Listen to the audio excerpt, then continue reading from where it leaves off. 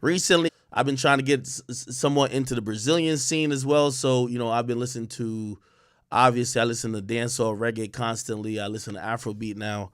I listen to Latin trap. I listen to reggaeton. I listen to dembow. I listen to a lot of indigenous music. Of course, I still listen to hip hop constantly, but my music palette has increased. Language doesn't stop me. Accent doesn't stop me. I'm heavy into the UK music. Quick announcement. I think today we're signing the contract. We're officially, for the first time ever, going to the UK. I don't know if I could say the date, but I'm going to the UK. We're going to be doing a live show in the UK. We got booked. The check is going to, I think it's going to be cleared. Should have charged them niggas in pounds. But still, we are going to the UK for the first time this year. And I'm very excited. So hopefully I could, I don't really go on vacation. I've always said there's no reason I would ever go east of the United States because I was born in Jamaica. I don't want to go to Paris, France, none of that. But if they do have a fucking check for me, I will be over there. Trust and believe. So I'm coming to the UK. We're going to be doing a special show out there. If you're from the UK, this is going to be historic. I can't even tell y'all when it is, but I do have the contract. Obviously, I'm doing a show in where? I'm doing Roots Picnic. That's going to be in July or June, actually. June 2nd, I believe. Philadelphia. And we're rescheduling, possibly, maybe even splitting 2 shows that I have coming up. One's going to be a variety show / a chat nigga. I want it to just be us. And I might have a venue for that. And then the other is going to be a straight comedy show. And yeah, for all the people that don't like whoever, I'm not here to stand with nobody on no opinion that I don't share. But I'm not also here to police everybody who has an opinion. You know what I mean? People either buy tickets or they don't. So we might have some other shit coming in the future. I'm going to get to my subs in a little bit. If you guys notice on Twitch, let me take this off the screen for a second. We're going to be serious about business today. My boy Sharpie was, I thought he was very rude yesterday. I was trying to have a conversation with the people who were moving on in good spirits from No Jumper. He came in with all that hooping and hollering. He still hasn't cleared his throat from 30 years ago. Still trying to cosplay as, Money Mike from Friday After Next, and I see he's a very lost person. He's arguing to me, is he an employee, is he not? Boy, you could get fired. You're an employee. Boy, you get a paycheck, you're an employee. But I do have a offer today, and if we hit the goal, I'm going to text Adam, and I'm going to offer Adam a bailout. Not that he needs it. Adam makes a lot of money, You know me, I know the niggas who make bread in this industry. I don't really disrespect the ones who make and have done their thing. And if I ever was supposed to disrespect Adam, it'll be some other shit. But Call Dago. We do have an interesting proposition. If we get to 200 subs today, I'm gonna make an offer of $100,000 to Adam. I'm gonna buy the contract of Sharp. He claims he's an independent contractor. Cool. Well, you could call yourself a boss, whatever you want to call yourself. But if we could finalize this deal, I'll pay Adam $100,000. When I hire people for the year. I don't like hire people in because in this entertainment market, I'll roll the dice. I'm big dog. I'm big act. Like, we gonna win. So I'm not trying to hire nobody for 2 months. Everybody I talk to, I tell them, I hire you. You guarantee the job for a year. After that year, maybe I got to let you go. Maybe not. Maybe it just doesn't work out. But I don't want to hire for 2 months, then let you go. I feel that's foul. Because you might have to move up your life, this and third. That's foul. So I'll give you a year contract. I got $100,000 I want to offer to Adam. That every content that's that's produced under their current agreement, every content produced by Sharp for the next calendar year, I'm gonna give you $100,000. It comes out on my channel, and it would be under my brand. I see Adam's trying to shed the fat, and he's trying to get up on there or get out of some of the debt that, not that he can't afford it, but he's looking towards other avenues. I got 100,000. We could start there, and let's see if he accepts. So, even though I sunned him yesterday, you might see some sharp content coming out on the channel, and that would just be a money move. Okay, if you see sharp content coming out of my channel, that means call Dago. I've called Dago. I've called Dago and they've approved it. Okay, call Dago. Somebody said stop the cap. Promise you. It's $100,000. Okay. I'll definitely. I ain't gonna lie to you. Well, I can't say what I really want to say, but I don't give a fuck about making up money off no sharp. But sometimes you got a Jay-Z a little nigga. So Adam, $100,000. If I get to my 200 thing, that offer is on the table. I want to purchase the independent contract of whatever this nigga was saying. All right? We'll get him on here working one way or the other, man. Okay? I don't know if Adam be really, flagging these slaves he got, but I'm going to do it. And when I mean slaves, I'm only talking about Sharpie.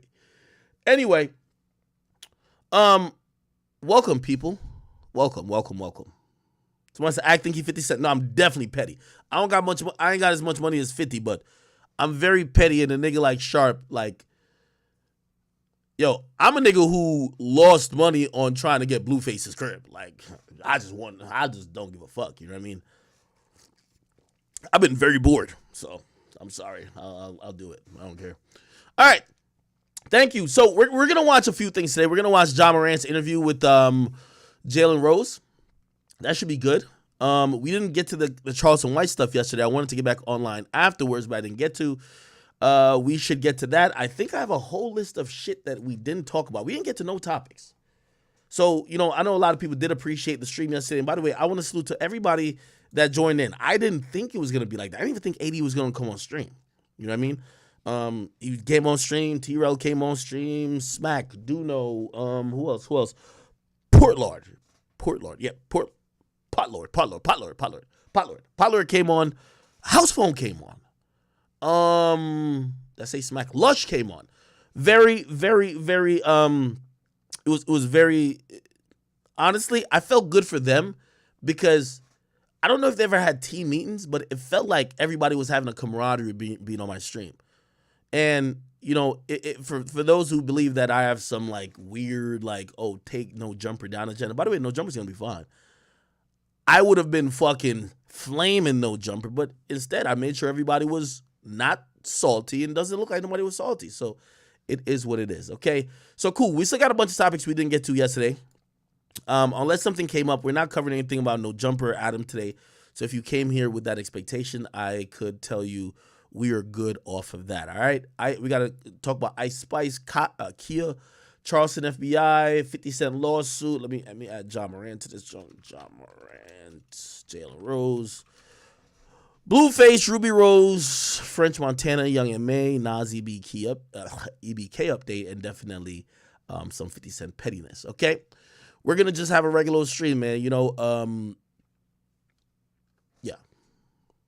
Why people keep saying post the VOD? Did I not post the VOD yesterday? Oh, I didn't post the VOD. Oh, I apologize. All right, VODs are being posted right now. I apologize.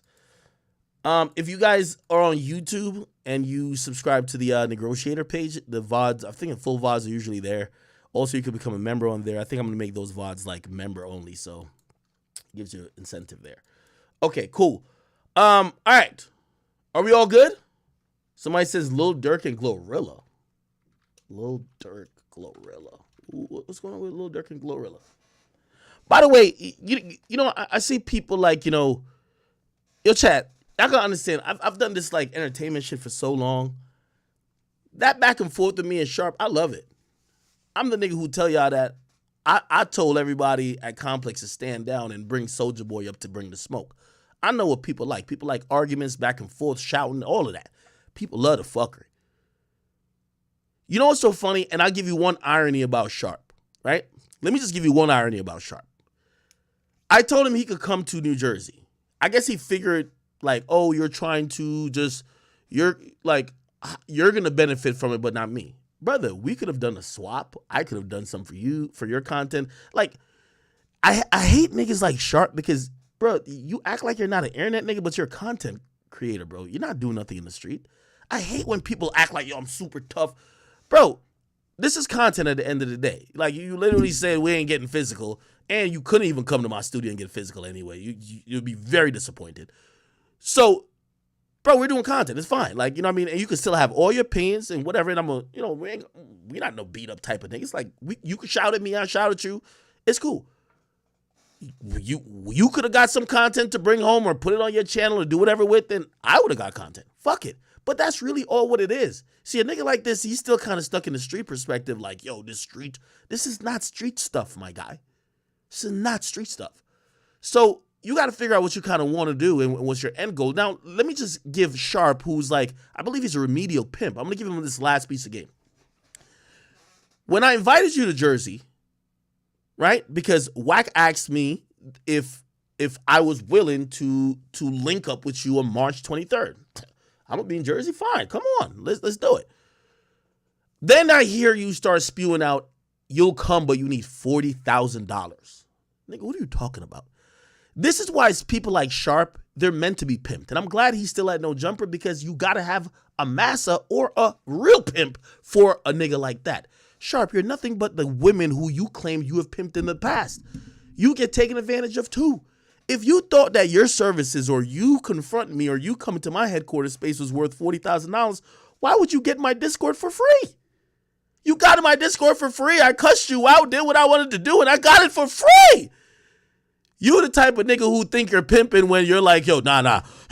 By the way, you got to clear that throat because that frog in your throat is not helping you. But just let me give you the game if you didn't know, okay? You claimed it would be $40,000 for me to get you out here, except I got it for free, bum. Anyway, also, let's just also think about how you probably deal with, like, you know, the women who you claim you pimp. Would you tell the woman that you're pimping to go fuck the nigga for free and test the pussy out and bust a couple nuts and then ask him if he would pay for it? No, dummy. You came on my Discord for free. I didn't even invite you. People said you wanted to join. I didn't say Sharp pull up. Say he could pull up if he wants to. I asked for T-Rel. This nigga pulled up, gave me the content for free and still talking about $40,000. Are you stupid? But I get it. That's why it's a difference between me and you. You only talk to very low IQ women, and I'm just a high IQ dude. I'm 10 times the IQ of the nigga who's pimping you at No Jumper. Think about it. What you got offended by, think about why you got offended. Remember, I know why you got offended, because one day I said, I'm more talented than any. I said, add all the No Jumper together. I'm that nigga. What? You felt away and said I'm passive aggressive. What happened yesterday, Sharp? Everybody who I was talking about came to my stream to announce they're leaving No Jumper. And your bum ass who's still there came too to give the content you claim was going to cost $40,000. You can't win, brother. Am I winning or you? That's called checkmate. I was going to save the argument for in person, but you just bulldozed the conversation we were having yesterday. First of all, I would never give you money. Second of all, if you thought it was worth $40,000, why would you come on here and do it for free? Sharp, at some point you got to start realizing you're not a pimp, but you're a hoe yourself. You're just getting pimped by someone bigger. I'm going to give you a Wire reference, okay? All them niggas in The Wire, they thought it was doing shit. For the people who know The Wire, you know what I'm talking about. If you don't know, this is a very popular TV show back, you know, in the 2000s. All them niggas thought they were running the streets, blah, blah, blah. They thought they were the ultimate bosses until they ran into the corporate dudes who were the ultimate bosses. And they were trying to get some corporate shit built. And they realized the same shit you do to the people in the streets is what the corporate niggas do to you. Legally. Without a gun. Shout out to my man Stringer Bell, but he got done dirty by a senator trying to pay for permits. Got hold. Sharp, same with you. You said it's $40,000 to bring you out here. The best content we just got was you on my stream for free. who's getting played. Hope you enjoyed that clout, but I don't think you even uploaded it. I think I saw my page 200,000 plus views. You could claim it like it's yours though. We got the money. That's how you pimp a pimp who really is a hoe. Okay, chat? I'll give y'all more tips later. Okay, so that's over with. Let me tell you this, man. When it's all said and done, they're going to be like, yo, that's one shrewd operating little Jamaican boy, man. He came in this shit and fucked it up. All right. Well, not condolences. Salute to everybody who was involved. I know some people were asking me to add Adam yesterday, and I know I'm not talking about this no jumper shit, but I was clapping him sharp again. I didn't add Adam yesterday because also, you know, I don't want him to get jumped on my platform. He got his own platform, and by the way, my opinion on it, I seen him lose like some subs. He's going to be fine. Trust and believe. I think he knew this was coming. All right. Let's get back into our regular flow of things, people. People said there's a Kai documentary. Holy shit. Yo, whoever, hold on, I gotta scroll up my chat. Yo, XZ Logic. Are you saying The Wire isn't better than Power, Prison Break, or Breaking Bad? Yo, I'm not sure if y'all looking at my comment section. Niggas is wilding out. The Wire is better. Okay, Breaking Bad is really good. But Power? Dirt compared to The Wire. Stop playing. Stop playing. Power is dirt compared to The Wire. Nah, don't ban him. Don't ban him. He might be young. He might be young. And by the way, it's kind of like a lot of people saying, yo, LeBron is the greatest. Older people say, well, you've never seen Jordan. Jordan's the greatest. It is what it is. All right, people. We're back to our regular programming. Let's get to our first topic. I ain't gonna lie. I've been sipping. I've been drinking. I feel like this is gonna be some Beyonce drunken lush. Okay? Except we ain't doing no fucking surfboard. Here we go, though. All right, cool. What should I do? Which topic? Matter of fact, y'all spam it. We should probably get the Charleston White topic first, right? Let's get to the Charleston White topic first, but I know y'all wanna. We probably should get to this Charleston White topic first. This shit is kind of crazy, chat. Charleston White shit is kind of crazy. Not gonna lie. Yeah. Let's get to this Charleston White shit a little bit.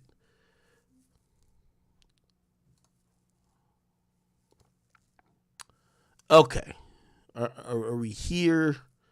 Are we here? Are we here? Give me a second, people. Give me a second. Wait.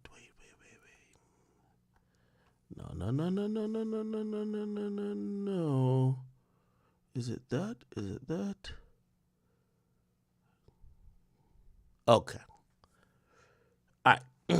So let me put this on the screen.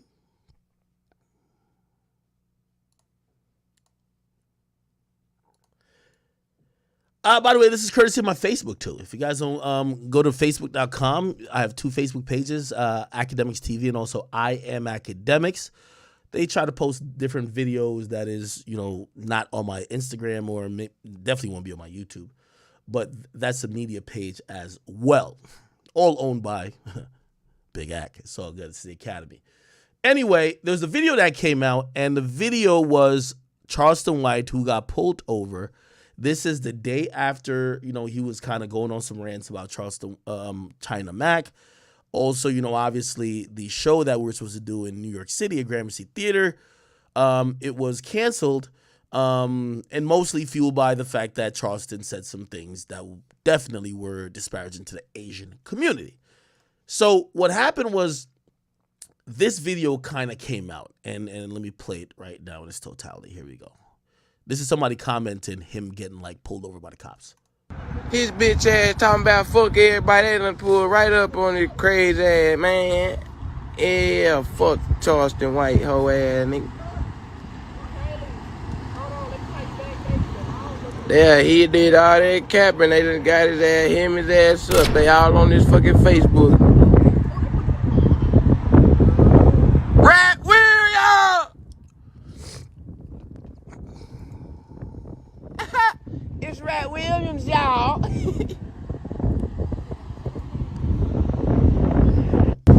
Okay. Uh-oh. They done let it Wait. bag go.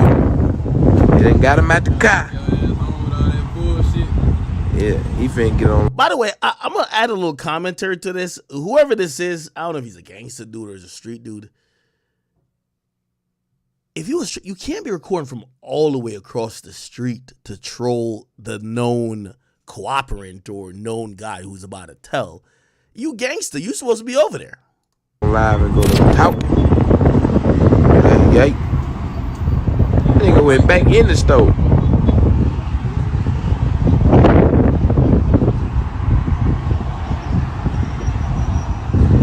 Well, hell.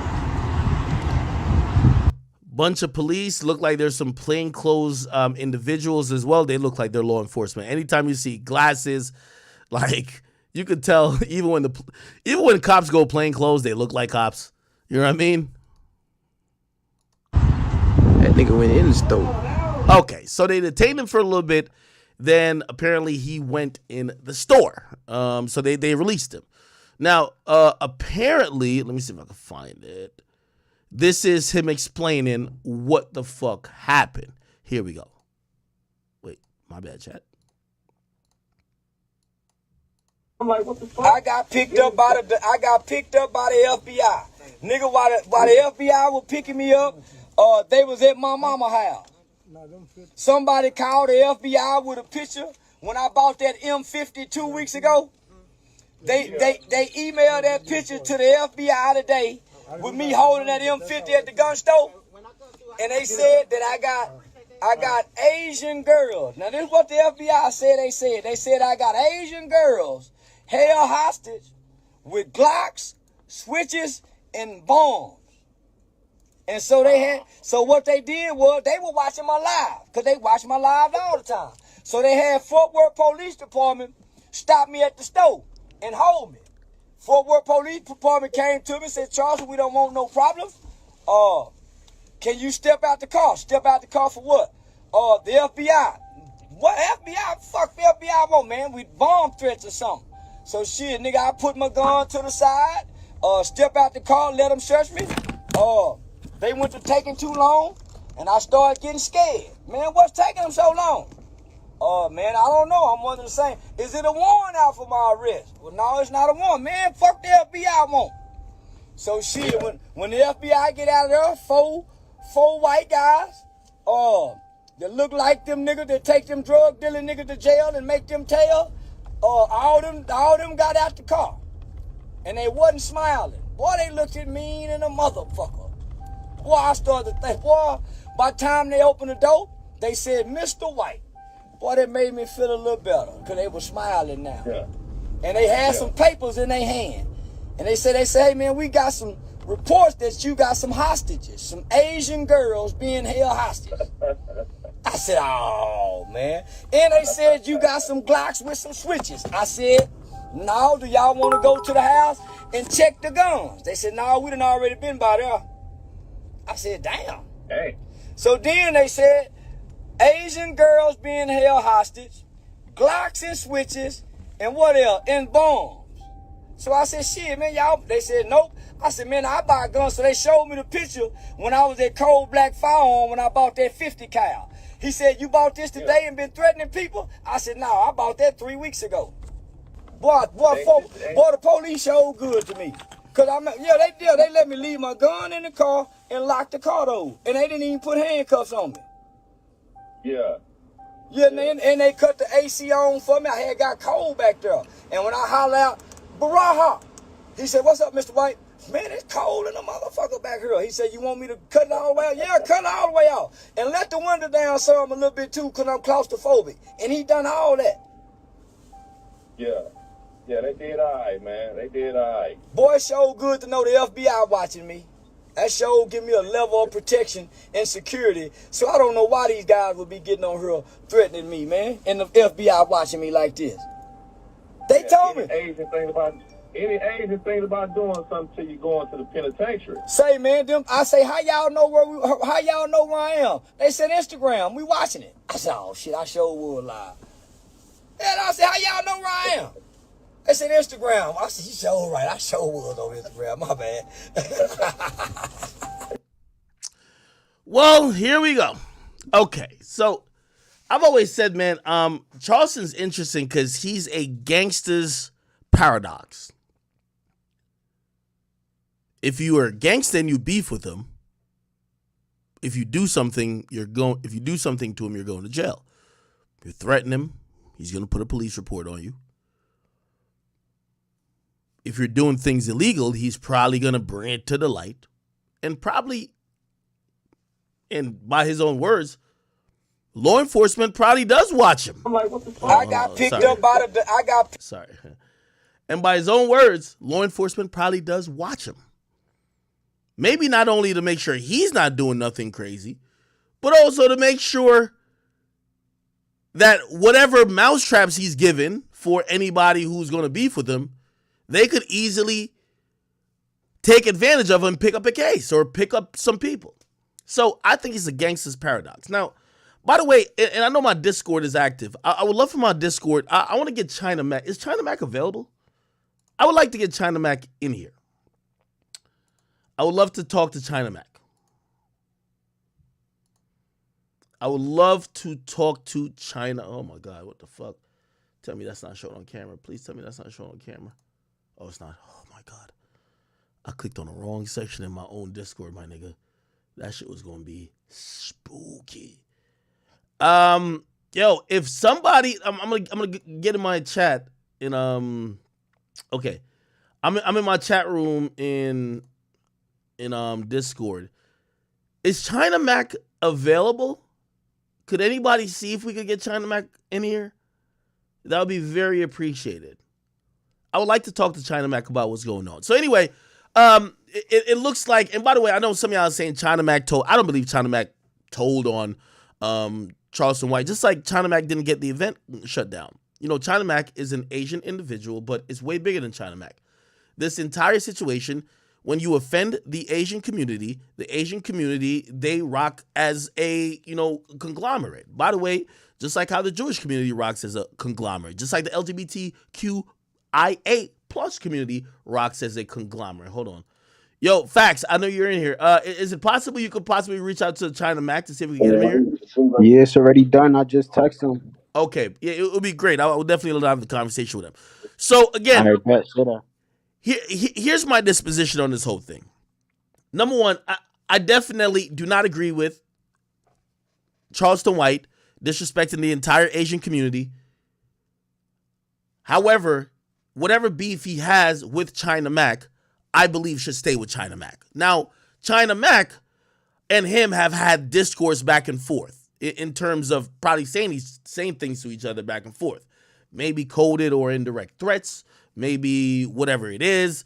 That should be void and not mentioned among, like, if Chyna Mac came and said, yeah, that's what's wrong with y'all niggas, Chyna Mac is completely out of bounds. But we got to call it fair.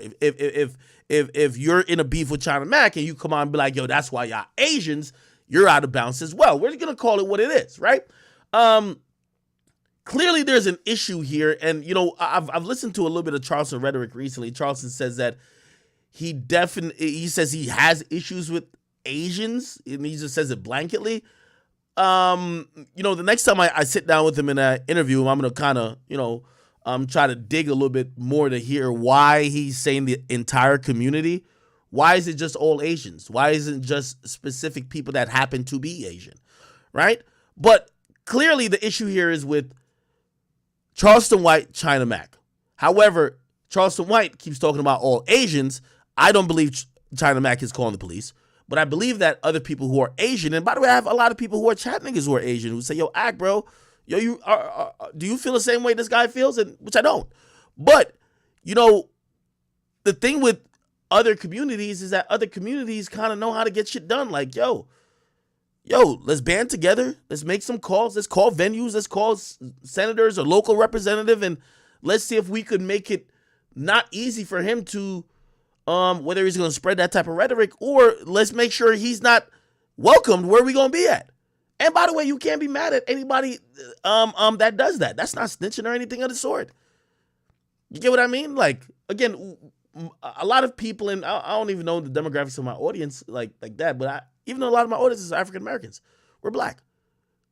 If somebody says some shit, like say it was some Richard Spencer shit that was wild and like flagrant and racist against people of color and people that share black skin, shit, like we might not want to hear that motherfucker out, and we might not want that person to be showing up to like the towns and places that we support to come get a check. I get that. So I don't think nobody could be like, oh no, this is not snitching, number one. And also you have to understand, if anything, us as black people should learn is that watch how other races and groups deal with people or opinions they feel are objectionable. When they felt that it was objectionable that Kanye said some stuff about the Jewish people, they acted swiftly. Bank account canceled, Nike deals or whatever, Adidas deal canceled. Like, heads got to roll. Oftentimes with African Americans, like say, Justin Bieber, and I have no horse in the race, nor do I have an issue with them. Years ago, Justin Bieber got caught singing a song that used the hard R N-word. And who came to his defense? It was mostly African Americans. It was like, nah, that's our guy. Nah, we make money off of him. Nah, blah, blah, blah. And kind of nothing happened. I mean, he did issue an apology, but nothing happened. Because what happens is that we're kind of fragmented and fractured as a group, whether it's ethnically, whether it's, on a community or cultural level. That's just what it is. So I would love to see if I could get, I don't know if I could get him in here, but I'm waiting for China Mac to hit me back. Okay. All right. That's all good. Ked Marquee TV says, Ack, you still owe Sharp 100,000. I owe that nigga shit. Let me tell you this. What our definition of employee is very different, clearly. My definition of an employee, if you could get fired and if you get paid by somebody, you're an employee. Bro, you're not gonna semantic be the debt nigga. Like, you know what I mean? Like, bro, that type of like small mental manipulation works on women. Like women that you're trying to put into human trafficking. I'm a grown-ass man, 20 times smarter than Sharp could ever be. Like, yes, if we're playing word semantics, I could start word semanticing him to death. But the main point of everything is that, let me see, who's this? Just join. The main point of everything is that you are an employee. Yeah, you could say that you're an employee, but an independent contractor is still an employee. You're performing service for another man. That's just what it is. Like, there's no shame in it. Yeah, you know what I mean? What Sharp is doing, he's trying to filibuster the argument, or he's just trying to get a check. Yo, pay me some money before we could talk. I told you just how ridiculous and how retarded he is. Yo, I won't. He says he wants to come. I didn't invite him out to Jersey. I said, bro, you're a bum. I have no reason to even meet up with you. But if you do want to meet up with me, you could come to New Jersey.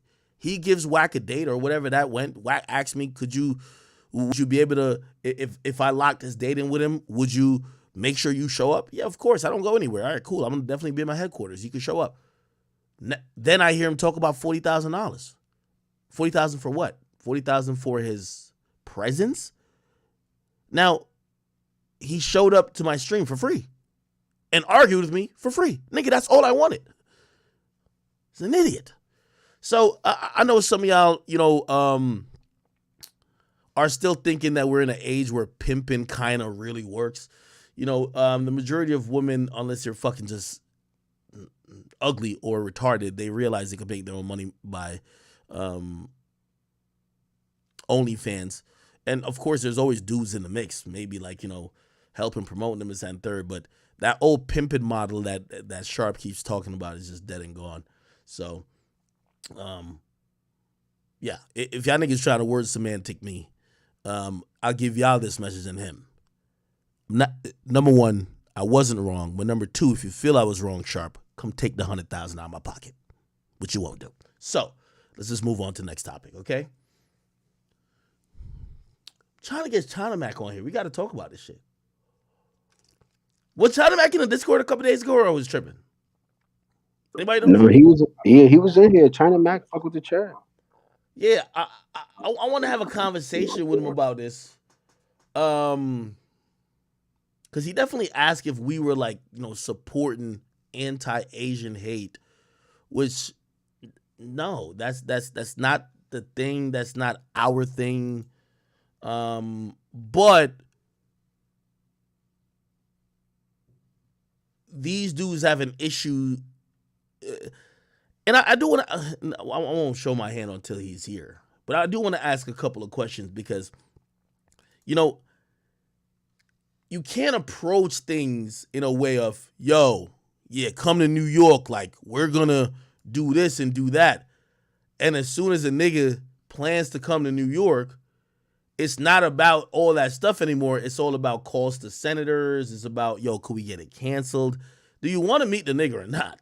Like, if you want to meet the nigga who's offended you and offended your group, are you just trying to cancel his show? Okay, the show's canceled. But do you still have a problem with him? If you have a problem with him, you can meet him. So that's what we're trying to really get to the bottom of.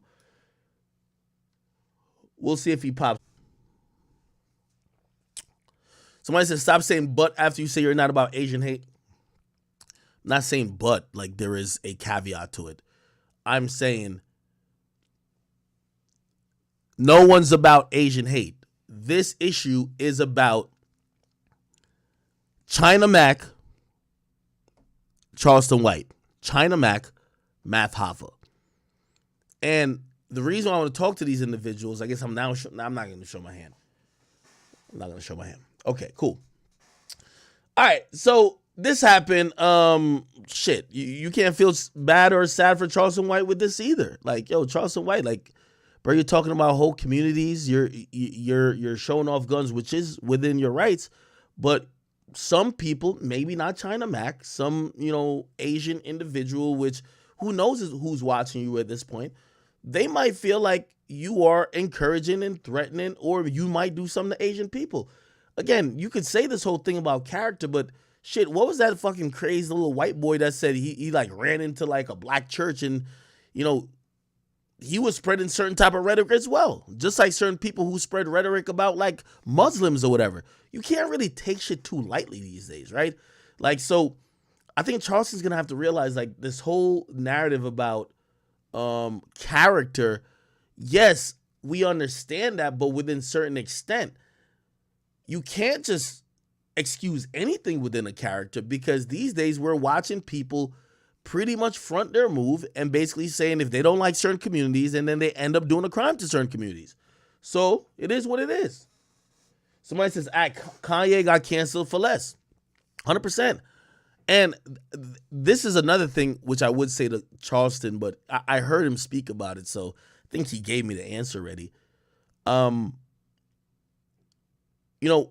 I believe there is a definite career in comedy for Charleston. By the way, I think there's also a huge space of people who will agree or who want to hear some of his stuff, especially when he's talking about rapper and gangster shit. You could dilute, or you could make that message so toxic that people don't want to hear it, though. You know what I mean? Like, again, if you're staying on the message, cool. If you're just going off on some wild other hate stuff, people won't just be like, oh, okay, maybe we could disregard that and just focus on him saying that, yo, a lot of these rappers who are, promoting this stuff to kids, they're wrong, right? That's a positive Charleston message. I think that's actually accurate.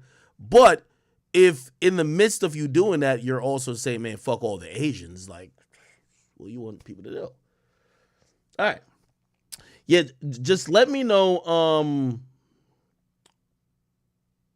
if China Mac responds. He about to pull up. He just replied. He about to pull up right now.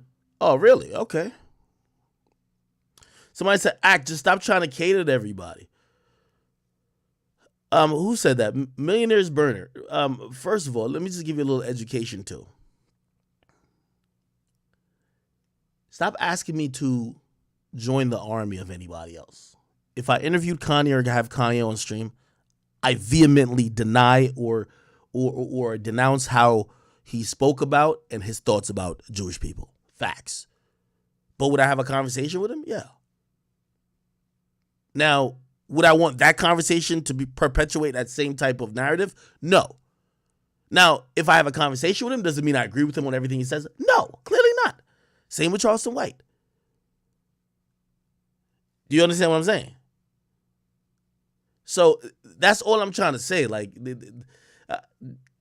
not because I think my tolerance or my ability to differentiate a lot of things with people don't make it like I'm co-signing everybody. Shit. Politically right now, fuck with Trump. Do you think I agree with everything Trump said? No, nigga, I might agree with 40%, but that 40% to me is really important compared to the 0% I agree with that nigga Biden. Not because you agree. And by the way, I've always told y'all this when it comes to me. I don't believe that y'all watching me or y'all supporting me means y'all should agree with everything I say. There should be times y'all be like, nah, Axe bugging. I don't agree with that. Nah, he usually be on point, but he's tripping here. That's very normal. Like, we're not running a cult. Like, this ain't the Barbs. This ain't the Barbs where like, yo, if you don't agree with everything the Queen says, you're the fuck out of here. And by the way, we're probably going to talk about that in a little bit too. Chat, I'm trying to buy some time to give him, to see if he's going to join. If not, we're probably going to go on. Matter of fact, let me go on to this other topic. If he joins, I'll still be in the cord, so we could just switch back to that. But chat, this is really interesting to me. I want y'all to tell me, is this original or is this natural or is this I don't want to say pandering, but I'm gonna get, all right, let me show you. I've had a new opinion about Ice Spice.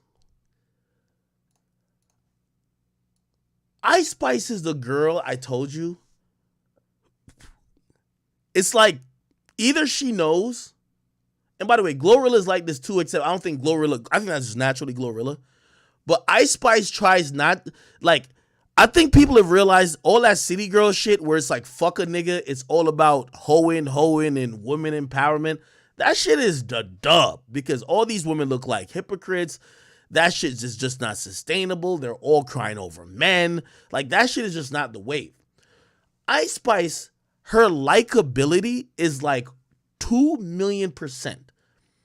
And it's all because she just knows not to isolate anybody. Like, she don't come across like, yeah, like, I mean, in some of the lyrics, like, she's talking about, like, you know, yeah, like, yo, she looks good, this and third.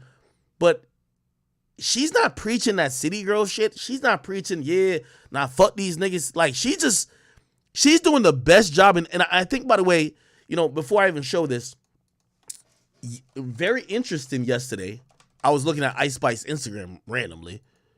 I think this is it. Hold on. I was looking at her Instagram randomly. Ice Spice now gains more likes than Nicki Minaj. That's why Nicki's on her clit, really. Ice Spice posted a picture, 2.6 million likes. 2.4. 3.5 million. By the way, what does these likes mean? People are engaged. 1.7, 1.3. 1 million right here. 2.7, 3.2, 1.8. Now, she's only a girl that's new to the game, 66 posts, 5.8 million followers, right? You look at Nicki Minaj, who's supposedly the fucking queen. She's shitting on Nicki Minaj just even by engagement. Look, Nicki Minaj posts some shit, 811. She does get 1.8 here. She gets 1.7 here. Ah, shit. Let me just make this smaller. And Nicki does get millions too. It's just that what I'm trying to say is that Ice Spice, a chick with not even 1 millionth of the talent that Nicki gets just way more engagement. Look, Nicki's doing this pose right here, ass out, bent over, 1.3 million. If Ice Spice does this, 4 million. You get what I mean? Nicki over here, 853. Nicki right here, look, not even $1 million. Everything with Ice Spice is $1 million. So it kind of makes sense why, Nicki's kind of jacking her a little bit. See, 1.2 here, 826. All I'm just trying to say, and Instagram likes obviously doesn't mean too much. I'm only using it to juxtapose to say, yo, people are engaging with Ice Spice. And partly what I believe that is that Ice Spice is a really likable personality. Ice Spice is one of the only females these days that haven't isolated the male audience. Males like her. Just like Glorilla, males like her. All these city girls and hot girls, they have made it where it's women versus men. If you hear a guy tell you that like his top 3 is, or like if he just brings up Meg, you're gonna be like, you're gay. Like, just honestly. Because most of those women have a anti-male philosophy. What I've realized about Ice Spice, I don't know if this is her natural personality. She comes across as the most innocent being or like just naive. And trust me, that's a marketing scheme. People love naive. Look at this clip right here. Ice Spice reveals she had a crush on SpongeBob growing up. She's not on here talking like the city girls saying they want to suck this dick, ride this dick, like gargle this cup. Like, that's how them city girls be sounding like hoes.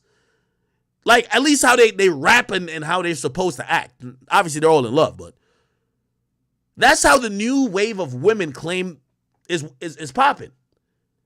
Look how Ice Spice talks all innocent. And I think this is a marketing plan. Listen. The only animated character I ever had a crush on was like SpongeBob. He's very integrated in my life. The only animated character I ever had a crush on. Bruv. Only had a crush on SpongeBob. Like, she's like so palatable for dudes. Like, somebody said age is everything. No, it's not. Bro, she's knowing how not to isolate the audience. She's not isolating dude. Like, Ice Spice, you know what Ice Spice gets all them likes? Dudes actually believe, like, yo, she's not stuck up. She's not saying I need a nigga with a bag. That's what all them other girls are saying. You need to have a bag. You need to be this. You need to be that. She's talking about just bullshit. I like SpongeBob. SpongeBob was my favorite. Like, bro, I'm telling you. If you don't get this, it's just it's a subtle thing that has made someone, Ice Spice not even signed to a major. She got signed through World Star Distribution at Create, and now she's with 10K Projects. Independent labels. Yet, she's getting some of the most engagement over everybody in the game. And you know what? It's because she's just literally knowing how to play the game and also not riding any agenda that people have seen in the past is more divisive than bringing people together. That guy Jay, bro, I'm not reaching. I'm telling you the truth. Somebody said World Star has a label. Yes, her first song Munch came out on World Star's label through Create.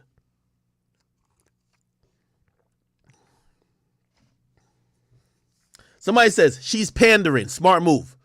That's what I think. I just think that independent labels know what they doing more than major labels. Bro, it has to be her though. Like, my nigga, put like this. If you listen to her song, she's like, yo, bitch, I'm a baddie. I get what I want. She's talking about a munch, all that type of shit. She's not coming out and talking shit to niggas, bro. I'm telling you, she actually frames herself as one of the most relatable girls, or like, she's like the girl next door. That's what I'm telling you. There's a shift in the industry. The build-a-body bitches talking about they want scammers and you better have a bag, they're out, bro. Fact, I'm telling you. Look at who's the two women winning nowadays. Glorilla and Ice Spice. And all of them ain't on some pushing the agenda or the line of, yeah, you better have a bag to come fuck with. No, they just seem attainable.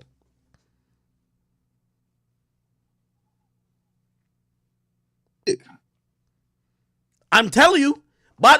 And the reason I'm telling you this, because some people are going to be like, why is Ice Spice getting called the princess? Why is she so huge? She's on an independent label. But you know what she did? She's working this personality angle of just being very nice. being feminine. Ice Spice is one of the only feminine women in the game. Even though she do talk a little New Yorkish, especially on the records. You listen to these city girls and these hot girls, they tell you about they need a nigga with a 10-inch dick. They be hopping from dick to dick as long as they get the check. That shit is the turn off. You're like, ew. That doesn't sound like a walking yeast infection. What the fuck? Ice Spice just seemed like a regular girl next door. This is the new meta, bruh. I'm just going to tell y'all that. I'm going to tell y'all that. Y'all always come back and be like, Ak, you're right. Watch and learn. Watch and learn. Okay. Why is she ducking the interview, Ak? She still ducking? Nah, I'm definitely interview. Also, I don't think she want to get pressed. Like, you know what I mean?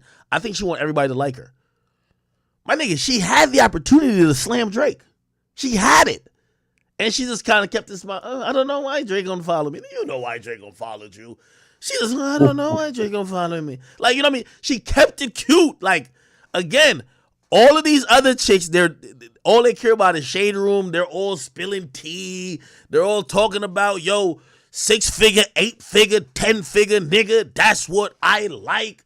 Bro, the regular nigga who's working getting 80 grand a year, which is a lot of money, actually.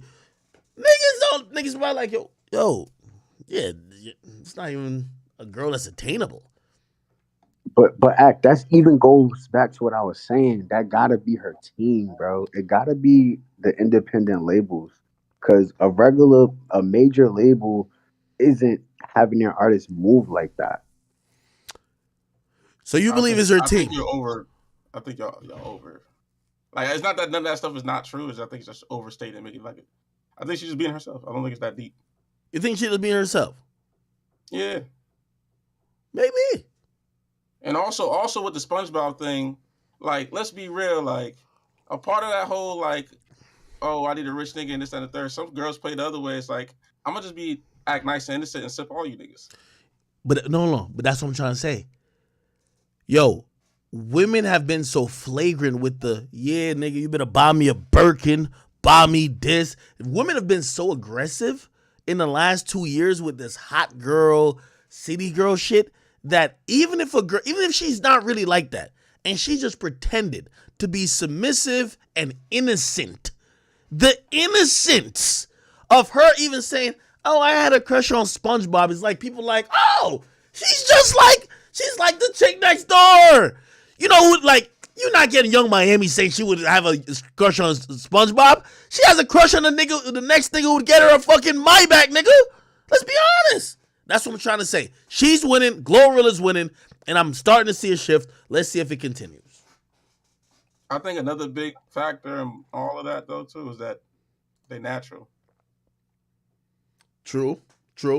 I agree. I think agree. That's a big part of it. That's why they seem attainable, but I don't think it's nothing about what they're saying. Because again, Munch is not a song that niggas is like, oh, she's an attainable girl. No, like, but she don't say that on social media. Like she not. Yo, I ain't gonna lie to you. Anytime I hear one of these like little bitches start talking about, yo, bitch, like they start doing the masculine shit with their think they're being feminine. Yeah, like, yo, I need a nigga who can spend the bag. I'm like, yo, turn off. Like, when they say it out of their mouth. I think it's even less of like if we tired of hearing, like, we just tired of hearing the same subject matter from the same stereotypical female. Yeah, you know we're not tired of hearing women saying they're proud of them looking good or whatever the case is. We're just tired of the mantra of fuck niggas. Like, that's what everybody else preaches. Fuck niggas, use them niggas, finesse them niggas, we the queens. I'm sorry, Ak. I see what y'all saying, bro, but that's like me being tired of niggas talking about taking Percocets and killing niggas. I'm tired of that too. I think people tired of that too. I'm definitely tired of that too. you know I'm tired of that. But nah, I feel like it really just come down. I really think the biggest thing, Ak, is that both of those girls are natural, and it don't seem like they care too much about acting like all the other girls. You know what I'm saying? I think that's what sets them apart. I don't think they're overthinking it or something to overthink. Really, I think it's just bro, guys want natural girls. I know that sounds, I'm not trying to pinpoint that, but it's subconscious too. It's like guys gonna think a girl that got a natural body is more attainable. I'm gonna see that more regularly than, you know, a girl who got a big old ant booty who laying eggs everywhere. Just got an egg layer back there. Do you think the meta is going back? Because I'm about to pull up Blac Chyna, who, you know, I don't think the meta's going back, because if you listen to Glorilla's lyrics, she's still talking about getting off on these niggas. It's still a level of getting off. No. I'm saying that, put it like this. I feel like 2 years ago, a girl with the body of Glorilla would have to get like a little BBL, like, you know what I mean? Like, it just wouldn't be appreciated type shit. You feel me? And I believe that Glorilla at this point, and even Ice Spice and people who are just more natural looking women, them just kind of owning what they got, people kind of respect. Also, we're seeing a bunch of people like, hold on, let me play this real quick. Like, you literally have Blac Chyna. She's listen to Blac Chyna these days. Look at her. Listen to this. Guys, so I am back. Today is now, what's today? What's today? Wednesday the 15th. My days is like all confused. Okay, so today's Wednesday the 15th. I'm actually on my way to go get these fillers dissolved from my cheeks and from my jawline, because enough is enough. It all has to come out. And that's just simple as that. I'm gonna record the whole thing. I had like looked up a few things. Only thing that I heard that was like negative was that it just burns a lot. So, or stings. I ain't even worried about no stinging. I just want it out. Oh, look, see? Okay, let me get. All right, guys. So I just. I'm like, what the hell are you playing? What is this guy? Just dissolve. By the way, she also like posted a video. I don't know if this is it, but where she said, "Yo, she's getting her ass shots even removed." Like, you know, obviously Blac Chyna, one of them legendary. You know what I mean? Like I always said, 300,000 miles in running. But bro, even like I'm like, no way, yeah. Yeah, no, even hers saying like, "Yo, this shit's a dub now." Like, you know what I mean? These are women who capitalized off of an era where being very voluptuous, whether it was real or not, you know what I mean, was very celebrated. And I kind of feel like these women are kind of come back around and say, yo, like, hold on, here we go. Hey, everybody. So I'm at the doctor's office right now, and as y'all know, I've been changing my life and changing my ways. So one of the things that I feel like is going to take me to the next level is obviously taking some of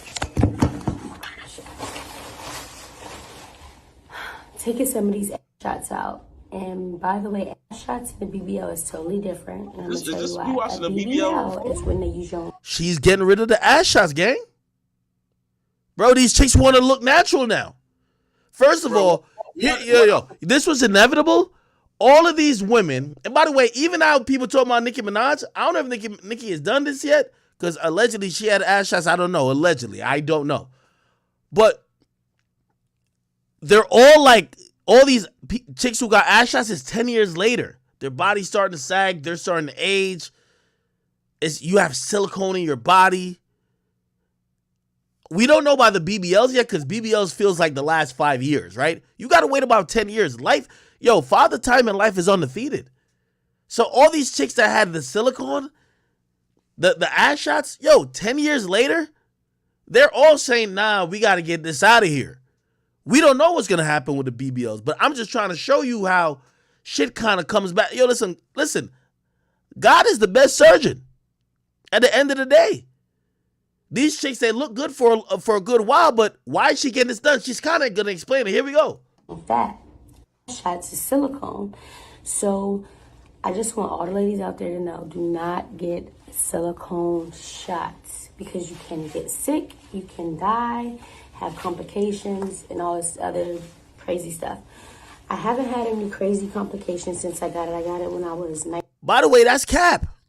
Did y'all watch when Rob Kardashian was exposing her? They said how many times she had to get back under the knife, especially when she had kids. Her body was reacting differently because, again, God is the best sculptor.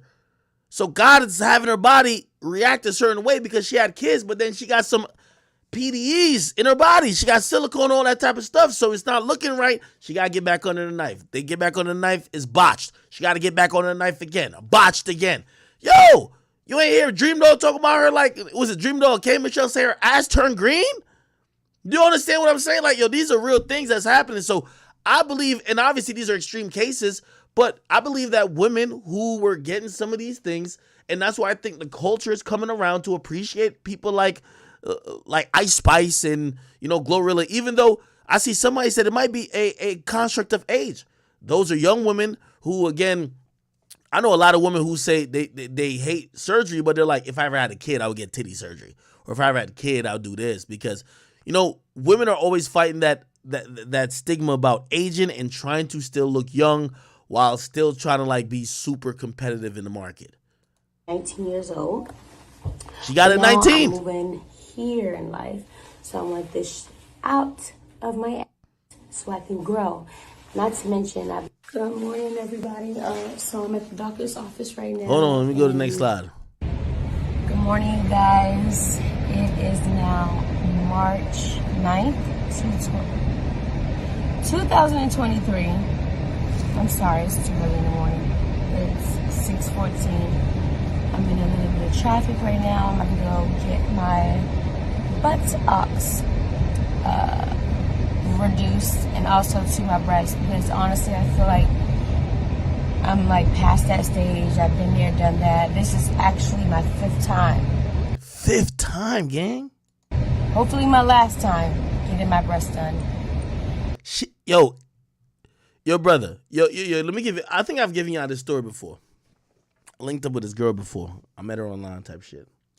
She was one of them girls, I could tell she was a little bit Asian. She was older than me at the time. But, you know, she was still holding on to the, like, you know, I guess, you know, a lot of women, when they want to be in that entertainment circle, like, I don't even know if they do it for themselves, but they do it just to compete. So she got her body done. And, you know, when I met her, like, you know, it was kind of random, but then, you know, I felt turned off by the thing she thought was very proud for her. She was telling me, yo, you know, I've been around. She'd be like, yo, nah. She was like, no, I know Coach K and P. I'm like, how the fuck you know Coach K and P? Be like, yeah, nah, I used to be with QC. I'm like, whoa, bitch, what the fuck? This is an old hoe right here. You feel me? So anyway, she's telling me this shit mad proud. I'm looking at her like, bitch, this is not good. I don't like it. You know what I mean? But she thinks, in a woman's mind, she thinks, you're in this world. I could relate to you in this world. So I'm telling you the people who I've been around, but all I could think about is, so all them niggas fucked you. Like, that's all I could think about. All right, gang, bet. We go somewhere. Actually, I brought her to a concert. It's the first time I met her. Like, I was going to some concert, and she comes with me, but bet. Next time we link up at a bar. Cool. And that was the last time I seen her. I'm going to tell you why the last time I seen her. If she sees this, you know, no disrespect to you, girl. It's just, you know, you can hit me up. We can talk about it, but it is what it is. Like, I remember her saying, oh, yeah, yo, yeah, I got to go back to Miami, blah, blah. She was like, oh, yeah, I'm about to be on my 3rd surgery. I'm like, 3rd surgery for what? She was like, yeah, I got my titties done. But, like, she said, I got it done once and I got it done again, but I got to go back again. I said, why? She said, yo, when they put my nipple back on, my nipple is more raised than the other nipple. And I'm like, gang, what? Now, granted, I ain't even gonna lie. By the way, there was already red flag on the play because I didn't fuck the first night. If I ain't fuck the first night, it's usually a dub. But we went to a concert the first time, so there wasn't really an opportunity to fuck because there was some shit that happened afterwards. So it was an opportunity to fuck. So that second time we linked, I'm like, all right, bet. Like, nigga, I'm already, you know what I mean? I'm going in, like, nigga, I was hard from the get-go. I'm like, I'm about to bang her out. Nigga, the way she described everything, I was so disgusted. She said, yeah, they got to fix my nipple. I said, what you mean fix your nipple? They said, oh, they got to take it off and put it down to match the same thing as my other nipple. I said, what? So she's explaining this process of how they take a nipple. They take your nipple off and put it back on your body. And I swear, my dick shriveled up like a motherfucking dry root, bro. I'm like, what? I just couldn't even. And I ain't even gonna lie to you. And that's what I'm saying. If she ever sees this, like I have a conversation with you because I know she always hit me up like, yo, damn, why you never? She was mad. She felt like I ghosted her. bro, like you freaked me out with that, gang. Like you really freaked me out with that. I'm not used to surgery chicks. Like you did look good, but like when you started telling me about your surgery, and she was just like, yo, I gotta go back for the 3rd time to get my nipple put down. I'm like, what? I'm like, bro, nigga, I jack off all the time. I never got surgery on my hand. I'm good. I'm not trying to do no shit like that, gang. Yo, China Mac here. Oh, China Mac is in the building? All right, bet. Perfect. Yo, we're going to put this Blac Chyna conversation to the corner. We will talk about this in a little bit. China Mac, what's good?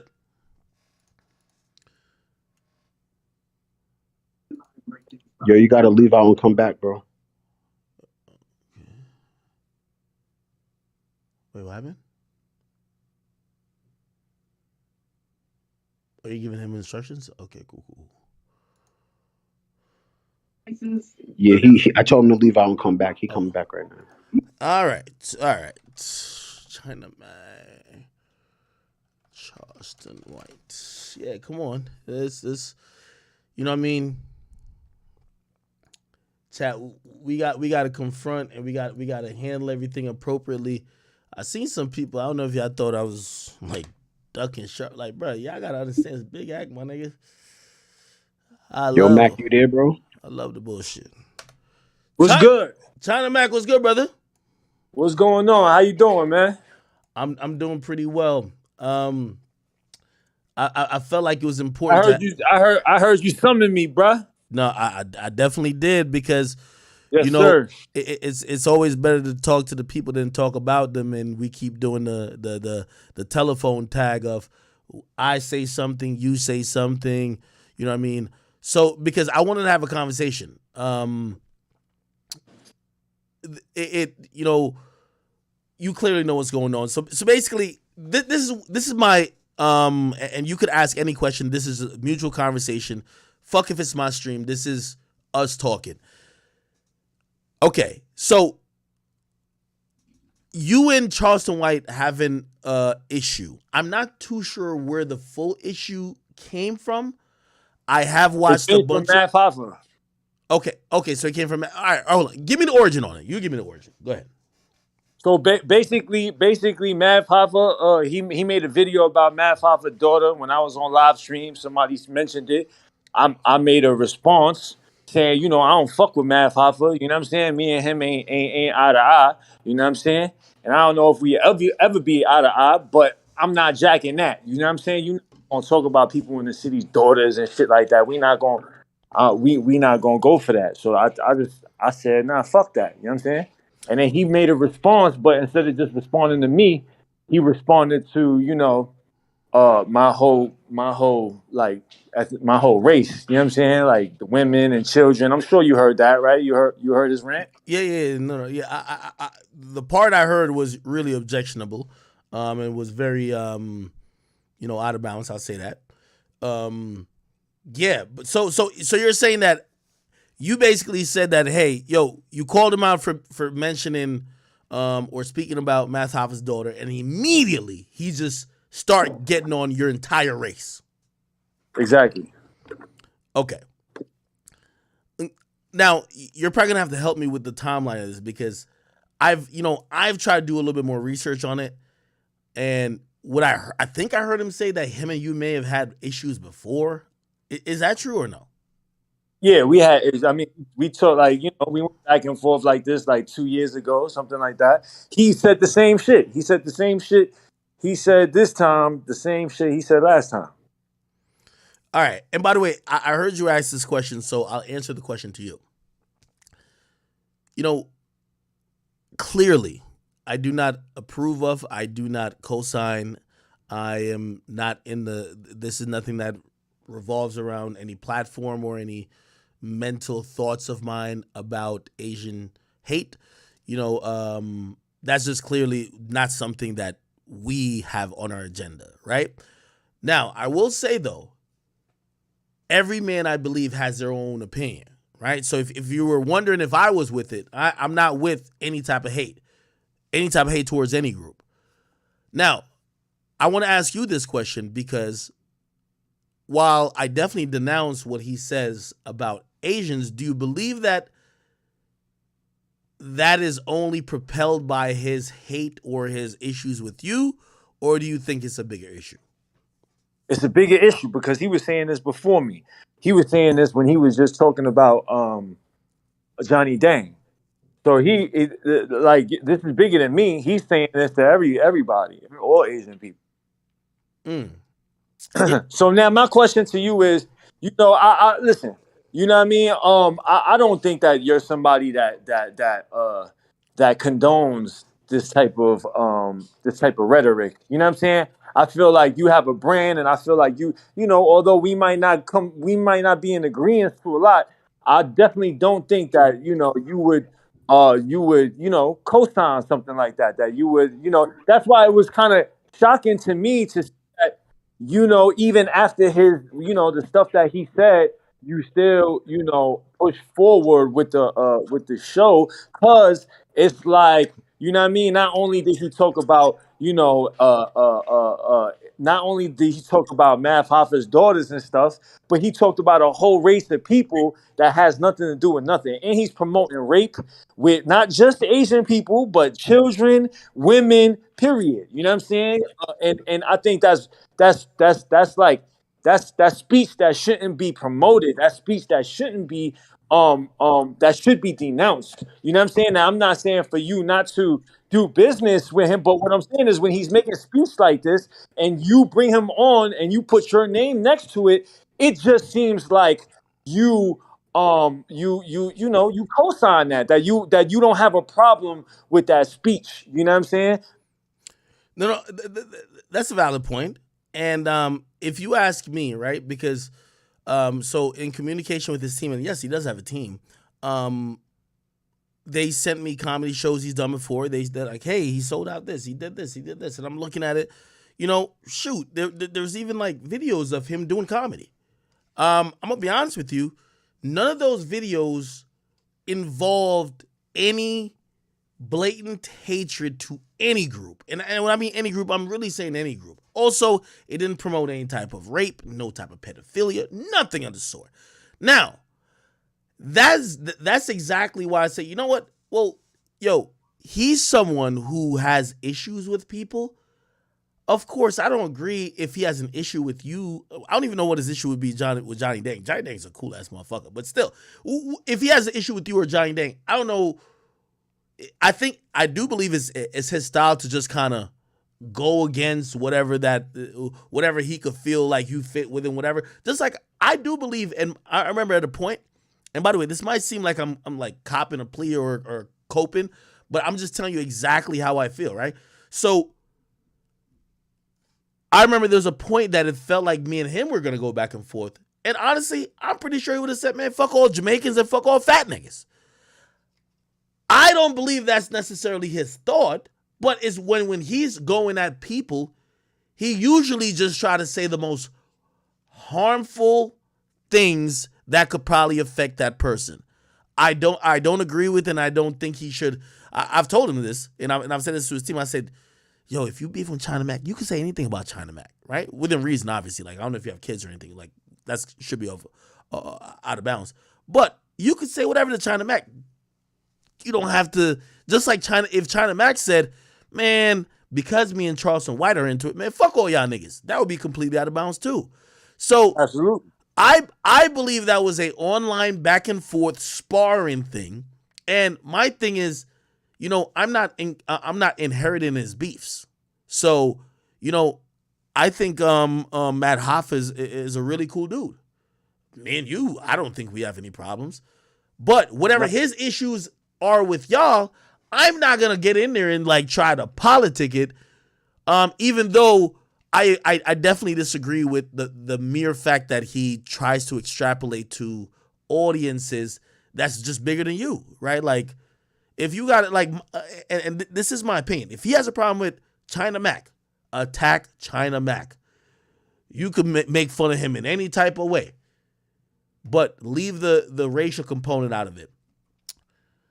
What do you believe, and where do you draw the line in the terms of, because, you identify with being very cultural as well.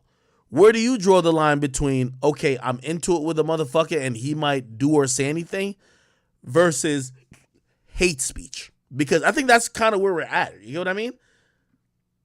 I mean, like you said, if he would have just focused on me, and then it wouldn't be an issue. But when he's talking about, see, he has a large following. You know what I'm saying? You have a large following. He has a large following. So now when you guys collaborate like this, that's a huge following. You know what I'm saying? So there's a lot of people that may be following him and maybe following you that don't have the capacity to think like you and I, that might be having some mental issues. You know what I mean? Some mental health issues. Somebody that just that might be just not able to like comprehend what is real and what is fake, what is entertainment and what is not. You know what I'm saying? I don't necessarily think that Charleston White, what he says is his actual views. It might be just all entertainment. You know what I'm saying? But there's a lot of people out there that don't know how to discern what is real and what is fake. You know what I'm saying? What is entertainment and what is not. And that would and I made a post on my Instagram yesterday, and that post, well, it was very triggering to a lot of people, and I understand why it would be triggering to a lot of people, but I made that post really, for you, you know what I'm saying? Because it's like, okay, for you, because it's like, when we are irresponsible with who we attach ourselves to, right, we can also bring, whether we agree with it or not, we can give we can give validity. We can give more power, more power to certain type of speech. You know what I'm saying? So now when you align with him like that, and then when that happens, and you heard what he said about all the people in New York City, what he said about Math Hoffa's daughter, and what he said about all Chinese people, all Asian people. You know what I'm saying? I feel like that you didn't come out. I mean, I was just looking for academics to say, you know what, this show is, this show, we can't have Charleston White on because he's saying stuff that I don't agree with. You know what I'm saying? That the companies that are aligned with me don't agree with. Absolutely. So, let's not do that. You know what I'm saying? Because that's what I was looking for. I was hoping that I would see that from academics, because I would just think that would be a little more, just more professional, more, just more a human, you know what I'm saying? More like on a human level. You feel me? Okay, and I think that's a valid point. So, I'll say this to you, and I said it before you got on here. Number one, I never agree with anyone on the majority of things they say. Put it like this: would I have Kanye West on my stream? Yes.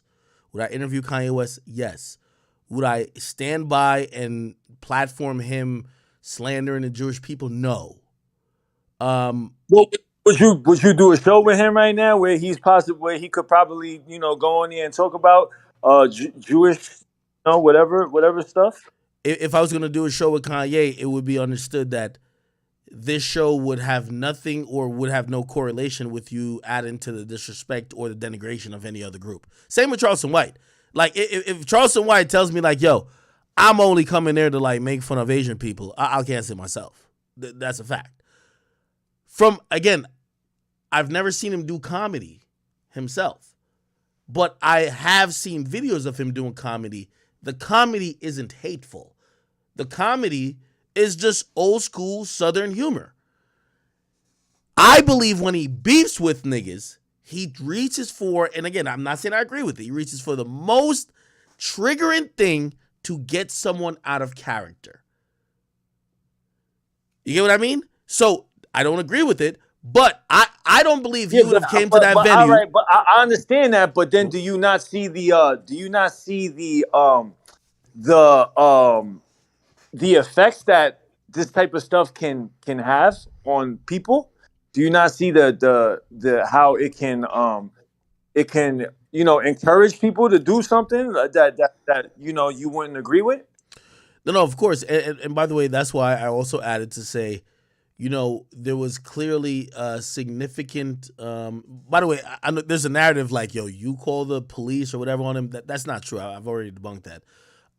But there were people of Asian descent that had some issue and cause of worry, and I think that's all legitimate. And I'm not here sitting back saying, "Oh man, the show is canceled because of China Mac." Is like, no, like shoot, there are people who support me who are Asian who are like, "Yo, act like I love you and I've supported you for 10 years," but I gotta ask do you feel the same way about Asian people? Which I don't. You get what I mean? So just that alone is probably enough to just say, yo, the show, even if he wasn't gonna do any of that, is clouded with a mirror of, it's clouded with just kind of hate, and also just encouraging people to,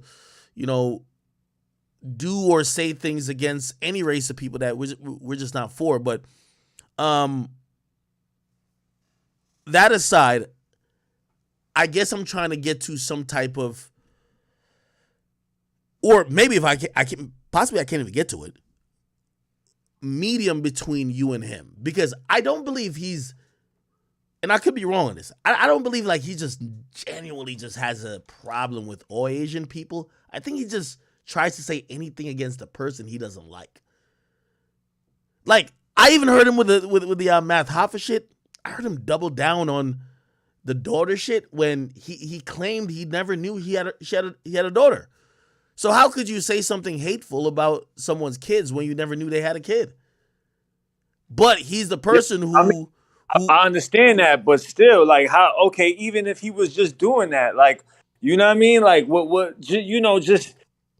I think just that alone, like talking about raping people's children is like, you know what I mean? That's just like some crazy, like that's something that's sick. You know what I mean? That's something sick, and that shouldn't be repeated, and it should be immediately like, it should be immediately outed. You know what I'm saying? I'm not talking to out him, you know what I mean? But that type of talk can never be accepted. And you being a content creator, and you also being a major staple in hip hop right now, I feel like you have the responsibility to, like, really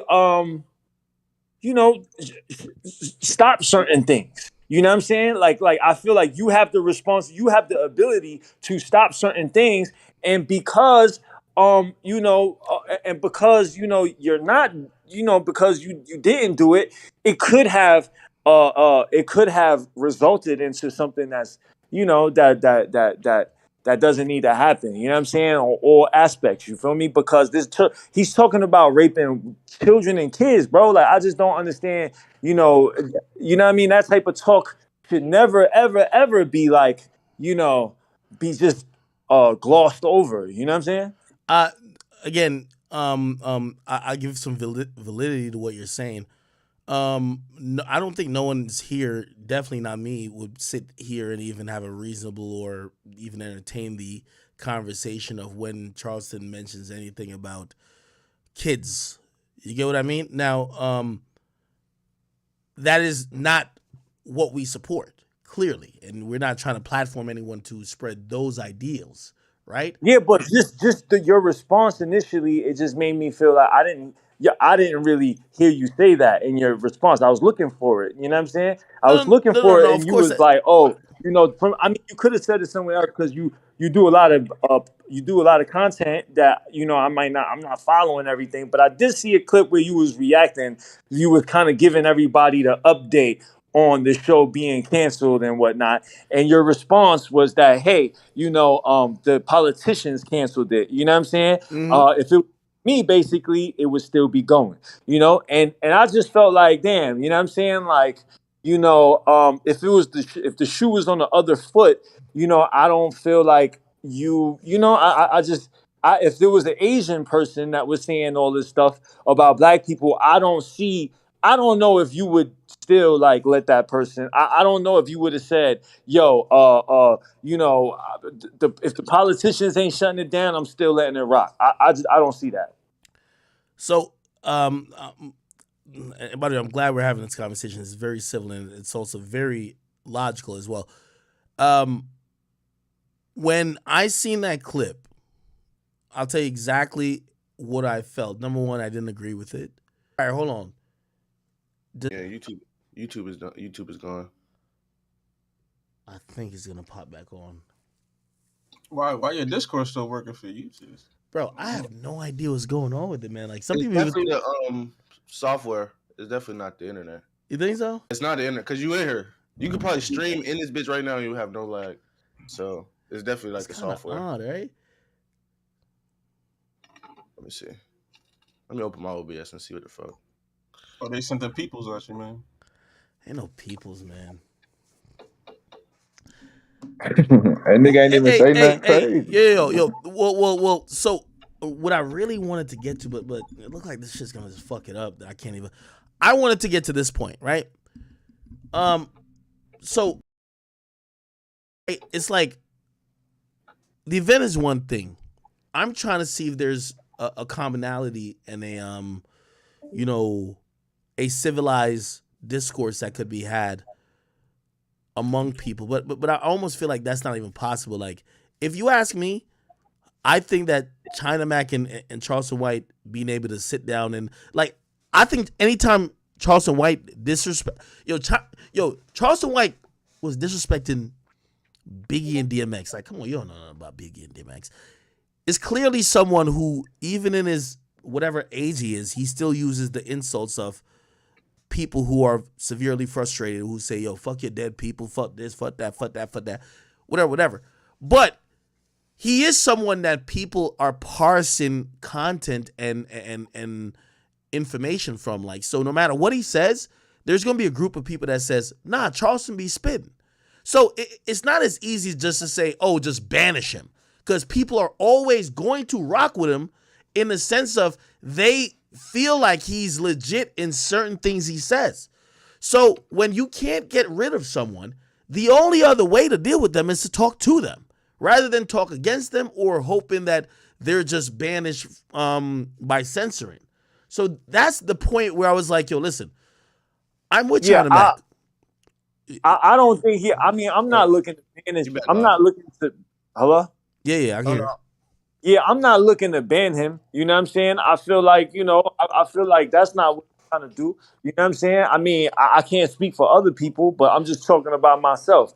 You know what I mean? I do feel like, I do feel like a conversation with someone like that would do more, would do more justice than harm. You know what I'm saying? Especially if we're gonna, but I don't know if that'll happen. I'm not sure. But I'm not opposed to that. And I think that, as long as he's, you know what I'm saying? Like he fixes what he's saying, you know what I'm saying? Then I feel like, a conversation could be had that would bring immense value to, everybody. You know what I'm saying? So yeah, I'm not opposed to it, but I don't know if it'll happen. You know what I mean? Yeah. So and by the way, I think that's my disposition towards it, right? Like, clearly, and this is not, obviously, the root of like what kind of got a lot of stuff like in motion was, some targeted, Asian hate, but whether it's any particular group or whether it's even talking about kids or whatever the case is, I do think there should be a particular conversation. If you can't get rid of a motherfucker, you need to know how to somehow figure out a way to deal with them or a way to, live in spite of them. And, the unfortunate thing, and shit, I would say this to Charleston too, like Charleston's a person, yeah, when I heard him say that, I think it was wild ignorant. Yeah. But have I listened to him say many things? I'm like, wow, that's kind of very thoughtful. It seems like you have a train of thought that could, be discussed in a more nuanced perspective. Yes. And would I hope that something like that could be productive? Yes. Now, granted, I'm not trying to suggest necessarily that after somebody has wished all type of atrocities on a particular group, you'll be like, oh, no, yeah, I'm down to talk to them. But I would hope that to further this, because what happens with people like Charleston White, and I also tell people about people like Andrew Tate, the more you attempt to silence them, the stronger they grow. You know what I mean? You could only battle people with, you got to battle those people with ideals. You got to battle them with with actually ideology, and you got to battle them with ideas. You can't battle them by saying, "Hey, listen."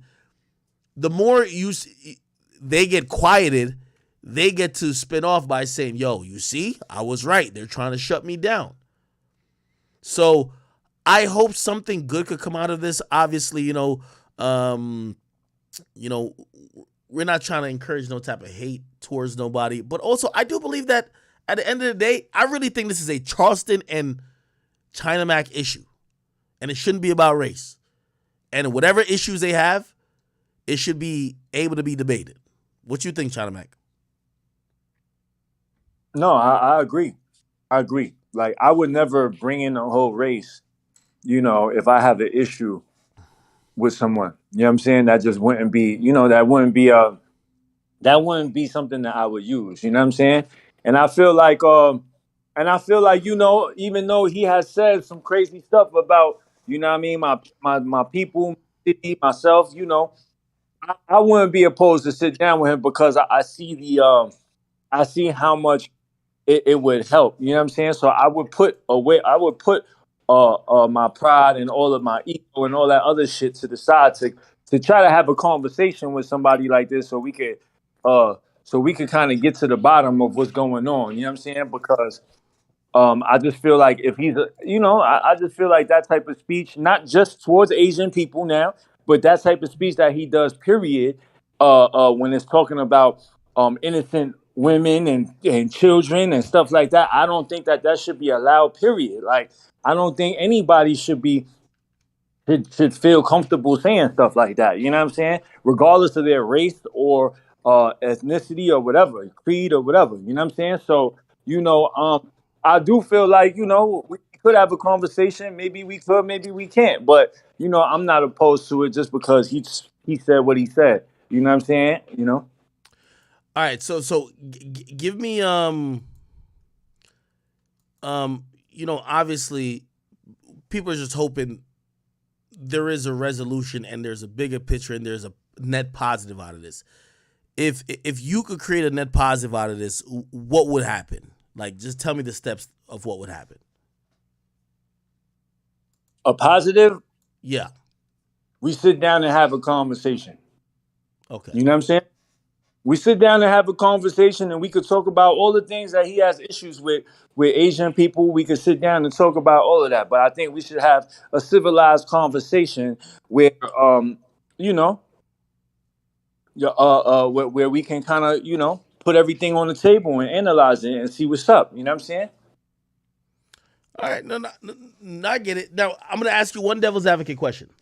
So there's a devil's advocate question that says, yo, Chyna Mac is probably happy that this is a race conversation because if it was just only about them personally, he wouldn't want to have to engage with Charleston. I would have had to engage with Charleston? No, they're saying that you wouldn't want to engage with him if there wasn't, clearly if somebody's dissing your race, that's just bigger than anything to do with you. They're saying if it was just you and him, like, having a conversation about whatever differences y'all had without the overtone of, hey, you disrespected an entire race of people, they feel like you wouldn't be that interested in that or care about it. No, why wouldn't I? I mean, here's the thing, right? Regardless of what, like, what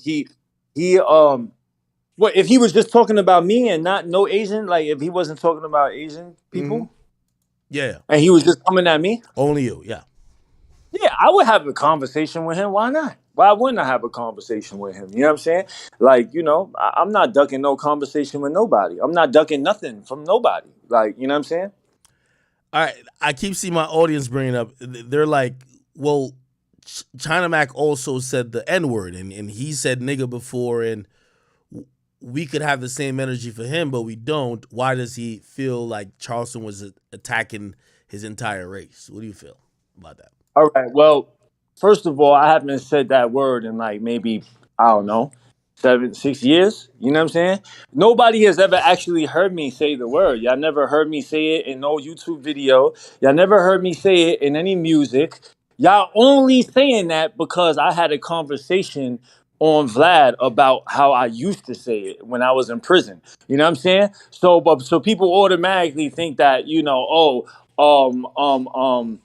I still use it. I don't use it. I haven't used it since I came out of prison. And when I was in prison, I was surrounded by all black people, and I used to say that word all the time. You know what I mean? Nobody ever had an issue with it, except for one person, one Muslim brother, and he's the one that made me kind of change my opinion on using the word. But nobody had ever had an issue with it because it was never came from a spot where it was racist or it was from hate. It was a word that I learned from black people with dealing with directly with black people. I didn't learn that word listening to hip hop or watching TV. I learned that word when that word was used around me, towards me, or so when I learned that word, it didn't have a negative connotation. It didn't have a hateful connotation. You know what I'm saying? So once I realized that there are people out there that have an issue with a person like me using the word, then I decided to stop using the word myself. There wasn't a petition for me to stop using it. There wasn't an outcry about it. I, China Mac, stopped using the word myself. Now, with that being said, there's a big difference, right, with using a word is a part of music. It's a part of like American culture, if you say so. Like if a person isn't educated, a person doesn't know what that word truly what kind of merit that word holds with certain people. You know what I'm saying? Like people in New York look at that word differently than somebody say in down south. You know what I mean? So me as a person that never left New York, prior to that, I didn't have an understanding of how those words would impact somebody. But that word is a lot different than saying I'm gonna rape and kill women and children of a certain ethnicity, of a certain race. You know what I'm saying? There's something totally different. You know, you can't compare that. That's just like, you know what I'm saying? We're talking about a word that, everybody, we're talking about a word that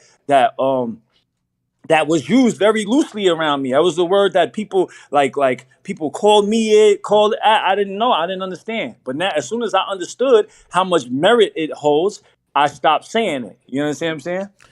Okay, and so I'm just going off the question in the chat. So someone also says, well, I guess they're trying to say you have privilege in a sense because they're like, okay, Math Hoffa, who is African American, yes, his daughter was mentioned, but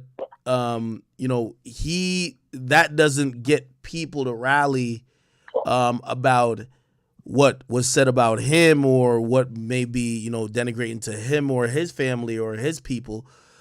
However, as soon as he speaks about the Asian community, that seems to be the thing that triggers everything. And I guess you're using that in terms of privilege for you to say, well, if you could say the word nigga and nothing kind of happened to you, in the sense of like you're not having stuff. You can't say that because I never used the word in this space. Nobody ever heard me use the word. So how can anybody say that when nothing would happen to me? I mean, nobody ever heard me say the word. So how can you discern if something would if it would have affected me or not? Do you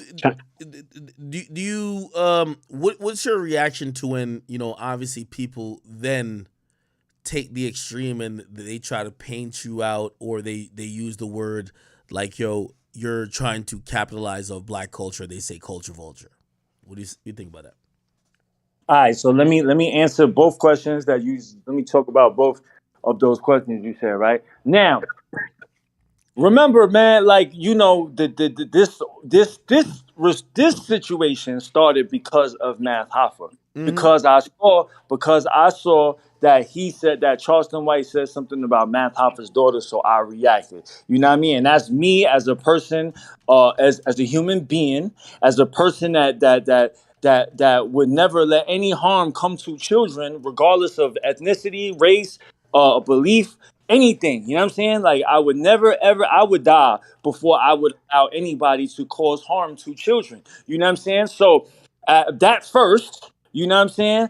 And then also my city, a person that's talking down on my city, and he's about to come to the city. I said something about it. You know what I'm saying? But so now it started not because of Asian stuff. It started because of Math Hoffa, his daughters, and they are black, right? So now what I'm saying is when he made that statement, that was a personal statement. You know what I'm saying? That was a statement not towards all black people or all like whatever people. He didn't single out like a group of people. He made it personal, and that was personal with him. So if that was something that personally he could have, whatever he wanted to do. I don't know what he was trying. I don't know if he would shut the show down, but I'm pretty sure if he wanted to, he could have had a whole movement on that to get it shut down. You know what I'm saying? But he didn't take those measures. I didn't take those measures either, but the people that were watching, they took the measures. You know what I'm saying? So,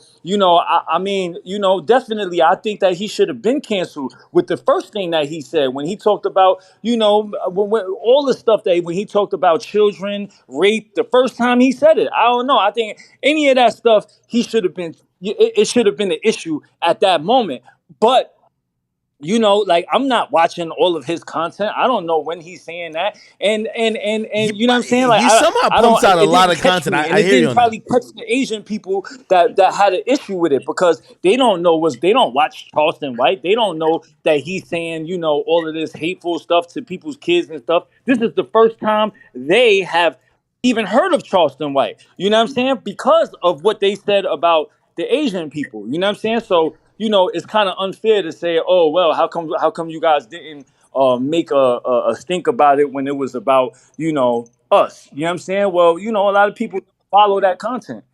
No, I completely understand. Hey, do you again, I'm just reading like chat questions and stuff. They're saying, do you acknowledge that you have some privilege? I guess they feel like it's privilege in the fact of, if someone says something about you, like for example, if Charleston White has said, "You black ugly motherfucker," Math Hoffa, probably nothing happens. But he's black though. He's black. Okay. But do you think you have any privilege though? Huh? Do you think you have any privilege while being in hip hop, dealing with the majority of people who are African American? No, I don't. Because if I was to say something about African Americans, what kind of privilege would I get? Okay, that's a good point. I was to come out and say half of what he said, a quarter of what he said. Well, I mean, would I be exemplified? Like, you know what I'm saying? What would I be given? I don't know. You know what I mean? I don't know. You tell me. Yeah. That's a good point. That's a good point. Who's that? Is that facts? Yeah, it's facts. What's up? Yo, Matt, question, right?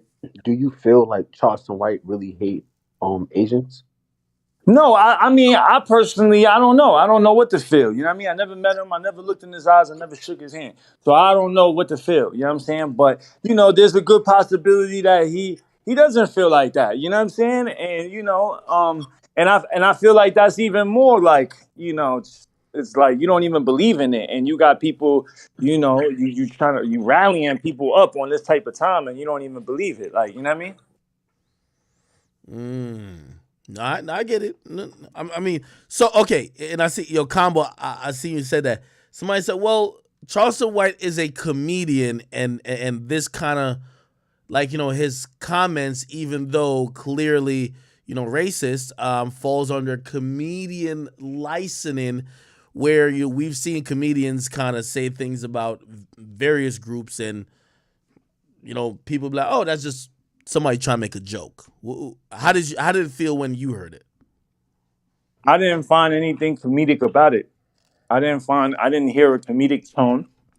I didn't hear anything that, was funny about it. You know what I mean? So I understand how people trying to brush that off like, oh, whatever. And that's why I made that post, because it's like, okay, you trying to brush that off like he's being a troll. But let's understand that he was coming to perform in New York City, right? Like New York City is the place where a lot of tension between a lot of these attacks were happening, and this is where that bill started, and this is where there's a lot of stuff going on in New York City with Asian people and like with that whole relationship. You know what I'm saying? So I feel like that was a place where he was going, and he was talking like that. That was like a place that has been like directly affected. The most in all over the place. I would assume. You know what I'm saying? So of course it's gonna have a different sting. You know what I'm saying? Like imagine like if that was the other way around. I just want everybody to understand. Imagine if it was the other way around. If it was a white person, an Asian person, or whatever person, instead of that, and not black person, and they said what Charleston White said about black people. You know what I'm saying? Like, how would that be? Would that be glossed over in that way? Like, oh, he's just a comedian. I mean, I don't think so. I mean, You know what I mean? I Adam don't think just anybody in this chat. I don't think like, anybody in this chat would gloss over that. Like, oh, he's just a comedian. If a person that was not black made all of these comments about black people and these threats and you know what I'm saying, these this rhetoric. You know what I'm saying? I just feel like I feel like nobody in here would let it ride. And by the way, China Mac, no, I agree with you. I'll say this though, and this is the overtone of what I'm seeing. Like people constantly comment at this point. I feel like they're not agreeing with what he said. They don't feel any hatred to, Asian Americans or just Asian people in general. But what I'm starting to see, like, because I see the same comments just like in different ways, it feels like they're almost saying, yo, Asian people are more protected than us. They got a bill, they got this. Like, people tolerate less disrespect because they're Asian. We're black. We get disrespected every way. Like, people could say anything and it's just, oh, my bad, and nothing happens. And I guess maybe that's why they were asking me about the privilege shit, because it feels like a lot of African Americans are feeling like they're the least protected group, right? Like, the LGBTQ IA plus community, you say something about them, you're not performing for a long time. You say something about the Jewish community, you're losing your bank account. And I think they're like, yo, well, the Asian conglomerate or the Asian people, they clearly could make shit shake if they're offended. But if you offend someone that is black, so I guess it's bigger than Charleston White. I think people they're looking at their own group and say, why don't we have the same type of, power, right? What do you think? Right. I mean, and listen, I could relate to that. You know what I'm saying? I can understand that. I can understand why people would have an issue with that. It's like, well, damn, like we've been going through this shit. We've been going through like, you know what I'm saying? So now all of a sudden they get a hate bill and they get all that and like, you know what I'm saying? And it looks like it looks like, that hate bill is just focused on one group of people. You know what I'm saying? Like you know what I mean? So it like they're all like that bill is kind of like designated to like to affect the black community type shit. You know what I'm saying? So, of course. So with that being said, I 100% understand that. You know what I mean? And I'm not gonna say I don't, agree. You know what I'm saying? But you have to look at it you have to look at it in all ways. You know what I'm saying? Like there won't be no understanding if we don't try to take a look at it, the other way. You know what I'm saying? Like a different angle. You know what I mean? On the other person's side. You know what I'm saying? So like as long with the Asian shit, right? With the Asian bill and shit like that, like I don't know how much that has actually helped with the crimes, with the attacks on Asian people, because there's constantly being attacks. Now I don't know what these attacks are about. Like it's a whole. It could be a whole bunch of things. You know what I'm saying? I have a question. Wait. China Mac, how do you feel? No. China Mac, how do you feel that the last 3 mass shootings were done by Asian people? No. Wait. Hold on a second. Wow, you just blindsided us. Hold on. Give me a second. Well, according to Charleston White, right? He claims that the FBI, made an inquiry or detained him and maybe did a search of whatever because, because of allegations of what he might be planning or what he may be doing to Asian people, clearly made the federal government hop into action. While I guarantee right now you call somebody and be like, yo, they shooting up in O Block, ain't nobody doing a motherfucking thing, right? So that's true. But see, here's the thing, right? But here's the thing. I understand that. I understand, like, yo, how is it that these people get these type of privileges, and we don't see none of that? You know what I'm saying? But I don't know how to respond to that because I'm not the one that's giving out the privileges. You know what I'm saying? I'm not the one that's it's not Asian people that are in these places that in the White House or whatever. I don't. You know what I'm saying? But what I'm saying is, I mean, check this out, right? Let's just all put all of our feelings and emotions and our prejudices to the side, right? And let's just look at what's really going on in this world, right? You know what I'm saying? And let's just take a look at where China is right now in this world, where US is in this world, and let's see how and also let's take a look how all of a sudden within these past couple years, like the tension between Asian people and the Black community, you know what I'm saying, has increased like a lot. You know what I'm saying? It's increased a lot, like to the point where it's like, wow, all these years that have been on this earth, you know what I'm saying? I never felt this type of tension, you know what I'm saying? And between the two communities, you know what I'm saying? It's getting to the point where it's like, it's a lot of back and forth. It's a lot of tension. It's a lot of, conversations that need to be had. It's a lot of static, you know what I'm saying? And I've never seen it like this before. So, I just want people to understand why all of a sudden, people are so upset at Asian people. Like, have we, like, I don't know, like, why all of a sudden? Because when we talk about Asian people opening up stores in Black communities, right? I 100% agree with Black people saying, hey, you guys are coming into our communities. You guys are opening up these restaurants. You guys are feeding us this type of food or whatever. And you guys don't even respect me. You don't respect my money. You don't respect the community. You never even look at us. You never even like.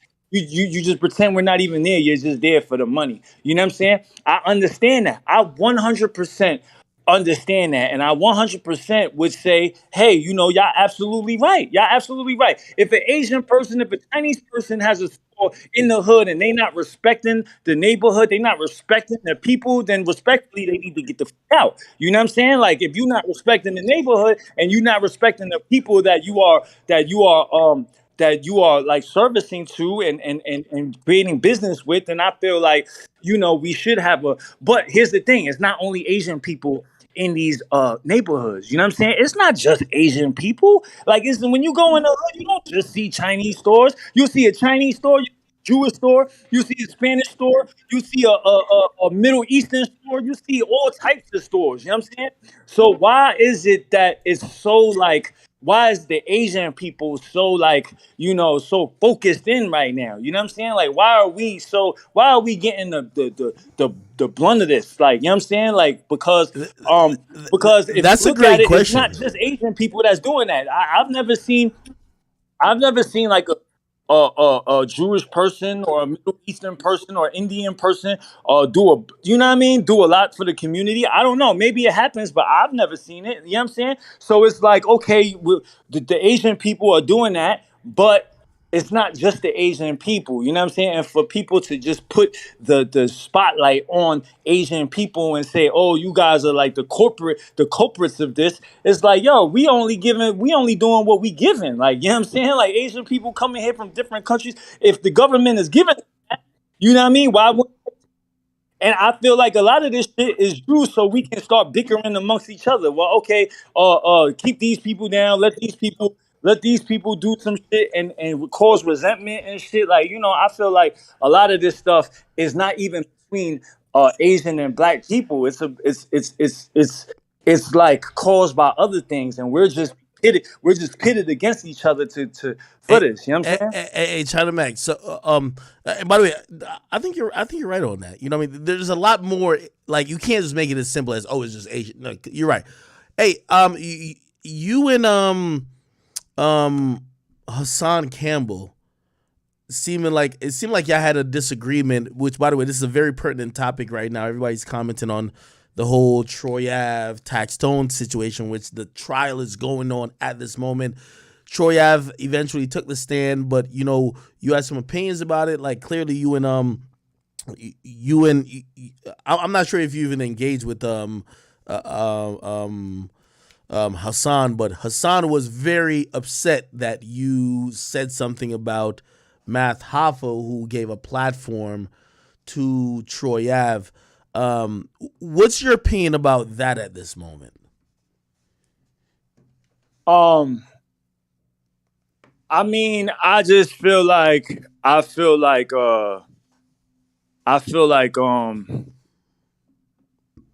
here's the thing. Hassan Campbell had issues with the same issues that I raised, saying that, a person that has an open murder case, I mean, you shouldn't be talking about an open murder case on a platform. You know what I'm saying? So like I heard him say the same thing. I heard him say that to, countless other people. But when it came to Math Hoffa, he kind of missed that. You know what I'm saying? So he let that one slide. You feel me? But so I don't know. I mean, I was just doing what I thought was, and I wasn't trying to do a national ban Math Hoffa. Like, who the hell am I to like ban Math Hoffa? Like, no, China Mag is not banning no Math Hoffa. You know what I'm saying? Like, that's not gonna happen. You know what I mean? But I was just making a video when that happened. I just saw like, I know Taxstone. You know what I'm saying? And I didn't think that it was fair to like knowing that Math Hoffa at that time had an issue, had something personal with Taxstone. I didn't feel like it was just fair for them to kind of gang up on him while he was in prison fighting for his life. You know what I'm saying? I just felt like that's what was happening. So, I wanted to chime in and kind of, speak for somebody that's in prison that can't speak for himself in a sort of way. You know what I'm saying? Which I can relate to. I know what it feels like to be like, fighting for my life in prison, in court and facing life. And I know what that's like without having a voice. So I just wanted to, chime in for somebody that's in that predicament. You know what I mean? Hey, and by the way, I think that's perfectly fine too. Obviously, people bump shoulders, so I don't give a fuck about whatever. But I'm wondering, and this is like a direct question from me to you, because unfortunately, this saga has played out. Damn, I didn't even know this happened in 2016. Like, it's 7 years later. Troy did take the stand. We're finding out more details. People are kind of like tuning in a little bit more to the whole case. I'm wondering what your disposition is to the whole case at this point, as what we know. So Troy already testified. I think most of the details are kind of known. What are you feeling about that particular case? Go ahead. I mean, I'm kind of torn, you know what I mean? But I mean, I feel like, if he was protecting himself and, but here's the thing. Troy Ave, I mean, I don't know the particulars. I don't follow the case like that. I don't know the particulars. But from my understanding, Troy Ave was, kind of looking for like, it was like something that they were doing back and forth. You know what I'm saying? And, threats were made and like, you know what I mean? People were looking for each other and like stuff like that. You know what I'm saying? So I feel like, when you're doing that, when you're actively engaging, threatening and like, doing that, like, and like, you got guns, they got guns. It's like, it's kind of like, it's kind of like you guys are openly engaging in something. And if something happens, then that's what y'all engaged on. That's what y'all. China Mac, I'm gonna put you on the spot. You agreed to do that. You know what I'm saying? Hold on. Wait, hold on. I'm gonna put you on the spot because I'm the reason why I'm asking you this. I know you've like I don't know if people know your history, but you've been a nigga who's been in situations. You get what I mean? Like you weren't the guy who was just like on the sidewalk your whole life, right? A lot of people. I had many cases. I fought attempt murder cases. Exactly. I fought a bunch of cases. You know what I'm saying? I fought, a lot of different cases. You know what I'm saying? So I know what it's like. Yeah, go ahead, finish though. Okay, so I believe a lot of these situations, a lot of people who are like looking at it is people like me, and we're looking at it like, well, this is exactly how we look at it. Well, despite whatever happened, Taxstone, no. Well, Troy Ave showed up to his job. He was gonna have to perform, and he showed up to his job no matter who he was beefing with. Blah blah. We're not thinking about street. Blah blah. Some shit happened, and we clearly know the result. If this is the only way you could avoid going to jail, it's not like y'all were in the streets, on the block, on the corner. Y'all was just, whatever. You show up to your job. A lot of people, I don't believe they look at Troy Ave as, yo, bro, like you broke the code. But this is civilians and fans who are just probably trying to use their frame of mind. They've never been in these situations. They've never been street niggas. So that's why I ask you. You know a little bit more now. If you are Troy Ave, you went there to perform, but you had some issues with some niggas, let's say street shit. Whatever happens, now you're hemmed up. He's also hemmed up. You have an opportunity. They say, yo, Chyna Mac, you could either go to trial and you could be facing this 20 years that we want to give you because we got you on camera shooting in the club. But if you cooperate and tell us what happened where this guy died, that we believe this other guy did it, that you don't even like, we'll give you a year. What is Chyna Mac doing? I mean, okay, so here's the thing. I wouldn't have immediately said anything. I wouldn't have went on a grand jury because he had to have went on a grand jury to tell the whole truth, to tell everything, because that's how they got taxed on. Because he wasn't arrested at first. It was Troy Ave because he got knocked with the hammer. He got knocked with it. You know what I'm saying? So they was putting it on him. So he had to go in order for them to take the body off of Troy Ave and put it on Taxstone. Troy Ave had to have said something at the grand jury. I mean, at least that's what, that's where I take my take. You know what I'm saying? So, and if that was me when I got arrested, I wouldn't have talked on the grand jury. I would have hired my lawyer, and I would have told my lawyer exactly what happened, and I would have went through the procedures and let my lawyer figure out what's the best way. But I would have never went on the grand jury and said anybody's name or anything like that. Okay. Now, because I'm in that life, I know, shit. I had 3 guns in the car. You know what I'm saying? If anything, I would have. Hold on, Chyna Mac. This is all. This is all a part of the life. You know what I mean? No, you're right. Hold on. You're right. But I want to present actual. Remember, you're an artist. Remember, this case is 7 years old. Right. Troy Ave got locked up, got released in about like 6-7 months. So remember, if you're saying you're not saying this on a grand jury, you're going to have to probably sit for the exact same time that he sat because nothing went to trial. You would listen, bro. Listen, if I was you, I would have told. If I was you, oh no, you don't gotta tell me. I'm telling the grand jury and said, listen, if I was you, I would have went on the grand jury and I would have said everything. But if I was Troy Ave, I wouldn't have done that. You would have sat for 7 years?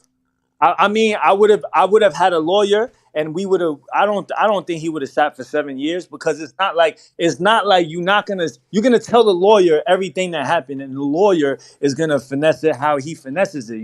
At the end of the day, if in that situation, if he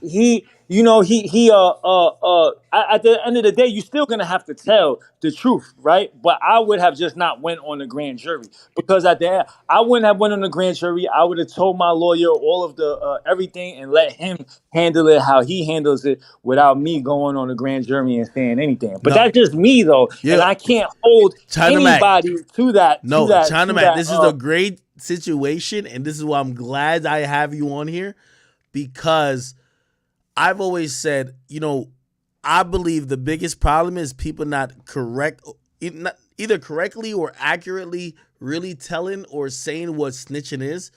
So you're saying you would possibly sit in jail. Remember, this is not your friends. It's not like you're telling on your mans. I would sit in jail. This is the nigga who shot you twice. Yes, I would sit in jail longer. Really?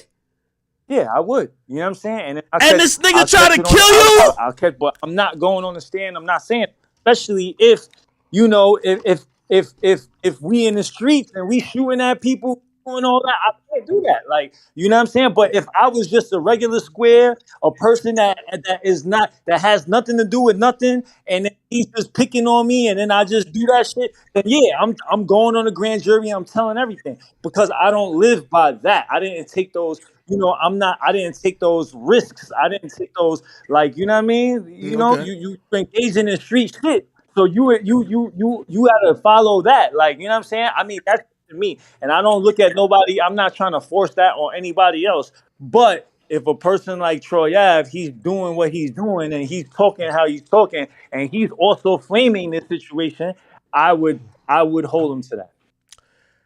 Would you ever debate with Troy Ave? Nah, because I don't care for it that much. Yeah.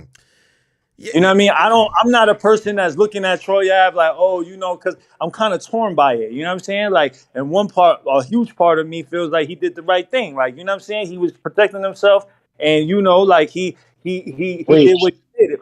Huh? He did the right thing by taking a stand? No, what I'm saying is he did the right thing, like holding himself down, like protecting himself. I didn't say the stand thing. I just went on a 15-minute rant saying how I feel like he shouldn't have done that. So I don't know what you're talking about. What I'm saying is the you know, he was protecting himself. He did what he was supposed to do at that moment. You know what I'm saying? So yeah. Okay, and tell me if I'm tripping, China Mac. Listen. I love hearing niggas who've been in the streets like you because you're right, there is a code. I don't feel the code is always followed, but there is a code. But this is a very interesting, specific situation. Here's the thing. Troy Ave's case is that this is self-defense. Yo, I did run into my op. He did kill my mans. He did shoot me twice. No, but listen, but hold on. Did you see? I mean, am I wrong? Didn't he say that Banger, but like Tax Stone pulled out the gun and said, "Yo, back up," and then Banger still punched him? Yeah, he did say that he gave. Okay, so if that's the case, then you know that, I mean, is that, you know, that's that's engagement right there, bro. Like that's they beefing. That's like street shit right there. Yeah, but. So you wouldn't think that's self-defense though? Because I play this. I've always said this, right? You know, I'm a law-abiding citizen. Nigga come on my property, whatever. He's presenting a threat. He has a gun. If I shoot him, I'm gonna tell a very nice story to the detectives, and I'm hoping to go home with my gun. Okay, maybe they keep it, but with my gun. But that's what self-defense is, right? So in self-defense, you can't really be on some shit like, nah, y'all niggas figure it out. You have to, like, if somebody ran up on you, right, wherever you live or wherever, like, you frequent, and, you know, obviously New York is a little different, but, like, still, they run up on you, they were about to kill you, you happen to save yourself and you kill them, you got to tell the cops exactly what happened because you got to tell them that I was defending myself. Is that snitching? Yeah, no, listen, at the end of the day, no. I mean, see, like, here's the thing, bro. I'm not going to go on the grand jury, bro. I'm not going to go on the grand jury. I'll talk to my lawyer, and I'll let my lawyer handle it. You know what I'm saying?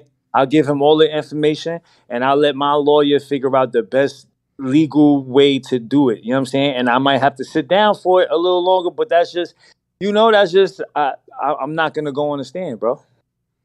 Damn. Well, so basically, this is where we're at now.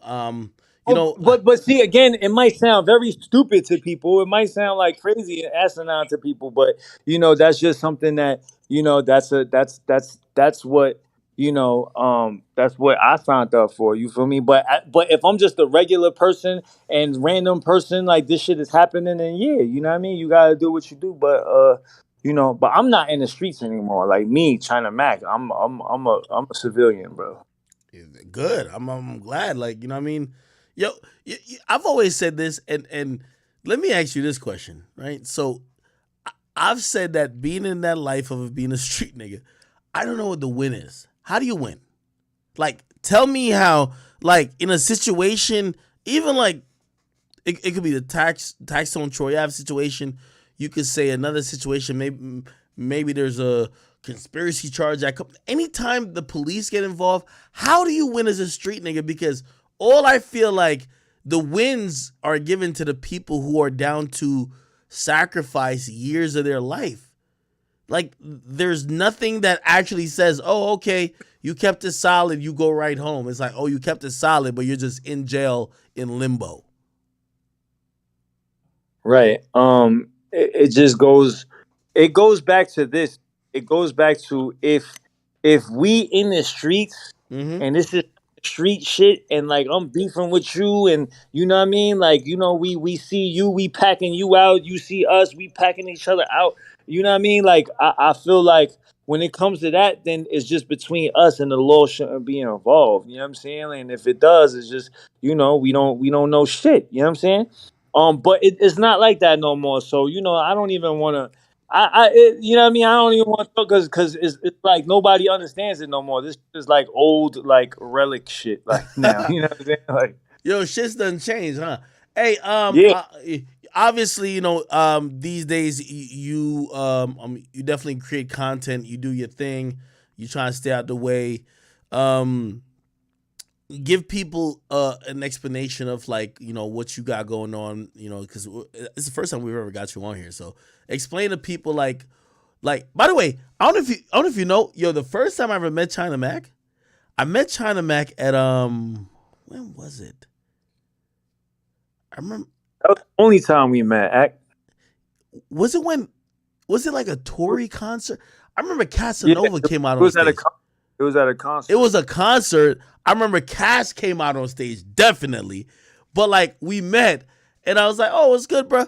And I think our history before then was like some Lil Pump shit, which I forgot what Lil Pump even fucking did. You said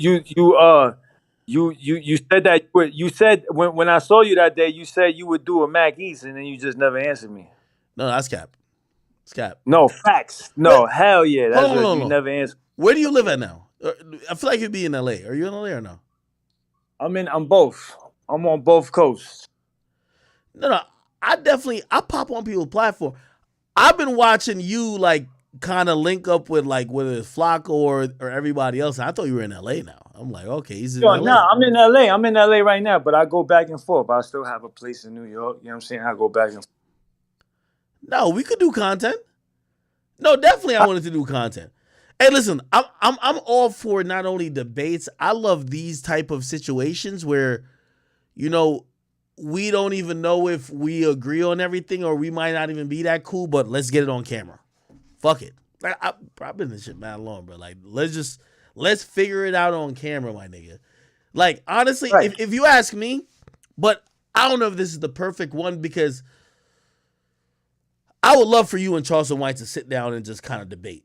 Like, you know what I mean? Because I know he could be smart, but I don't want it to get to anything where it's on some, like, just some ignorant, like, disrespectful shit. Like, nobody's going to tolerate that. You're not going to tolerate that. I won't tolerate that. Like, nobody's going to do that. But having discussions and debates with people you disagree about, even if it's on some shit like, yo, hey, listen, I just feel like we African Americans just don't get the same type of whatever as, you know, Asian Americans, and we could debate that, even though, you know, most of the disrespect, it's not even about that because, you know, it was kind of egregious when, you know, you can't say you want to do something to kids and stuff like that. That's kind of wild. Yeah, that was kind of crazy. I ain't gonna lie, you know. But yeah. Hold on, let me ask you. Hold on, personal question from me to you, because I'm gonna be honest with you, and I love Wack.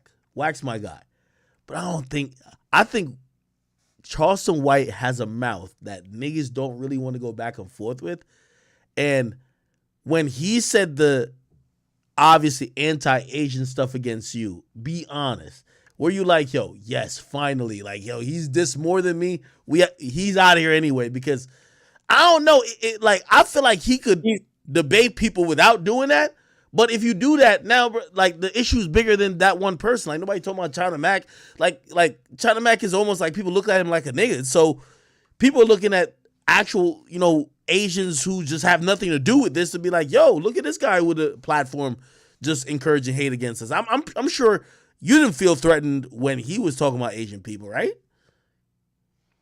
No, I mean, no, I ain't feel it. But here's the thing: every time me and him went back and forth, he went to the Asian shit. Like that was the only shit he did. He never really said anything about me personally. He just, you know what I mean? He mentioned like the shit with me and AD, our situation, but he's never really came at me personally. He's always come on some Asian shit. Whatever happened with the AD thing, I'm not even sure if we've ever, like, by the way, I think y'all the only niggas online that ever really like handle stuff in a way that the internet respects, but it's like the streets will respect too. Right. I feel like everybody play a cat and game. Fig community, you heard? Fig community. No, of course. How did all that go down? Huh? How did all that go down? Like, you know what I mean? I don't even remember how that shit started. It started over a food show, you know what I'm saying? Me and him met, and we had a conversation about a food show. I was doing Mac Eats before he was doing his food show, and then certain things were said, and then he did what you did to me, like yo, let's do a Mac Eats, and then he ain't answer me, and then when he didn't answer me, and then I saw his first episode come out on some food shit on No Jumper. And it was like, what we discussed that we would do for my show. So I was like, what the fuck? You know what I'm saying? Wait. When me and you talk, I thought you were inviting me like on like a stream or a podcast. I didn't think it was a food show. I didn't know. Yeah, I said a food show. I had a food show at Mac Eats. Oh, okay. I'm thinking it's just like us just like talking about shit, whatever. Oh, I didn't know it was a food show. Food shows are probably popping, man. But but I ain't gonna lie, I appreciate having this conversation, and not even just like, I just feel like for the people, for like, because there's a lot of confusion going on right now, you know what I'm saying? And with confusion and suffering can bring about a lot of like misplaced like, anger and aggression and hostility that, that really doesn't have to be there. You know what I'm saying? And it's not going to help nobody. It's not going to help nobody. Like, it's just, there's no nothing in that back and forth that can actually help any of us. You know what I'm saying? So I feel like, we should have these conversations with the different communities and see what's up, bro. Even though I know he's I would love to have a conversation with Charleston White about that, because I feel like it's bigger than me. We doing something that we've never seen conversations with Asian people and Black people. Like, we just don't see those conversations. You know what I'm saying? And I feel like these conversations should have been had. You know what I'm saying? Our communities been together so much, like, you know what I'm saying? And our communities benefited from from all the stuff that the Black people fought for. And I feel like there should have more of a conversation with the two communities. And I feel like, right now is a good time to have them. And I appreciate you bringing me here. I appreciate you even, agreeing, calling me out to do this shit. And I thank you for that, because it's bigger than me. It's good for people, that a lot of people that are suffering. You feel me? I'm gonna try to work on this. I would love for that conversation to be had in a very civil manner, in a non-hateful. It shouldn't. This is not about spreading hateful propaganda among any group of people, but understanding each other, trading ideas, countering people's ideas, and giving context of your experience and juxtaposed to other people's experience. So maybe there could be something done. I appreciate you getting on here. I see you definitely putting your bid in the ring for one of the people doing content, and definitely trying to do some good stuff rather than for me, I don't like when people, it's just all about violence and shit like that. You know what I mean? Like, yo, we're in a very unique space where, like, even if the person you hate the most, the best sword you could actually take him down with is a tongue.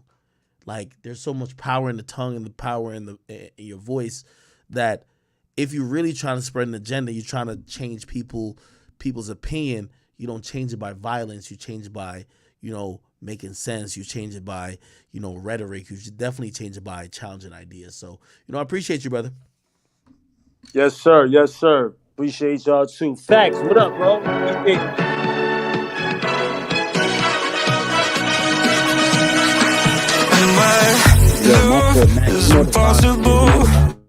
I have no idea what that was. Okay. Okay. All right, China Mac. Yeah, I'm gonna hit you, man. Hit me with a DM or something. All right. Be safe. All right, brother. Thanks. Later, bro. Yo, I appreciate you, bro. Yes, Facts. Sir. Thank you, by the way. I see Boom in here. Everybody in the building. All right, Walla intern. What up? Pandemics, Kyrie. I see everybody. All right, cool people. All right, let me hit a couple more topics. I know. Sometimes I'd be like, yo, we getting sidetracked. No, it's all good, man.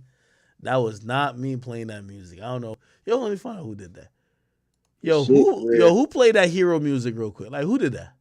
I don't know. That shit got me. Nah, that was Pandemics right there. Pandemics. How you had that queued up, bro? Either that or Wale intern. One of y'all niggas, man. But it's all good. All right, cool. Yo, chat, we still got to go down the whole list. Holy shit. Yo, I didn't even get to the whole Kaya thing yet. So let me get to that real quick. Did anybody see Kaya real quick? She expressed, let me see. Kaya, she did a whole little rant recently, and she was just like about, I think it was on Spiritual World. I'm gonna have to go all the way down. Let me see. Spiritual World. Hey, by the way, chat. Just because I'm rocking with y'all, even though I'm lit right now. Yo, my shorty upstairs, she's like, I ain't gonna lie, I think it's gonna be a disaster. Hopefully she ain't hear this. She said she about to try to make me curry chicken for the first time ever. You know I'm Jamaican. She making curry chicken, but she told me she got the recipe off TikTok. I feel like it's gonna be atrocious. I'm gonna have her bring it down. Whenever she's done, I can smell it. I'm gonna have her bring it down while we on stream. We gotta taste this on stream. Like, I'm Jamaican. You can't get our recipes from TikTok. The fuck is you talking about? Okay, let me see. Like, for real, she's like, yo, I seen a TikTok video and I got it. She ordered all the ingredients and shit. She upstairs putting in work. You feel me? At least she not doing the Chrisean rock. You know what I mean? She trying to like do the right thing. You know what I mean? But she know we gotta give her we gonna give her the right. Like we might have to tell her, like, nah, put a little bit more season, a little bit more this. Where's the Kaya shit, man? Kaya was talking about some good shit recently. She was talking about, oh, fuck. Chat, let me just get to you too, man. Kaya rant. She ranted real quick. Let me see if I can find it. It's definitely within the last month. Fuck, where could I find it? She was just telling women, like, yo, let me see, where is it at? Maybe it was in the last week, though. Maybe it's in the last week. Let me see, chat. But she was making a lot of sense, though. Let me see. Yo, could somebody send me Kaya? Let me see. Like, she was talking about dudes. She was basically telling women, like, yo, bruh, y'all are going above, like, y'all expectations of men are too much. Like, start looking at some of these guys who are great men who might just not make a lot of money, but they're going to treat you right. They're going to do whatever. Yo, somebody send me a link to that. Oh, I got Whack 100 call me. Hold on, I got to tell him. Yo, Whack. Yo, I'm on stream. You want me to call you after? Listen, you know what I've been talking to you about, right? Yeah, I'm on stream. Don't say nothing too crazy unless you wanted it to be out. Room. Stream that, nigga. Stream that. What? Young Magnificent coming. Stream that. Okay. You know what I'm saying? Did you tell them niggas that you work out the Blueface music act? Did you tell your stream that? What happened? Yo, this Did you tell your stream that you work out the Blueface music? Yo, Whack. Whack. Yo, Whack on one. Yo, Whack, you still in Dubai? No, I tried to come back. I just got back yesterday. I told them they want to give you a bag too, but I said I got to make sure the nigga want to come out here. Yo, Whack, I ain't gonna lie. I just had Chyna Mac on here. Chyna Mac was talking about he was talking about Charleston White and everything. We try to make sure that there's everybody's. Nah, you was on some bullshit. I didn't like that. You ain't supposed to support that kind of shit. You know Hold on, Whack. I didn't support anything. It's like you know better, Act. Whack. You called me on my shit, and I gotta listen. You call me when I'm doing some fuck shit. I'll be like, you right. That one you was not supposed to touch. That knowing that man be talking like that. That's bad for business, it's bad for your politics, and it's bad for your image. It just shouldn't have happened. Whack. I wasn't supporting none of that Asian hate shit. I just thought he had some your jokes. Your name was on it. Bro. Hold on. No, I hear what you're saying, but I said I was just supporting him telling some jokes about some random shit. I don't know what his jokes be about. He a funny dude. You don't know what his joke. Wait, where you at in your career? You just put your name on some shit that you don't know what a nigga talking about. So I know what your contracts look like. You getting too much money to be that fucking reckless, and you know it. Nah, you need me to come manage you, Act? Yo, Whack. No. You got hey, Whack. You gotta manage this Blueface Chrisean shit, man. I ain't gonna lie. Hey, yo. No. I manage Blueface. Respectfully, if he needs help with Chrisean, then I help him because that's my client. But whatever. Nah, Whack. We seen it. You can't hide from it no more because Blueface put it out. Blueface turned down. He turned down $250,000 to make sure his girl got $20,000. That don't make a lot of sense. Yeah, he did that on Paul Road. That don't make sense. What's going on? And if I wasn't a nigga whose hand was right, bro, I told you I lost $4 million in 5 months. I told you that as a brother. But Whack, what you doing where the person? I'm supposed to do, all I can do, listen, bro. All I can do with my clients is advise them, right? You gotta do some talking to them. No, listen. Once I advise them and speak with them, the only thing I can do as a manager and as a brother is stay close enough so when they fall, I can catch them before they hit the ground. That's it, bro. Ain't nothing else I can do. That's a grown man. I can't force him to do nothing. Nah, I can put it in front of him so when it happened, he say, oh, this is what Whack was talking about. This is why he's adjusting now. Because I had these talks for the last 4-5 months. But I had to give him his space as a man. Whack, I seen him tweet out, he said that she's the breadwinner. You Who is? That's out. That's what he said. He said I allowed you to be the breadwinner. He said that on his Twitter. I'm reading it. He can't. I mean, I don't know what that is because I know what the nigga bills is, and I know how his bills get paid. So I don't know what that's about. But I know what come in and go out. So I mean, let's be real, bro. Chrisean doing what? No, she doing good now. Doing Hear what I'm saying? Nobody has ever said that she not doing good. I was Natalie Nunn. They do that show. Like I guess she the executive producer. She came on my podcast and I said to Natalie, I said, listen, I don't even have no issue with Blueface. My only thing was I do feel a way when a man kind of puts himself on a back burner, focuses on a woman, and he could have. The nigga put his own career at risk to build her. He did that. And this is what's fucked up, though. Chrisean don't even understand. In this game, men have a lack of respect for women. They don't never want to see a female win. That man put his career on the back burner, jeopardized his career to push hers, meaning everything that needed to be done on some socialite shit was detrimental to his career as a rap artist, as you know it. That domestic shit don't fly. I watched the man totally shut everybody down and made it about building her. I seen it. She was homeless when he took her in. I know. I felt the hit. I personally probably lost $800,000.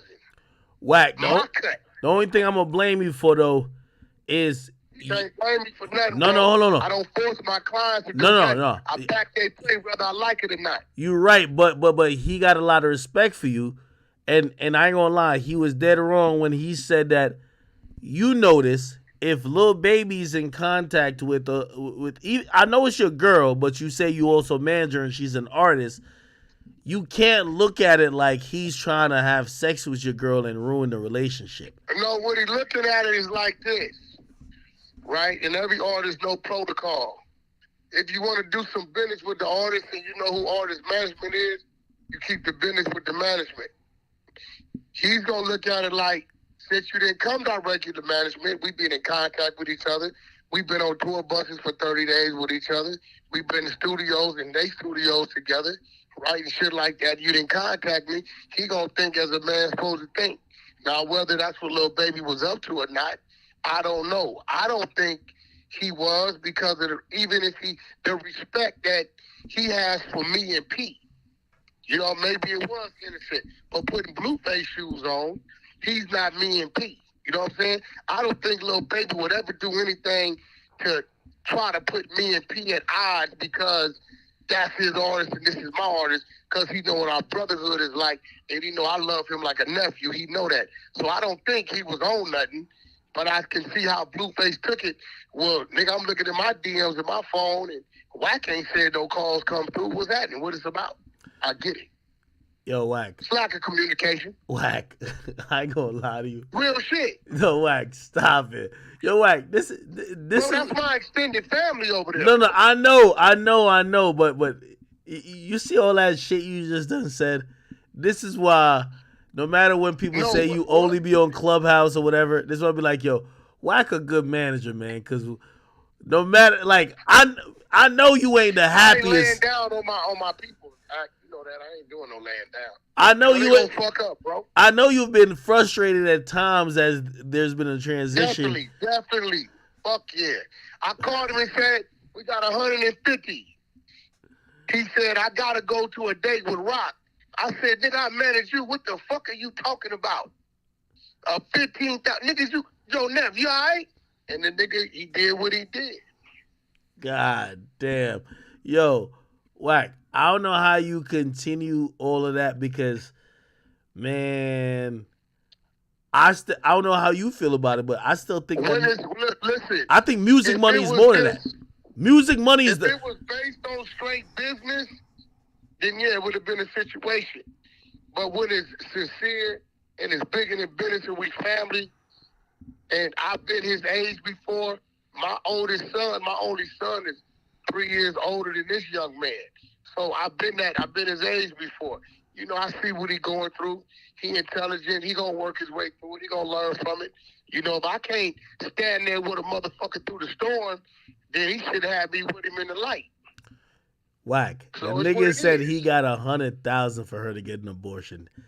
Have you ever pulled him to the side and be like, listen, nephew, there's a better way how to deal with this than in the public. Yo, he be. You know, let's be real. When feelings and emotions are involved, a motherfucker say anything. That's true. That's true. And that's why in that situation, I limit how I deal with it, because I know today it'll be this, right? And tomorrow they'll be on FaceTime and he's sleep and she picking through his hair. And then I'm left out there in the rain because I just said some crazy shit. And then now when they come around me, it's uncomfortable. So I got to just follow what he's doing, let him do what he do, and just be close enough so when he slip and fall, I don't let him fall. That's it. You know what I'm saying? Yo, Wack, you an interesting motherfucker, man. Hey, so hold on. So, Wack, so what's your disposition towards Charleston White? Are you saying that nobody should communicate with him? He's a funny dude. I'm gonna be honest with you. You gotta. I don't listen, bro. This real shit. Eddie Murphy's a funny dude. You know, motherfucking Country Wayne is a funny dude. You know what I'm saying? These are funny people, right? This dude right here, bro. Let's be real. I can't, bro. I'm not a racist for one. Two, I'm never gonna be an advocate of anybody talking about drugging women, raping women, you know, all that. That shit ain't. That's not funny. That's serious. And all he does is antagonize motherfuckers and get them, try to provoke them to threaten them, so he can call the police on them. Right? This nigga's Uncle Tom, Uncle Jerry, and Uncle Joe all in one. This nigga will come at somebody who ain't paying them no attention, say some crazy shit, so they can threaten him, and then he call the police on them. Like, come on, Ack, what we doing, bro? I think he just wanted to debate with you. I don't think he would call the cops on you, though. Hey, bro, you crazy. He already told me he want to see me in jail. And what is it? Let me ask you a question. He didn't say that. What is it? Yeah, he did. He told me that 1.5 years ago. He said, me, Big, you, and a bunch of us, nigga, I'm going to make sure all you Crippin' blood niggas and the rest, I'm going to put you dumbass niggas in jail. So I'm beat him at his own game. It's easy to beat him. You just kill him with silence. But let me ask you something, Mac. What does this man do? Well, nothing. Well, he don't do nothing. No, so what is it to nah, debate he speaks to kids in the inner city communities. Hey, bro, listen. He says he's an activist. activist. What is it to debate? So let me get this wrong, right? If I'm feeding the kids, and then but talking about raping their mamas, you telling me I'm doing some good? What we talking about right now? But he said he want to debate. Debate with me about what? What is it to debate about? No, he needs Whack 100's name up there with his for the clout. I guess he would say. You don't need a nigga name, Ack. Wait. You don't need a nigga name. Wait, all hold you on. gotta do is talk about a subject. No. I don't need a nigga name. All I gotta do is talk about a subject. He always needs a name tied to his. I guess he would say that, you know, he's going against like gangs and he feels like you still represent them. Hey, listen. This dude, this little peon dude, right? He coming to the gang. I don't know how he come in with saying what he's saying. But if he did his real research, Act, what if I've always preached? I'm not a gangbanger. That's what I say, right? Yeah. Always tell kids to go to the police academy or to the military, right? Yeah. I got a studio over there that I let Crips and Bloods coming in for free. I've never charged them, right? Yeah. He can't have that conversation with me because that's not my ways. So what is it to debate about?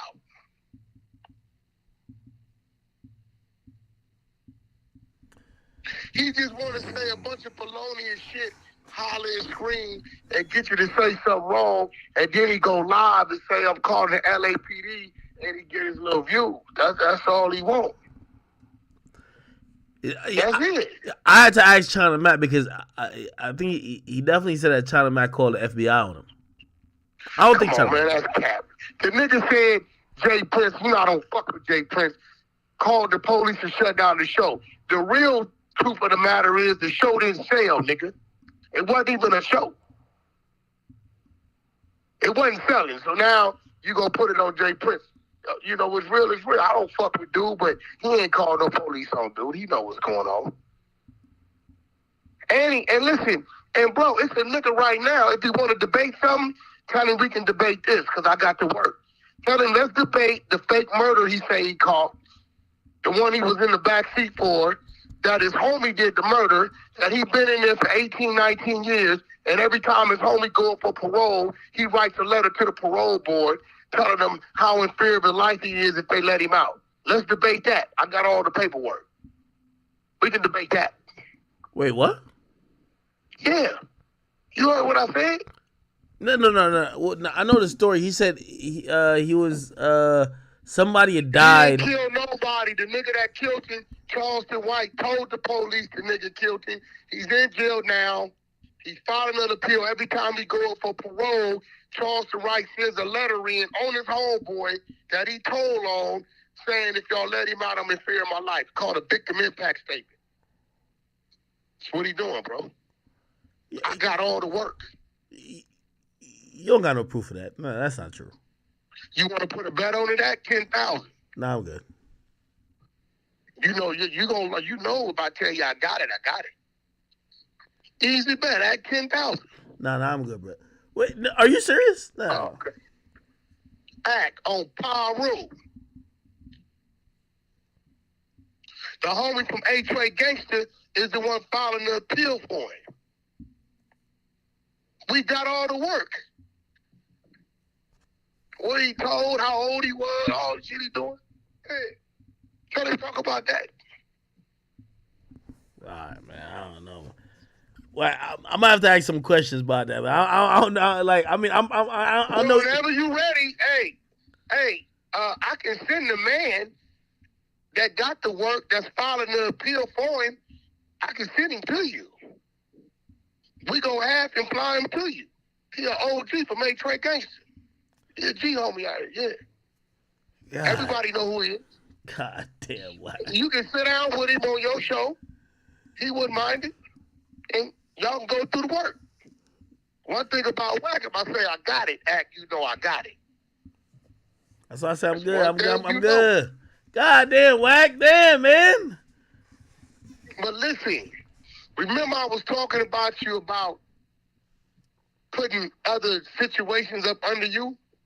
Yeah. Have you worked that out for you? You can do that yet or not?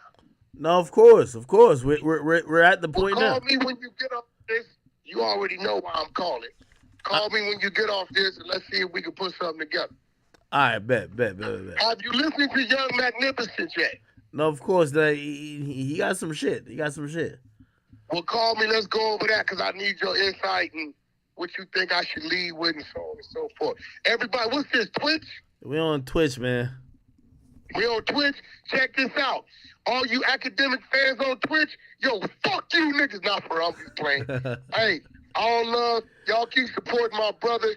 Act, hit me when you get done doing your shit, man. All right, man. All right. God damn, Wack just threw a monkey wrench and everything. I'm like cooling. What the fuck? I'm cooling over here. I'm having a decent time. Wack just threw some monkey wrenches to my shit. Like, I'm having a good time. What's the problem? Yo, there's something wrong with Wack, bro. I'm having a good time. This nigga just like threw like 20 different things. I'm like, fuck.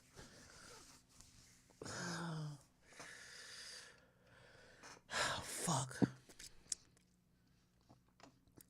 I hope nobody didn't hear that, did they? Yep, we heard that whole shit, nigga. Bro, I'm gonna send that. Y'all don't think I'm instigating. I'm gonna send that to Charleston White. He loved clearing shit up, so we'll see. Fuck. All right. Damn. Hey, tell that nigga Charleston White to block me on IG. I think he thought I was trolling when I was telling him to come join the Discord. Bro, he definitely don't know what Discord is, bro. I can't hear that. Yeah, I was like, bro, I was telling him, I was like, bro, join the Discord. China Mac was in here wilding on you. And he thought I was trolling and blocked me. Yo, could somebody send me the Kaya video real quick, man? Jeez. Bro, I was just trying to chill, man. Niggas got me all type of like, oh, here we go. It's on, let me see when this clip is from. I gotta see when this fucking clip is from. It said this clip is from when? 6 days ago. It's on Spiritual Word. Fuck. Damn, man. Y'all got me all discombobulated now, chat. The fuck? God damn. Chat, every time I'm trying to just have a cool, calm, collected stream, some shit just jump off. Damn. I didn't even get to ask this nigga about Sharp. All right, 6 days ago. All right, hold on. Fuck, I gotta take a piss too. Yo, check the DM. I just sent it to you. What'd you say? The Kaya shit. I just sent it to you in your DM on Instagram. Okay. I think I'm right here. It's right here, chat. Right. God damn, man. Hold on. I'm about to play this right here and take a piss. Hold on. I'm gonna turn it up mad loud. I can hear in the bathroom though. Pause. Shit. Where the real granddad is at? Y'all stop acting like y'all don't see them niggas working on the side of the road. Take them niggas a motherfucking basket of chicken, ho. Act like you see that hard-working nigga with that goddamn work motherfucking uniform on. Working nigga. Bitch. Go by the fire department and drop off some biscuits, bitch. Y'all don't appreciate them niggas making $30,000 a year. Y'all keep wanting these fuck niggas that ain't getting you nothing but dick and diseases. Keep it up. I'm going to take my hat off to the hard-working middle-class men out there working hard. Catch him on his lunch break, baby. And on Friday, he going to make sure you got what you need. That was my daddy and granddaddy. Maybe I'm just reminiscing because ain't no more daddies like that no more. Everybody want to be a drug dealer and a rapper. Nobody don't want to be no worker, hard helmet wearing ass worker. You niggas. But we like them boys, men. Real man.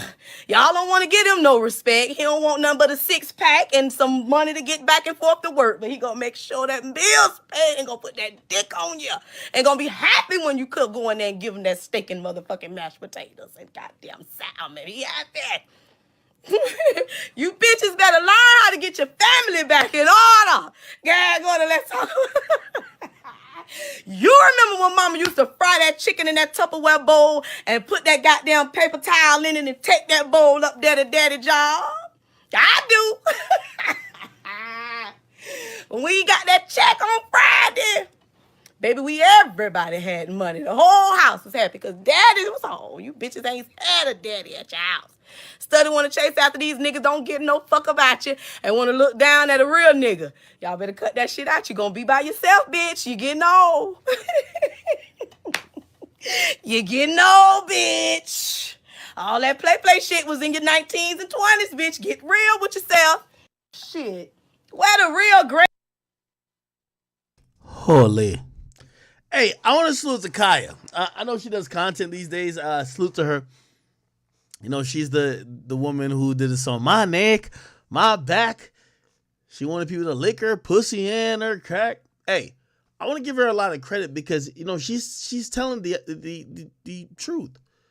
You know, we're in an age where every woman who's, you know, because every town has a scale.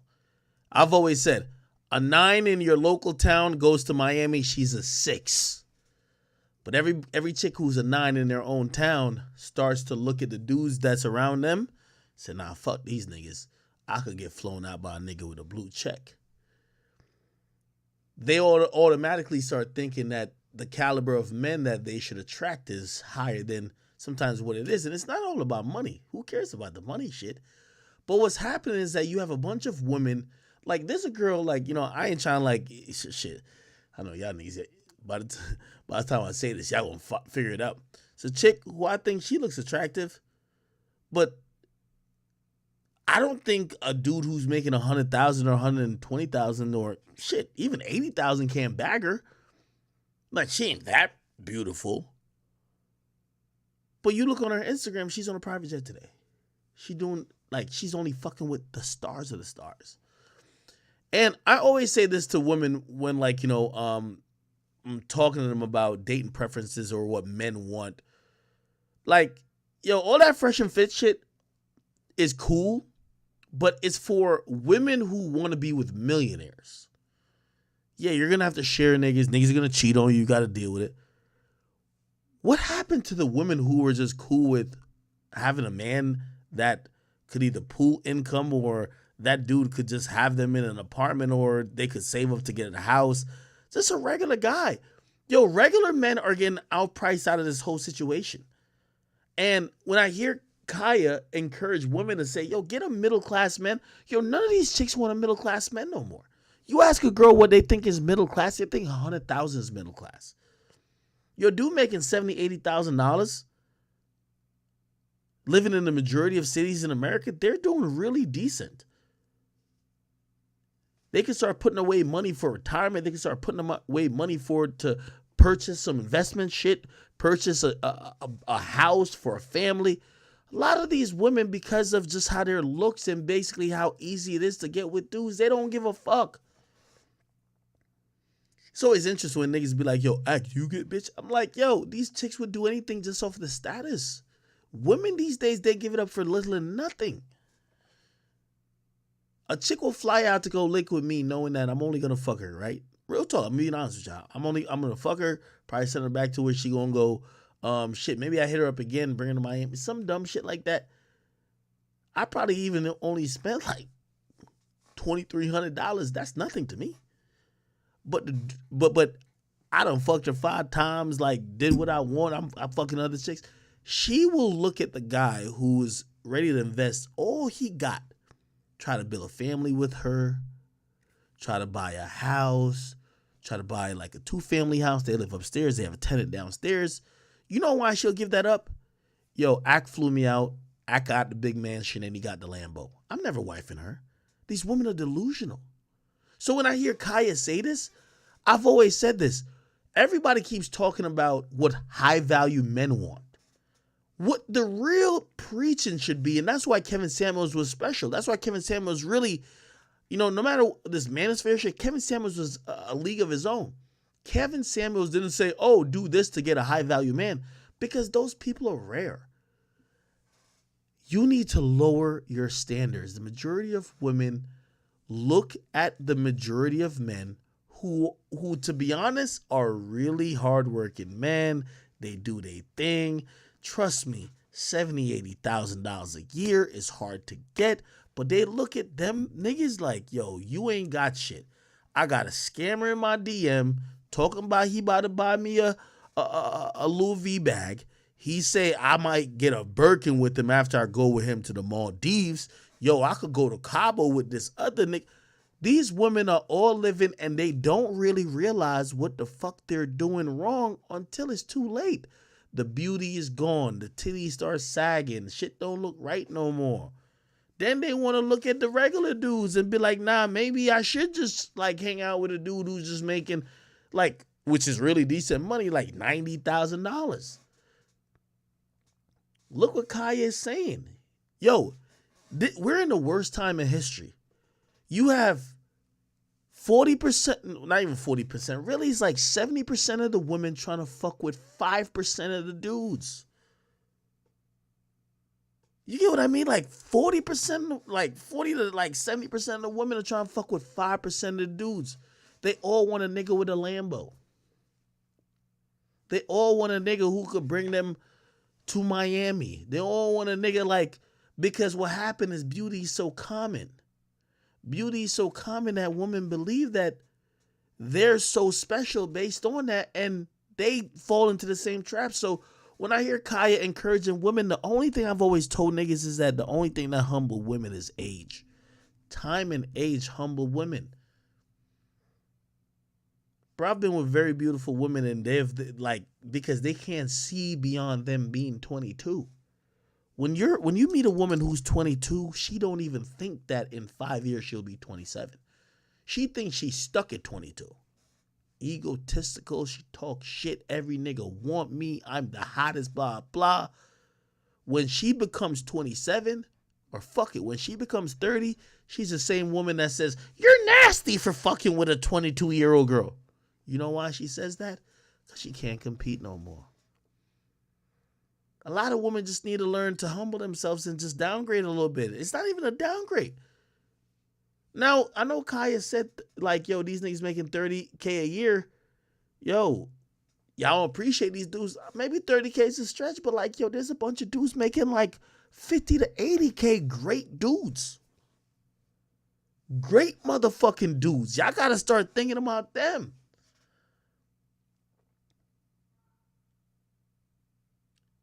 Like, I'm telling you, the amount of girls that are chasing for millionaires based on what social media perception has done. Oh, yeah, you could, yo, you a bad bitch, you this, you that, go chase a check, go whatever.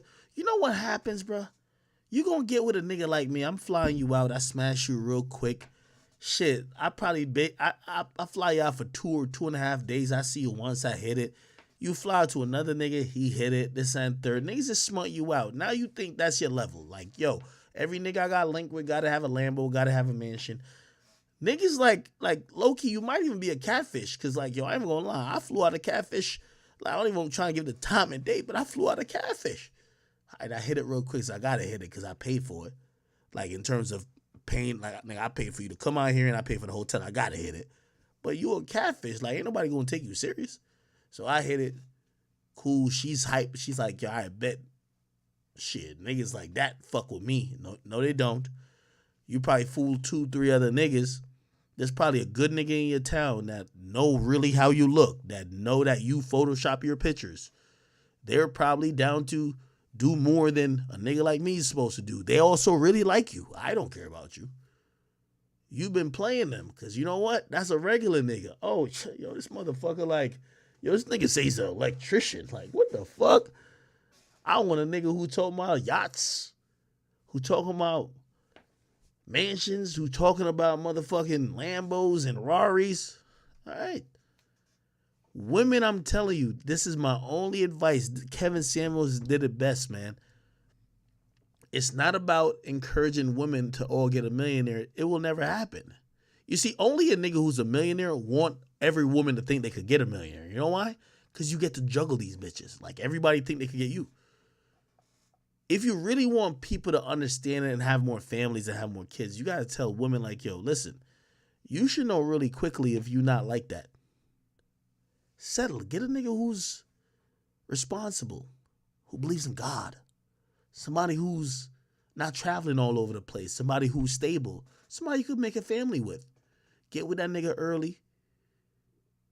Use your beauty. Use whatever you have as leverage.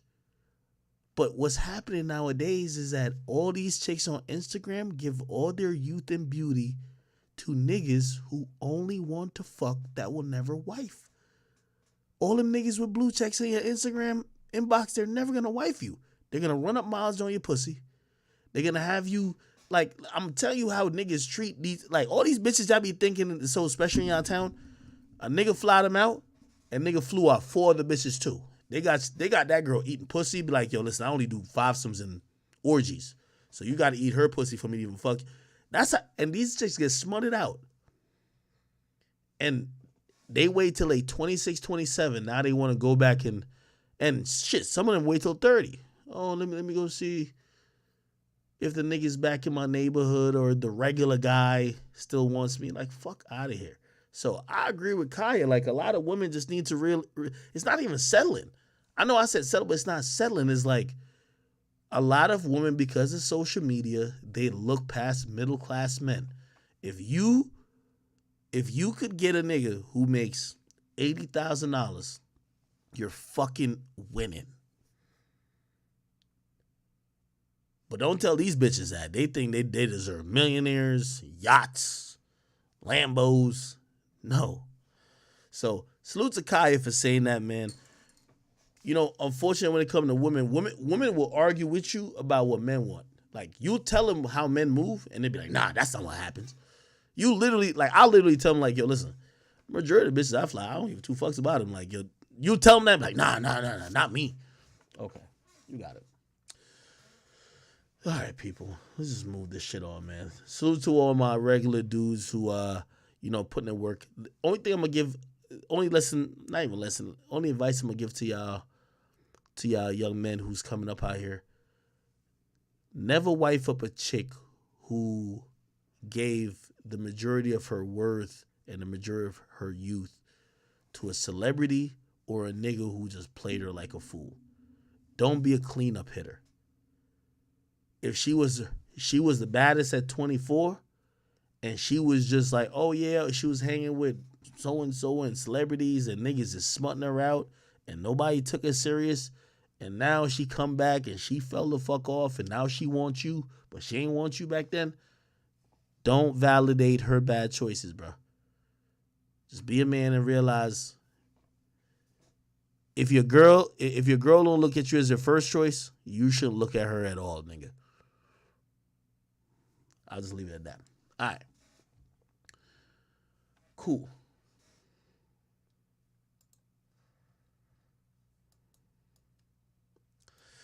All right, bet. We kind of hit a few things. We should probably talk about this Nas EBK update. Not really a funny situation. It's kind of sad, actually. But I'm only going to cover this because I want to just kind of continually let people know the reality behind these things. I've always said this about drill music. Drill music acts like there's no consequences. Drill music acts like being in jail is a rite of passage. Drill music acts like a lot of these atrocities don't take you away from your youth. I keep telling y'all, like, yo, K-Flock ain't even 21. He can't even legally have a drink. But perhaps next time he's free and he could walk out the courtroom and, I don't know, do whatever he wants. Be like, yo, I'm about to run up there, or I'm about to do this. I'm about to go to the store. He might be old and gray, man. You got to think about these type of situations. I don't think drill music actually put this in perspective. Jail's a real thing. Death's a real thing. I seen a video. I think it was some, I don't know if it was New York drill, maybe it was Chicago drill, but it showed the young kids, the friends at the funeral of one of the guys that died. And none of them had even like anything that was dressing up. Nobody had suits or nothing on. Everybody was just like in their regular attire, but they were all looking at the casket being lowered below. And I think, like, just from their facial expression, which I was concerned about, it's like they were trying to even understand or accept death. Like, death is a finality. Like, death isn't something that you could come back from. Death isn't something that is temporary. There's no more extra spawns. And I feel like a lot of people just don't understand that when it comes to, like, drill. People actually believe, like, you know, there is either you live forever or, you know, somehow you're heralded in death. But it's even worse when it comes to incarceration.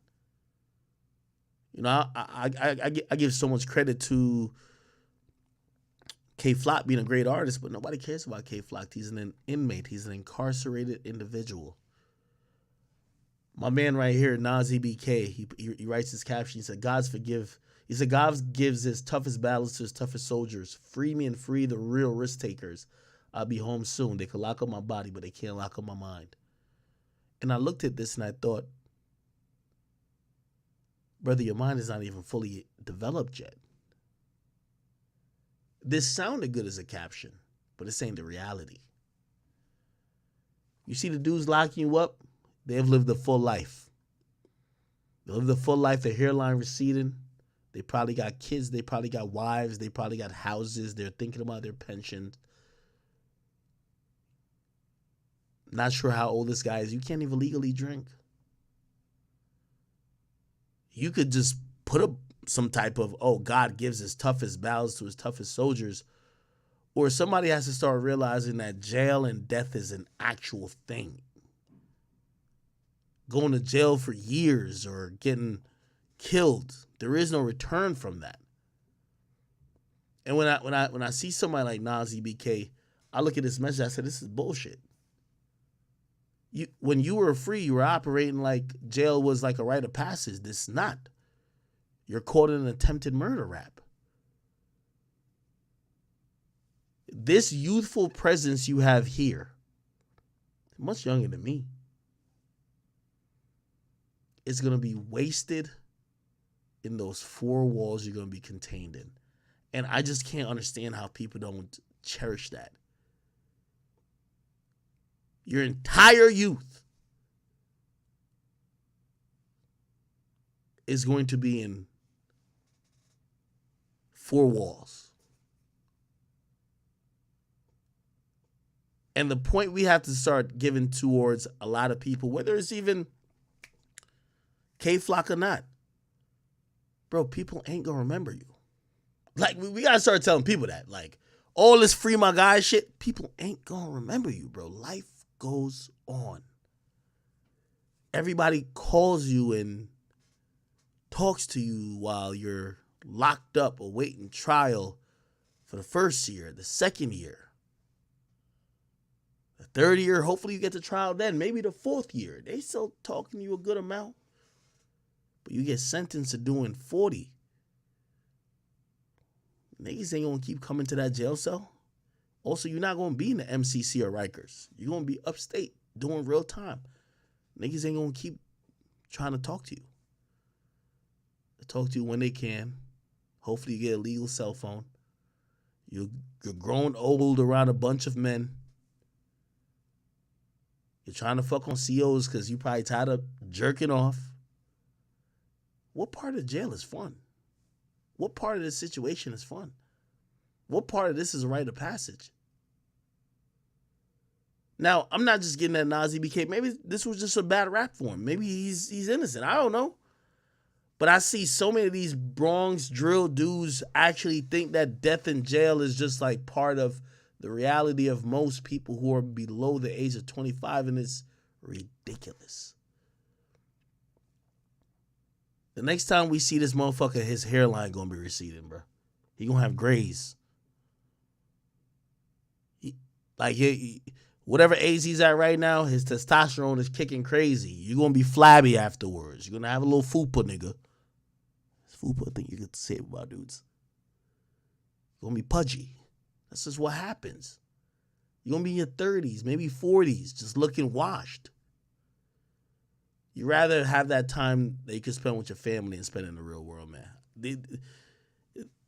This shit just, it fucks me up watching like a bunch of people just accept the fact that they're locked up. Like, they're cool with it. Fucks me up. Tattoos gonna be faded. Nigga, the way you look, you should have probably been in some sports. Look like you could probably be in a combine or something. But now you're just another you're just only another statistic.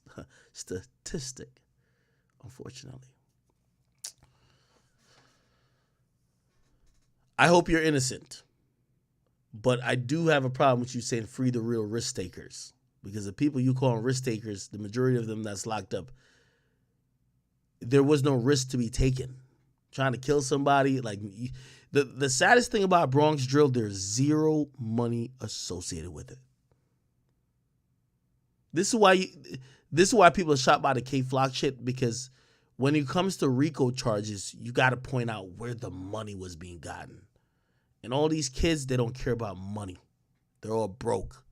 They care about bodies and bragging to people on Facebook and on internet about things that do not matter.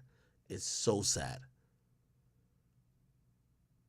You're taking a risk for no fucking reason. I'm hoping you're innocent. If you are, you know, I'll be the first person to invite you to come sit with me, and hopefully we could talk about it.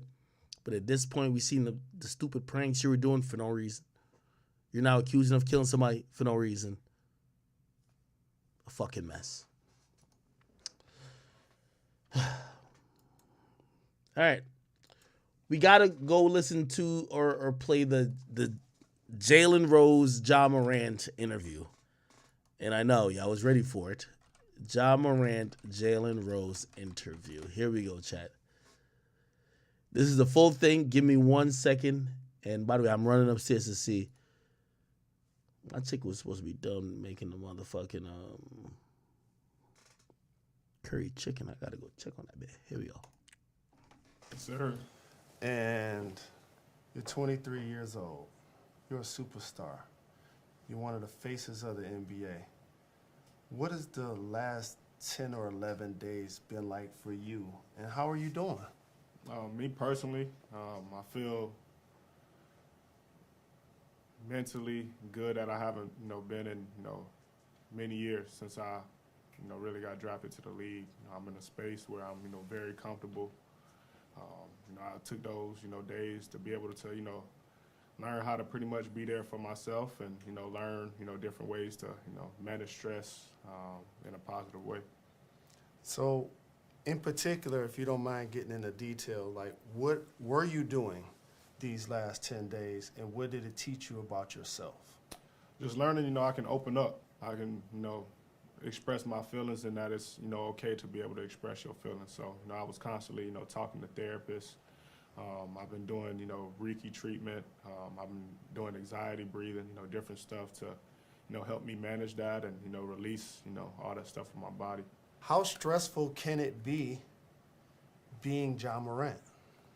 Very, and I felt like, I didn't pay enough attention to that, when it got rough, and, I pretty much just let it all build up, and that's why I felt like, I needed, my time away to, better myself and, become a more healthy job. I admire you for that because at different points of my life, to be honest with you, I've had friends and family members suggest I do the same thing, and I have done that. And for you to actually take that step is a very important one. When did you look in the mirror and say, I'm gonna do this? Because it was reported a couple of days ago that it happened.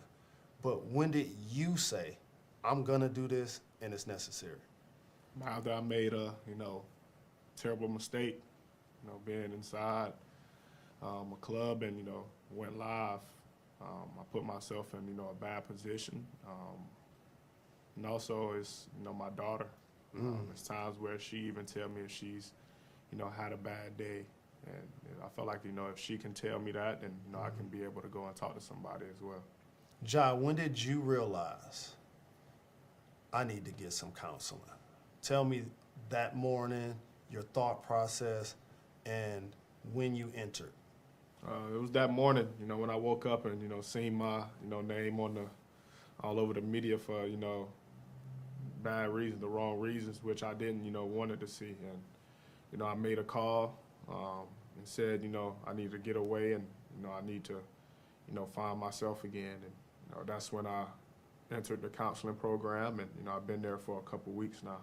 When you get drafted, you go from being a member of the crew, a member of the family, to, in a lot of ways,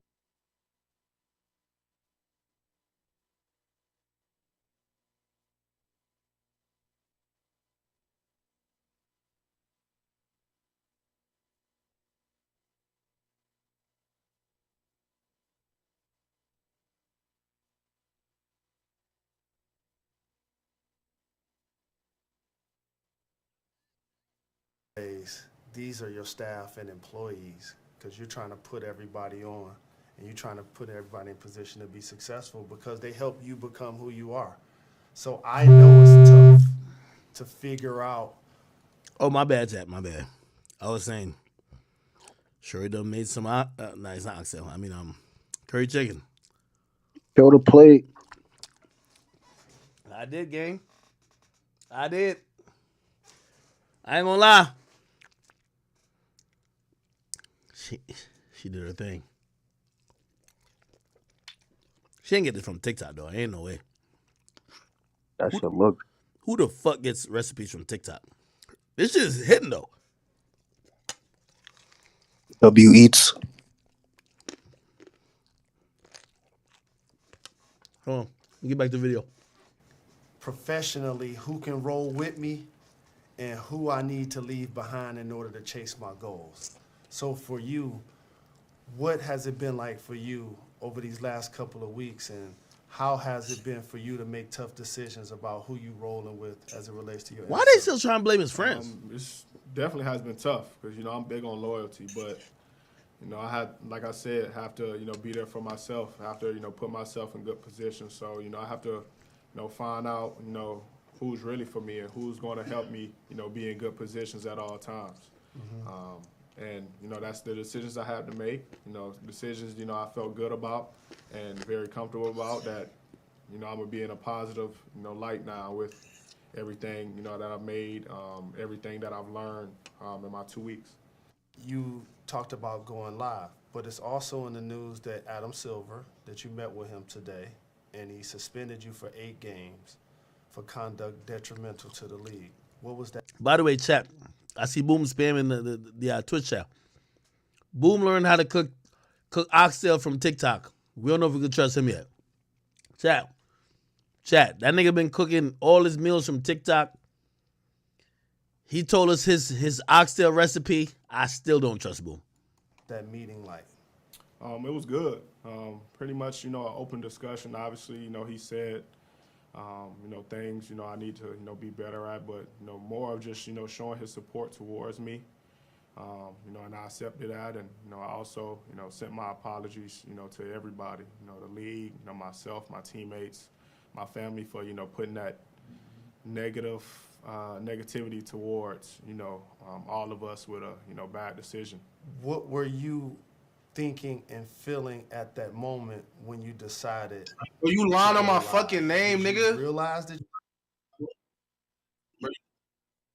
You lying on my fucking name, nigga. I got pictures to show that this is the greatest oxtail of the fucking world, nigga. $35 a plate, bitch ass nigga. Stop playing me, bro. Tell people how you made that oxtail, man. We want to hear. All right. So I put thyme in it. I put red peppers, bell peppers. I use Epty seasoning. You niggas don't even know what Epty seasoning is, bro. All right. So I use Epty seasoning. I use onions, green onions, white onions. I use a little bit of I said thyme already. I use some bay leaves, nigga. I boil that shit in the crock pot. I use brown sugar. I don't use that browning sauce. I use brown sugar and olive oil to brown my oxtails, nigga, in a pan for about 5 to 10 minutes on each side, nigga, even the corners. Then I put that bitch in a crock pot with some chicken stock for about 7 hours, nigga, and let that shit marinate and fall off the bone, nigga. What the fuck is you talking about, nigga? What's this shit, Boom? Come on, man. Stop playing with me, bro. Yo, chat. Rate the recipe. And by the way, you about the Epty seasoning, bro. Yeah. No, everything I said is mandatory, bro. Yo, Boom about to show us a picture of this. This shit might look pink, but you gonna show us. You want to see it? Bro, I'm about to send it. Yeah, we about to see the picture real quick. Let's get back to the job. Right, Get the picture. that you was going live? Did you think that you were just recording? What was your state of mind at that point? I'm pretty much just trying to be free. Bro, Scotch bonnet too, though. Come on now. Use that as an escape, which I shouldn't have. And I feel like that's the reason, I made many, bad decisions, in my past, which doesn't, pretty much describes me, doesn't describe Jai as a person. I'm a totally different person, than what's been shown, in the media. And, that's my job now. That's why I took that time away to, become a better Jai, so everybody really can, see who Ja really is and, what he's about. Absolutely. You are holding a gun. And we both know how dangerous that can be. Whose gun were you holding? Well, the gun wasn't mine. It's not who I am. I don't condone any type of violence, but I take, full responsibility, for my actions. Made a bad mistake. And I can see the image, that I painted, over myself, with my recent mistakes. But, in the future, I'm going to show everybody who Ja really is, what I'm about, and, change this narrative that, everybody got painted over me. And you know how this works. So now when the IG live video happens and the public sees you with the gun, now they go back and dig up everything that they feel like has been attached to your name over the last couple of years. And it was important for me to give you the opportunity to address it, because at 23 years of age, you don't want to be talking about missteps your whole life. And so there was the incident allegedly after the Pacers game. And somebody was allegedly pointing a red dot at some of their personnel. Can you shed light on what happened after that game? Majority of the things, that's happened in the past, obviously, I kind of put myself into by even being there. But all the incidents you've seen recently, most of them is a lie. And, I can't speak too much, on those situations because all of them are sealed. And I really can't wait to be able to, finally tell the truth. But, what I can say is, like I said before, none of those are my character. And I'm a big family guy. I always care for my family. So it was just me, checking on my family's safety. Once my family, was safe, I left the scene. Absolutely. And another incident, and by the way, I love your family dynamic. I love seeing you and your father hug and embrace. Your mom is awesome. I love seeing you with your daughter. Like, you're one of the shining stars that bring us into his living room. And another incident that allegedly happened at the mall with your mom was a circumstance that people now wanted to start back trying to dig into the story of what. Yo, chat. Is her contract extended after that? Shit kind of hitting. Is the contract extended? What you talking about, John Morant? Nigga, I'm talking about Shorty's contract after this fucking food. Boom. I sent my shit out. I sent it in the chat, bro. Chad already give me W's, bro. I told you, bro. I'm like that, bro. Nigga, the chat did not give you W. Stop capping. They are, nigga. They give me hella W's, bro. 24 of them bitches to be exact. Yo. It's in chat. Y'all niggas gotta do the make sure he ain't post somebody else's picture. Nigga, that's me. I seen a video and everything. You want me to watermark that bitch like Trapaholics, nigga? Nigga. Come on, man. This nigga a hater, bro. This nigga act really hating, bro. Shit crazy. Yeah. Like, I cook my own shit, bro. I'm keeping it bean. It's just different. Nigga, you not Jamaican though. That's but I was raised by the islanders, you know? Hey, boom. Your act can't even cook better than me. Yo, stop it, bro. Like, just stop it. Yo, Wale enter, bro. He doesn't be saying anything, bro. Chat, check the Discord, bro. Tell me that shit don't look crazy, bro. Like, alright, hold on, chat. Hey, even Boom. I'm not Boom ain't saying that. Boom know I could cook better than him. Yeah, he said, did you use browning? Like, bro, see, these bitch niggas out here use browning sauce, bro. I use real deal browning with brown sugar. Nigga, I really brown my shit the island way. You know what I mean? We don't use browning seasoning. We don't use that shit. All right, chat. So this is Boom right here. This is Boom. Let me see. Come on, man. Oxtail 10, you know? That shit look good. I ain't gonna cap. Come on, man. Meat fall off the bone. Pause. Like, come on, man. Cream of corn type shit. Cornbread with the gravy on top of it, man. Like, Hold what on. the fuck, man? While they intro, what could you cook, nigga? Not gonna lie, he could cook better than both of us. Keep it a beam. Ask Leaf. Leaf came to my restaurant before. Bro, Wally don't count. This nigga like an actual chef.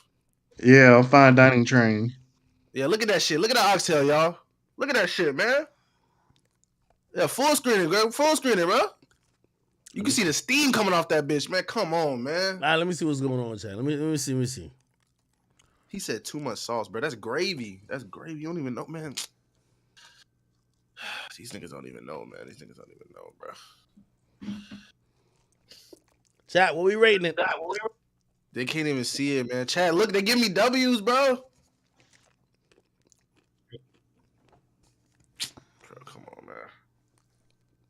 Come on, man. The corn gotta go. I mean, I'm a cream of corn nigga, bro. I'm sorry. Okay. Come on, man. You see the steam coming off the plate type shit, like fresh out the pot, nigga. So you say you bought it from a Jamaican store, but you put the plate together. I cook that shit by hand. I scrub my oxtail with lemon to clean that shit, nigga. I'm that different, nigga. Like, I'm different, bro. But you definitely ain't cut the fat off the oxtail, though. I definitely what? Cut the fat off the nigga. I cut the oxtail myself, type shit. What the fuck are you talking about? Nigga, you about to tell me you killed the cow yourself, nigga. An ox. In a cow, bro. It's an ox. Bagged rice? That's not bagged rice. On God, that's not bagged rice. They say you brought that from the Jamaican spot and put it on the plate. Hell no, nigga.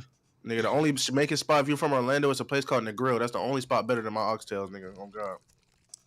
35 a plate, bro. Come shop. You in Florida, bro. Come shop, bro. 35 a plate. 50 for if you want some liquor with it. Type shit. Know what I mean? Hey, like I said, I'm from South Carolina, bro. I know how to make good grits. Grits, nigga? The fuck? Nigga, I'm telling you, man. Grits is where it's at.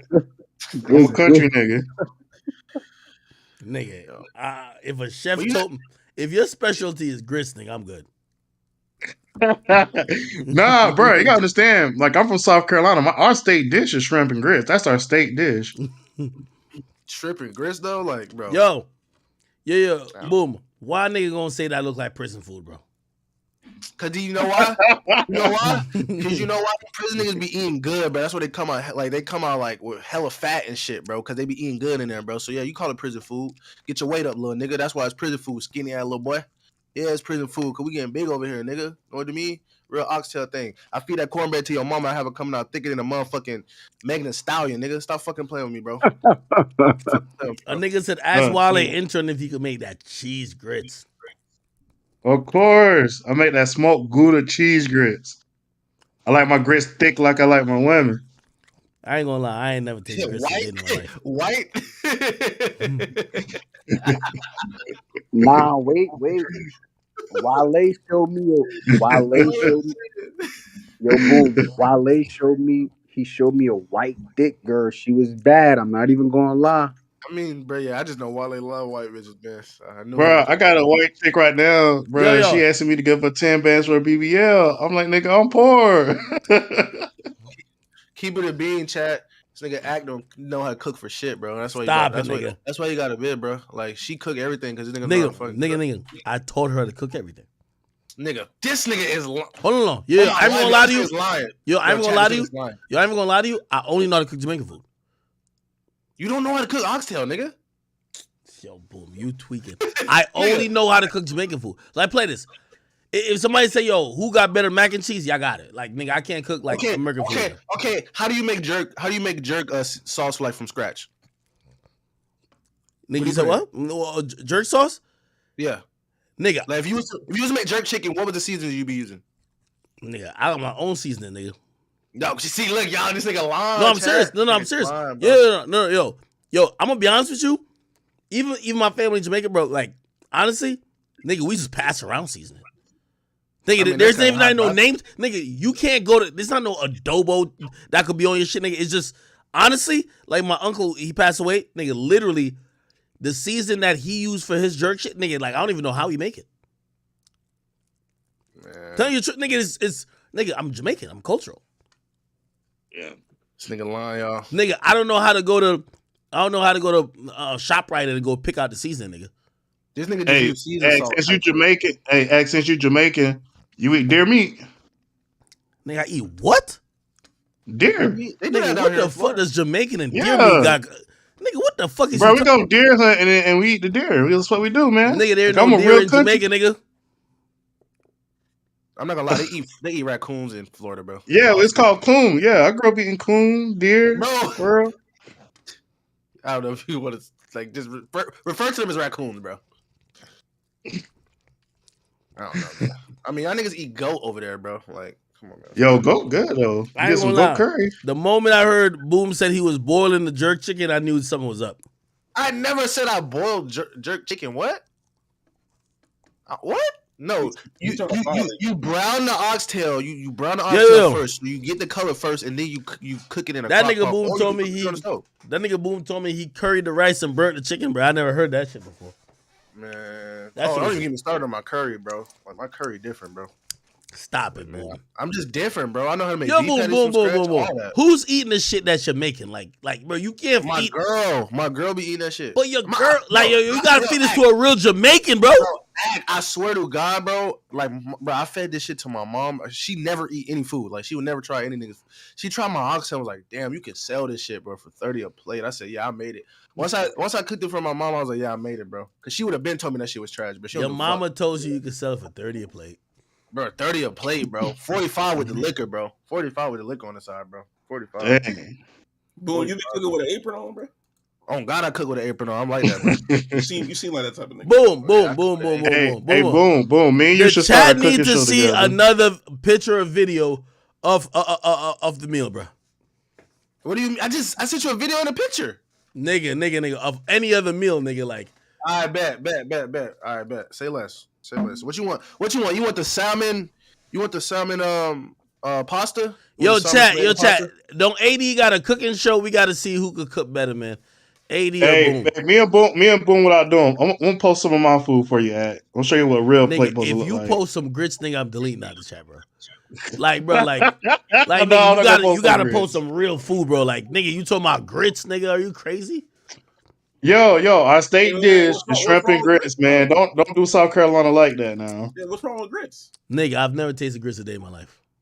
I will make you some grits. That's because you uncultured, my boy. Nigga, I'm Jamaican. Nigga, I'll eat some cornmeal, some oatmeal, like cornmeal porridge, like cornmeal. Yeah, nigga. Bro, we don't even eat oatmeal and stuff like that. Where you bugging? Yeah, I don't fuck with cornmeal porridge. No, you put cornmeal. Wally, don't you use cornmeal to make grits? Nigga. Yeah, I think you use cornmeal to make grits. Boom, post that picture, nigga. Alright, damn. All right. Hold on. Let me go through my shit, man. Yo, Boom right now going through like, you know, that nigga Chef Ramsay's like Instagram feed to figure it out, man. I'm fucked up, bro. I'm finna cook this nigga, y'all.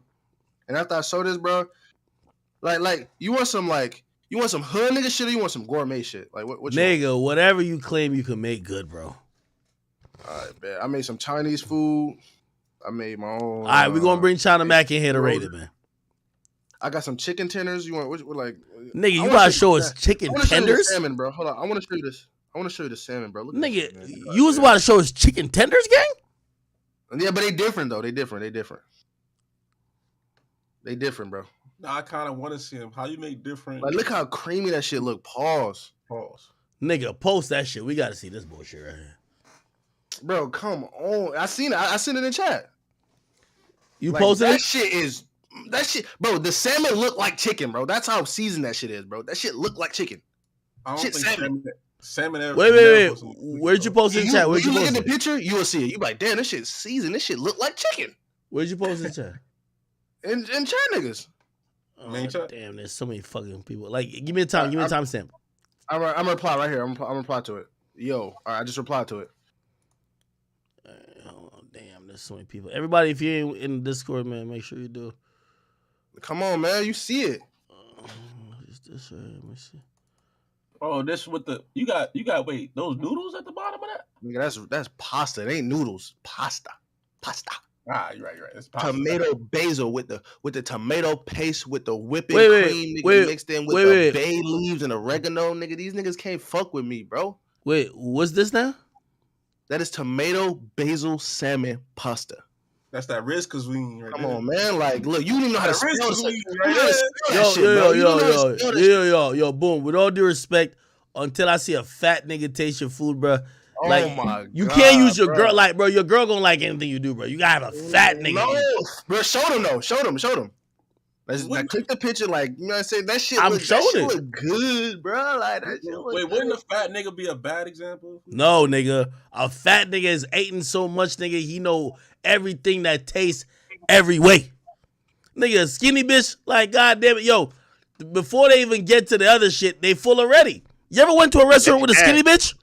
Yeah, check main chat. I posted a video of on the one time I cooked for a couple for a client's dinner.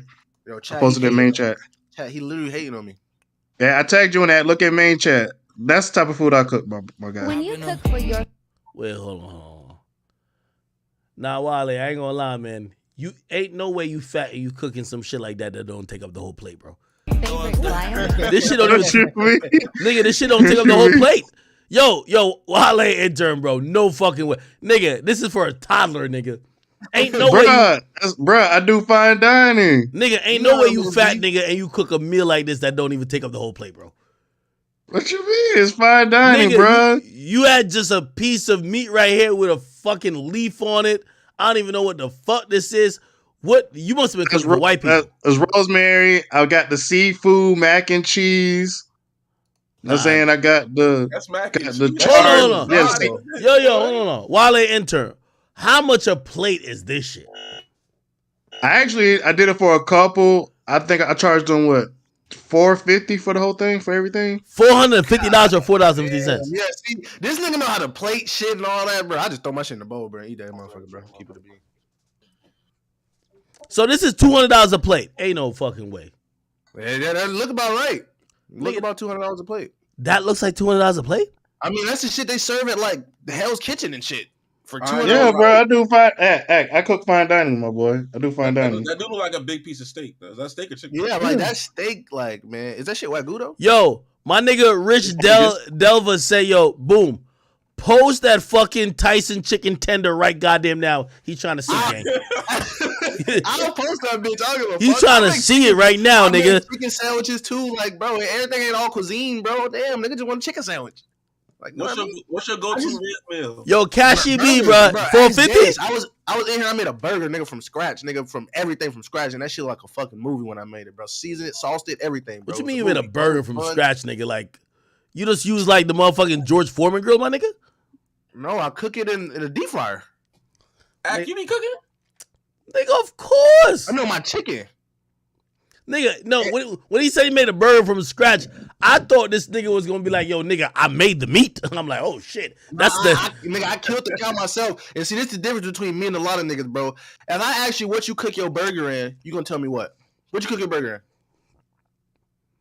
in? If you used to make a burger, what would you use to cook it? The fucking a cast iron. Exactly. See, these niggas ain't using cast iron pans. These niggas using regular like metallic pans and shit. They burger coming out hella like white and shit. They don't got no like burn marks on it. Like, you gotta use that cast iron pan, man. Like, come on, man. Like, yo, niggas in the chat say they use a Foreman grill, nigga. Stop fucking playing with a them. nigga said a griddle. Like, bro, you tripping right now. You ain't making pancakes, nigga. That's why your skin be looking like that. Like, man, come on, bro. Like, it's different out here, bro. Yo, I could put you on, bro. I could sell you my cookbook type shit, bro. Nigga, you know we trying to see this fucking tender, nigga. The fucking you chicken. really want to see these tenders? What the fuck? All right, bro. Nah, yeah, because you said it was I'm different. telling yo, me and Boone should start a cooking show. That should be lit. Nigga, I ain't gonna lie to you, man. Like, to keep it real. I don't know where you from with this mac and cheese looking like this on this plate, bro. This mac and cheese look like dehydrated. Goddamn. No, it's a seafood mac and cheese. It's a seafood mac and cheese. Where's the cheese? Man, hold on. Let me get these chicken tenders, bro. They gonna cook. They gonna cook my chicken tenders, bro. Nah, they gonna cook these shits, bro. Like, yo, chat, we in here with a nigga say his specialty is chicken tenders, bro. He still can't find my specialty is a chicken sandwich. What? Right? Chicken sandwich, all right? Yo, I ain't gonna lie. I seen Boom in the Discord like just wilding over the fact that he used peanut oil on his chicken sandwich. I'm like, see, these niggas don't use. These niggas use vegetable oil. These niggas ain't like they don't use peanut oil, bro. Like, they don't know that Chick-fil-A use peanut oil, bro. They out here using vanilla, canola oil. Yo, I ain't gonna lie. Like, I ain't gonna lie. Oil. And this is a female in our YouTube chat. She said, yo, I ain't gonna lie, gang. The mac is definitely missing the cheese. Yeah, the mac got no cheese, bro. They got more bread. Oh, let me show you this, Ak. Are we gonna see the tenders or not, gang? What's going on? Yes. All right, I'm gonna show you the tenders. But look at this shit, bro. See, I know what you're thinking. I know what you think. You like, bro, you bought that from the Chinese store, but I made that myself type shit. You know what I'm saying? Like sesame chicken type shit, bro. I had to mix it up. Where? Rice and shit. You know what I'm saying? I was on my Asian vibes type shit. I don't know how to feel that you've cooked Asian food just to put it in a Tupperware. That's I don't know about that. I put it in a Chinese food to go box so it look like Chinese food type shit. You know what I mean? Boom. I fucked with you on every last one of them, bro. But that one looked like the Chinese. Bro, I swear to God, I made that shit myself, bro. I swear to God on everything. You're like, come on, guys. Bro, you got the Yo, Boom, you got the Chinese hot sauce right behind it, bro.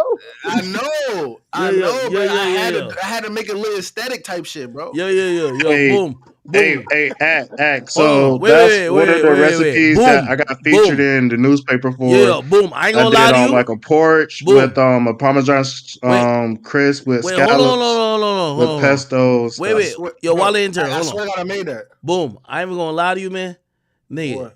This is a meal that's only good enough for Charleston White, gang. Like, I'm gonna keep. No, you know what's crazy, bro? I made that for my best friend who's Asian, and he said it was a fucking movie, bro. So he said it was a movie, bro. I made Chinese food. I gave it to my Asian homie, tried it. Said it was a movie. Like, valid. Like he said I thought this was from a Chinese store. Like, I didn't think you actually made this. Stop Chinese food hate. What about the tenders, though, gang? We trying to figure out the tenders. Bro, and while they enter, what were you saying now? Bro, I kind of don't want to send it, bro. But you know what? Every chef take an L, bro. Even Gordon Ramsay take an L. So I'm gonna show you. Hey, you seen the one I just posted and tagged you in main chat? All right, do it again, gang. Look at that one I just tagged you in. I got you right here. What'd you think about that one? See my tenders, bro. Like, damn. Nigga, I ain't even gonna lie to you. Tenders, they might be chicken tufts. What the fuck? Nah. Nigga, I ain't gonna lie. Yeah, right there. Yo, Wale yeah, I cooked that. I wouldn't even feed this to Pluto. What is this? Oh, shit. Scallops. Wait, Wale, what is scallops? Oh, this is scallops. I don't eat seafood. That's why. Like, what the fuck? You don't eat seafood? Now, if it's lived on the water, it can't be in my stomach. Pause. If it could live on the water, I will not be eating that. You eat shit that live on land. Yeah, nigga. Yeah, because I live on land. Yeah, I don't get it. Why? Bruh, I kid you not. I've never tasted fish, salmon.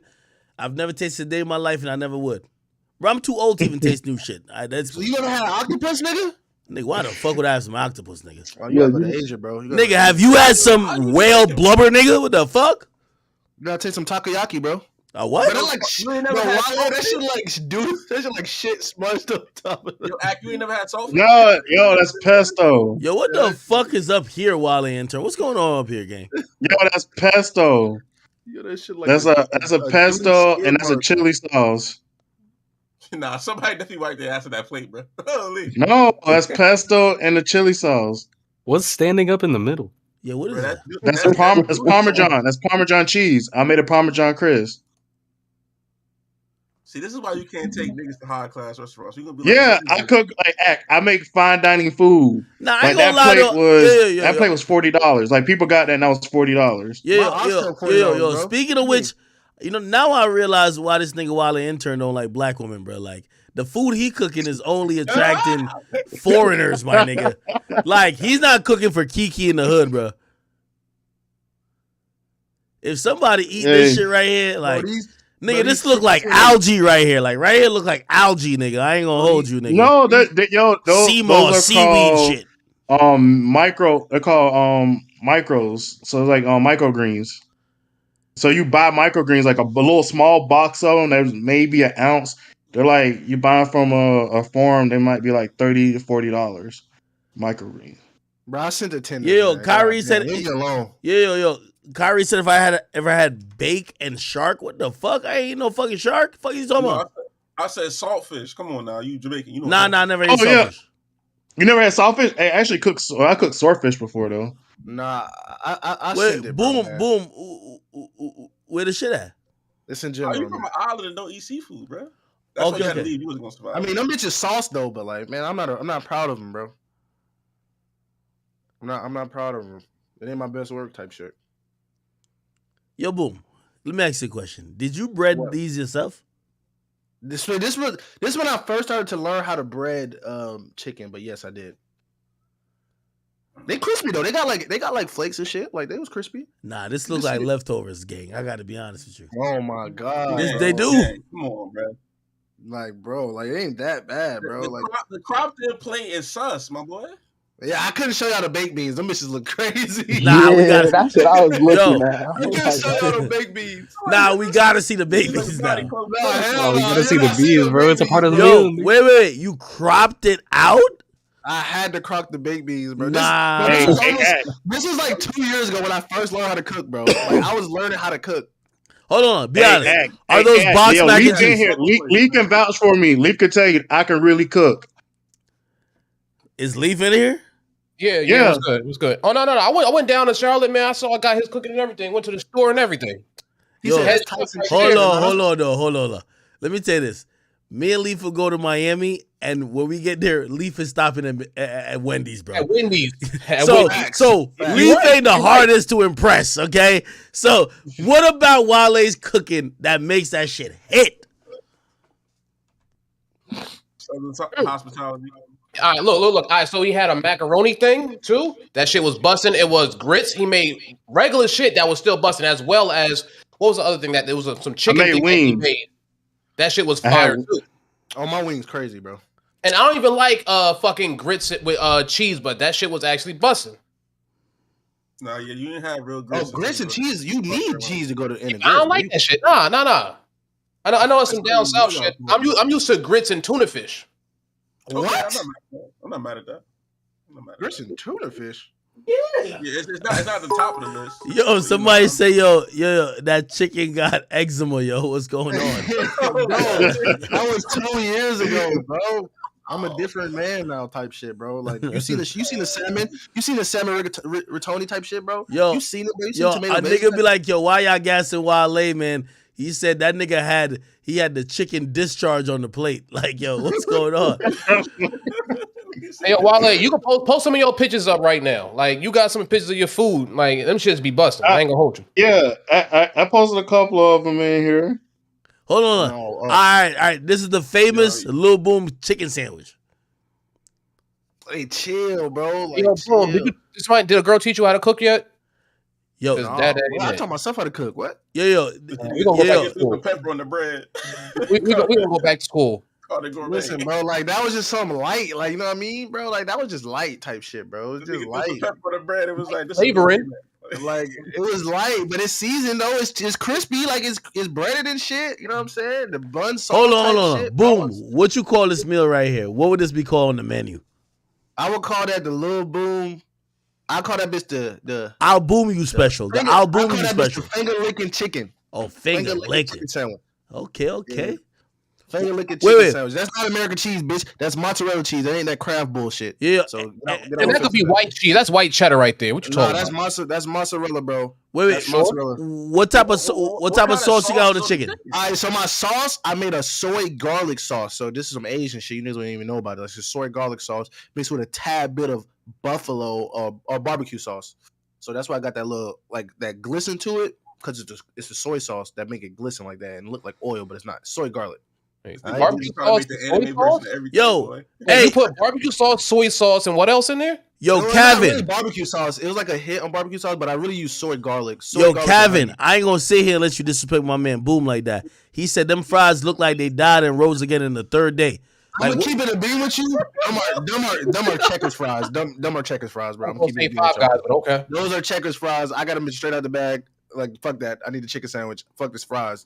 God. But Checkers fries are valid. Checkers fries are valid. So like, wait, you order Checkers and like say no, they sell them in the bag at Walmart. Oh, okay. Yeah. So you since you don't eat seafood, while they enter, would Yeah. you eat this chicken sandwich, the Boom chicken sandwich, the I'll boom you chicken sandwich? That's what's called. I'll boom you. I think I might. I ain't what to do, Boom, but I might got. I'm see. Do I got a chicken sandwich picture of a chicken sandwich I made at? Is a movie. I'm telling you. Your moderation. Yo, what the fuck is the user's post, bro? What is this? No, bro. The Discord is going crazy with the struggle plates right now, bro. That's a struggle plate. Yo, so I posted a picture of I made it was like since near St. Patty's I did a beef shank with homemade mashed potatoes. No, this is crazy. If that's a Thanksgiving plate, balls and cheese and a tortilla wrap. Oh, okay. Yeah, Wale. All right, Wale. We got one of your creations back on the. What is this called? That's Wale only cook for white people. I could tell. With gravy, carrots, caramelized onions, and garlic mashed potatoes. What's that called? Beef shank. A beef shank. Yes. What everybody think about this shit? That should look bussin'. Let me see, man. But a bone in too? Oh yeah. Yes, that shit do look good, bro. I can't see, bro. I'm seeing hella struggle meals right now. Oh, you talking about this shit? Let me see. Yeah, I could cook that while it ain't nothing, bro. I cook that shit, bro. Yo, we should have a cook-off. Bro, if we have a cook-off like on Hell's Kitchen, we get like 45 minutes to cook a meal, bro. I'll fuck it up. Nah, we might have to do that though on some real shit. I'm beating all you niggas with the cream and Tuscan chicken. Nigga, I might just go OG with and get y'all niggas some crispy chicken wings, bro. I could never go wrong with some crispy chicken wings. I think I got a chicken sandwich, a video of a chicken sandwich I made that can beat Boom's on. Cause I ain't gonna lie, I make like some avocado toast. Man, the white women love that. I make avocado toast, bro. Like she be eating that shit up, bro. What's your best dish, Boom? What's my best dish? Yeah. I gotta go. If it's not oxtail, oxtail's like my super saiyan, but like base form, gotta be my chicken wings or my chicken sandwich, bro. I think it's my chicken wings though. My chicken wings is just too good. Is that even really a dish though? No. I mean, it's a food. You're not gonna feed that to Gordon Ramsay. Yes, you can.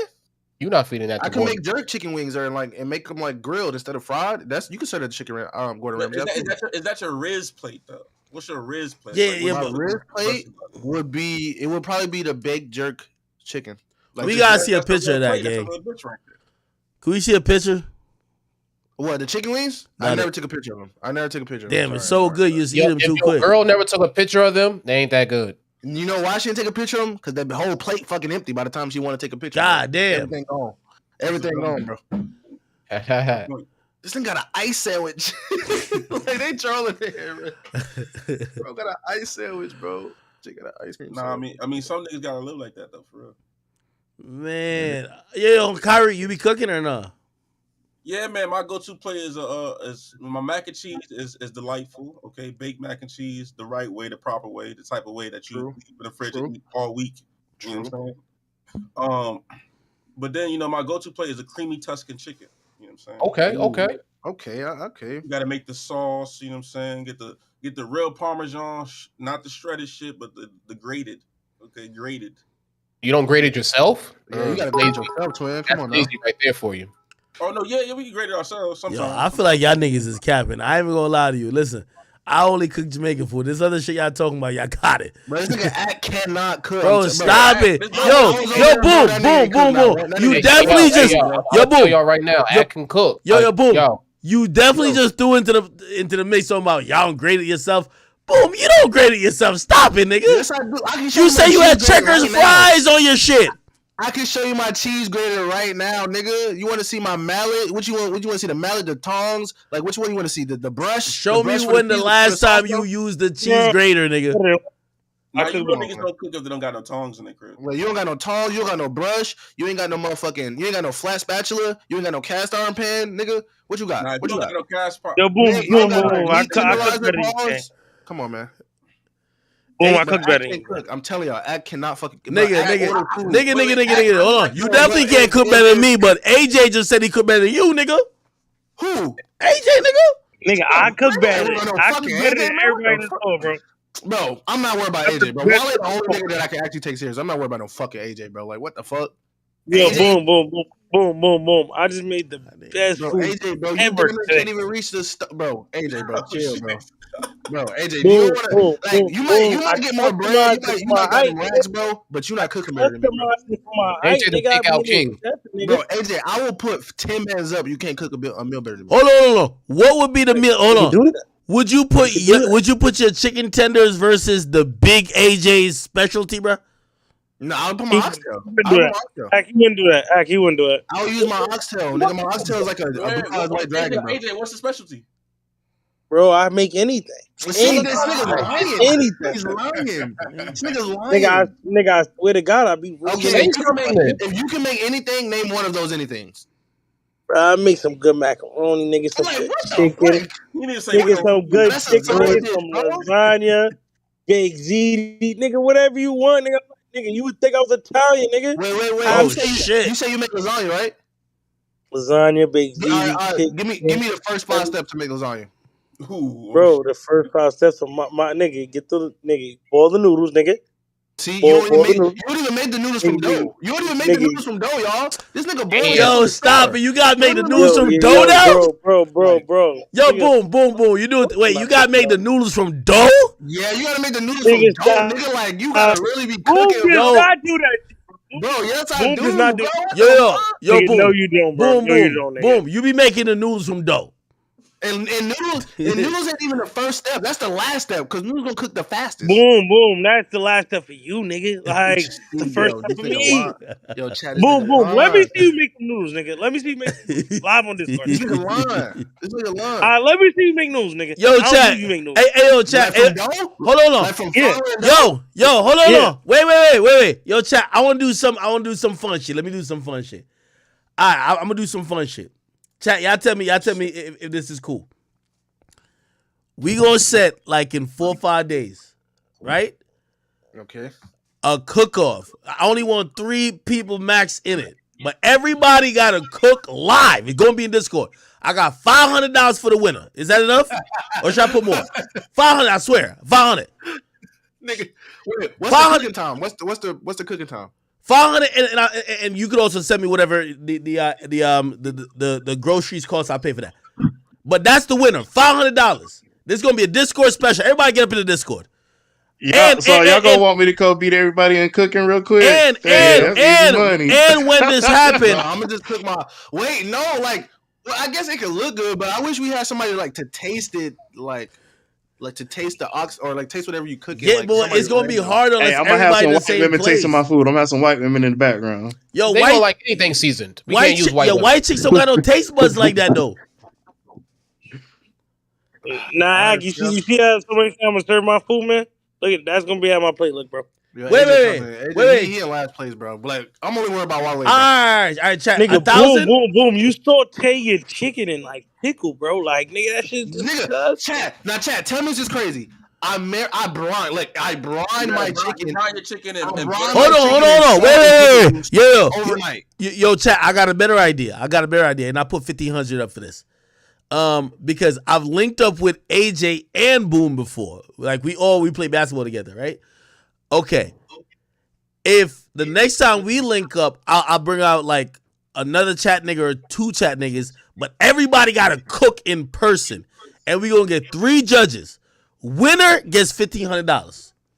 Hey, act, do that. Do that before I can beat all of them. Act. Yo, we could do that at the chat meetup. Like it could be the next day. I'm coming down there next month, so like, nigga, I'm coming down there. So, but are you gonna be able to cook, nigga? Yeah, I would take my crock pot on the road, nigga. That bitch gonna be on tour with me, nigga. Nigga, boom, stop, boom. You don't want me to travel my knives, nigga. Dry brine is better. Dry brine is better. Wait, hold on. If you AJ, no, hold on. Yo, boom. You really be making like the fucking macaroni with the dough, bro? Be honest. Stop. Nigga, no, he's gonna act nuts. This nigga is trolling, bro. No. For my lasagna. Stop it, bro. I make the dough myself, nigga. You make the dough yourself, nigga. Why are you in here lying to niggas right now, bro? Wait, hold on. I got a suggestion. We should literally the day of be like, this is the ingredient you have to use, like something like cinnamon or some bullshit. You got to use this in your dish, and we got to see you put it in. I'm gonna make French toast egg rolls. I'm gonna make French toast egg rolls and put the game up. Nigga, that sounds disgusting. French toast egg rolls? Nigga, French toast egg rolls? Nigga, that sounds amazing.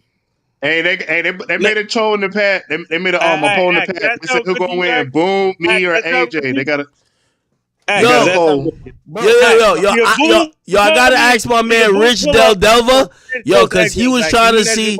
Y'all gotta see my man Rich Del Delva. He said he wanted to see the Boom chicken tender. He claimed it was gonna be some Tyson chicken tenders. After we've seen it, what do you rate the Boom chicken tenders, man? Yo, act. What This happened? nigga had checkers fries, act. I get the potatoes and make my fries fresh, nigga. Oh, like, shit. This How you nigga make got fresh checkers potatoes but fries. can't make fresh lasagna pasta? Like, what the fuck? Like, nigga? you know what I'm saying, though, act? Oh shit. He saying he You getting know what I'm saying, act? He Like, said, I'm not nigga with the capping. I checkers. swear to God. Now Wale, like that nigga might actually put me to the test. But AJ, I'm watching AJ. I can bet my own money I want to be AJ. Nigga, Wale's stop the it, only bro. I'm worried about, bro. Bro, Wale can't cook either, nigga. You see, I can admit that nigga can cook, bro. I can admit Wale can cook. This nigga AJ can't Bro, cook. bro, So you keep just because a nigga say he is chef, that means he can cook, bro. nigga, I see it. I see it. Hey, Bro, AJ, you can ask Leaf. Leaf actually tried my food before. I've seen him do it. You think Wale can cook, bro? Bro, I'm about to call my Ma Dukes and be like, what do you think about my oxtail? I'm gonna be like, what you think about my Yo, oxtail? boom. Are we gonna talk about how you walked into the room that day and asked your girl like how your food tastes and what she said, bro? Like, we gonna talk about that? What? Wait, what'd she say? Boom. Call She Dago. said that shit was trash. He asked Call about Dago. the chicken tenders, act. Call Dago. Wait, what? Boom, that didn't Dago. happen? No. What are you talking about? Boom, now you capping, bro. Bro, we was Wait, in what? Raided Discord. Wait, It what was are you- me, you, Jace, and you walked in the room and asked your girl, like, yo, how my chicken tender taste? She said that shit is ass. Oh, and then You remember- she proceeded to eat a whole chicken sandwich that I I cooked for her didn't that day. see her eat it. I didn't see her eat that shit, bro. Nigga, she Yo, was I like, just heard the what word. fuck? Damn. Nigga, my girl eat all my food, nigga. What the fuck? My Call girl eat Dago. everything I cook, bro. Everything. Call Dago. Yo, AJ, they saying you don't even know how to boil water. You said Call what you said? Dago. No, we kind of into it right now, type shit. They saying AJ don't know how to boil water right now. I'm sorry. Like, bro, this nigga AJ the type of nigga to like he might cook eggs, like fuck, he might boil them, he might crack that bitch open in water, type shit, bro. Like that's the type of nigga AJ is, bro. Like he, Nigga, boom. Nigga, I'm the best cook you know, bro. man, call Dago, bro. Call Call Dago. Dago. You saying he got enough skill to poach an egg? Nah. Yo, I ain't gonna lie. The only thing I call bullshit with this nigga Boom, you're not making like the niggas say, yo, I'm making it from the dough. Like you wildin', bro. Like, bro, it's cool, dog. Rolling dough is not that hard. You put Bro. Dough not that hard, just flour, nigga. Bro, why would you even do that, bro? Like, why would you? You get to season your dough or like make your dough to your preference. It's not gonna taste store Yo, bought. boom. Have you really done that? Be honest with yourself. I have, bro. I did it with pizza as well. Yo, so you're saying you make pizzas like from scratch? Yeah, I have. I don't do it all the time, but I have. it's not hard. Shit. This is dough. Yeah, dough is just eggs and Yo, flour, Boom. bro. Yo, hold on. Listen, I'm Yeah. not saying you can't do Sometimes. it. I just refuse to say you got that much time on your hands that you would do it, bro. Nigga, when I'm in the kitchen, bro, I'm in that mode. That shit like the studio, nigga. Fuck you talking about, nigga? I'm I locked ain't in. gonna lie. Boom look like the type to wear apron and a hairnet. Nigga, I got 3 different aprons, nigga. 3 different aprons for 3 different moves. I got 1 for chicken, 1 for beef, 1 for seafood, nigga. I got 3 different I got 3 different aprons. Nah, we not believing that. Nigga, Boom, stop. Literally, cross-contamination Yo, type shit. Boom, I really went to cooking school, bro. Bro, I got my food serve certification. I will show you that shit. I will show you my food serve certification, bro. I know how to cook chicken to the right temperature. I know sanitary processes, all that shit. But I learned all of it, bro. I'm like, Call Dago. Yo, we gotta call Dago to figure out this shit, man. Call Dago. Come on, man. Yo, Boom.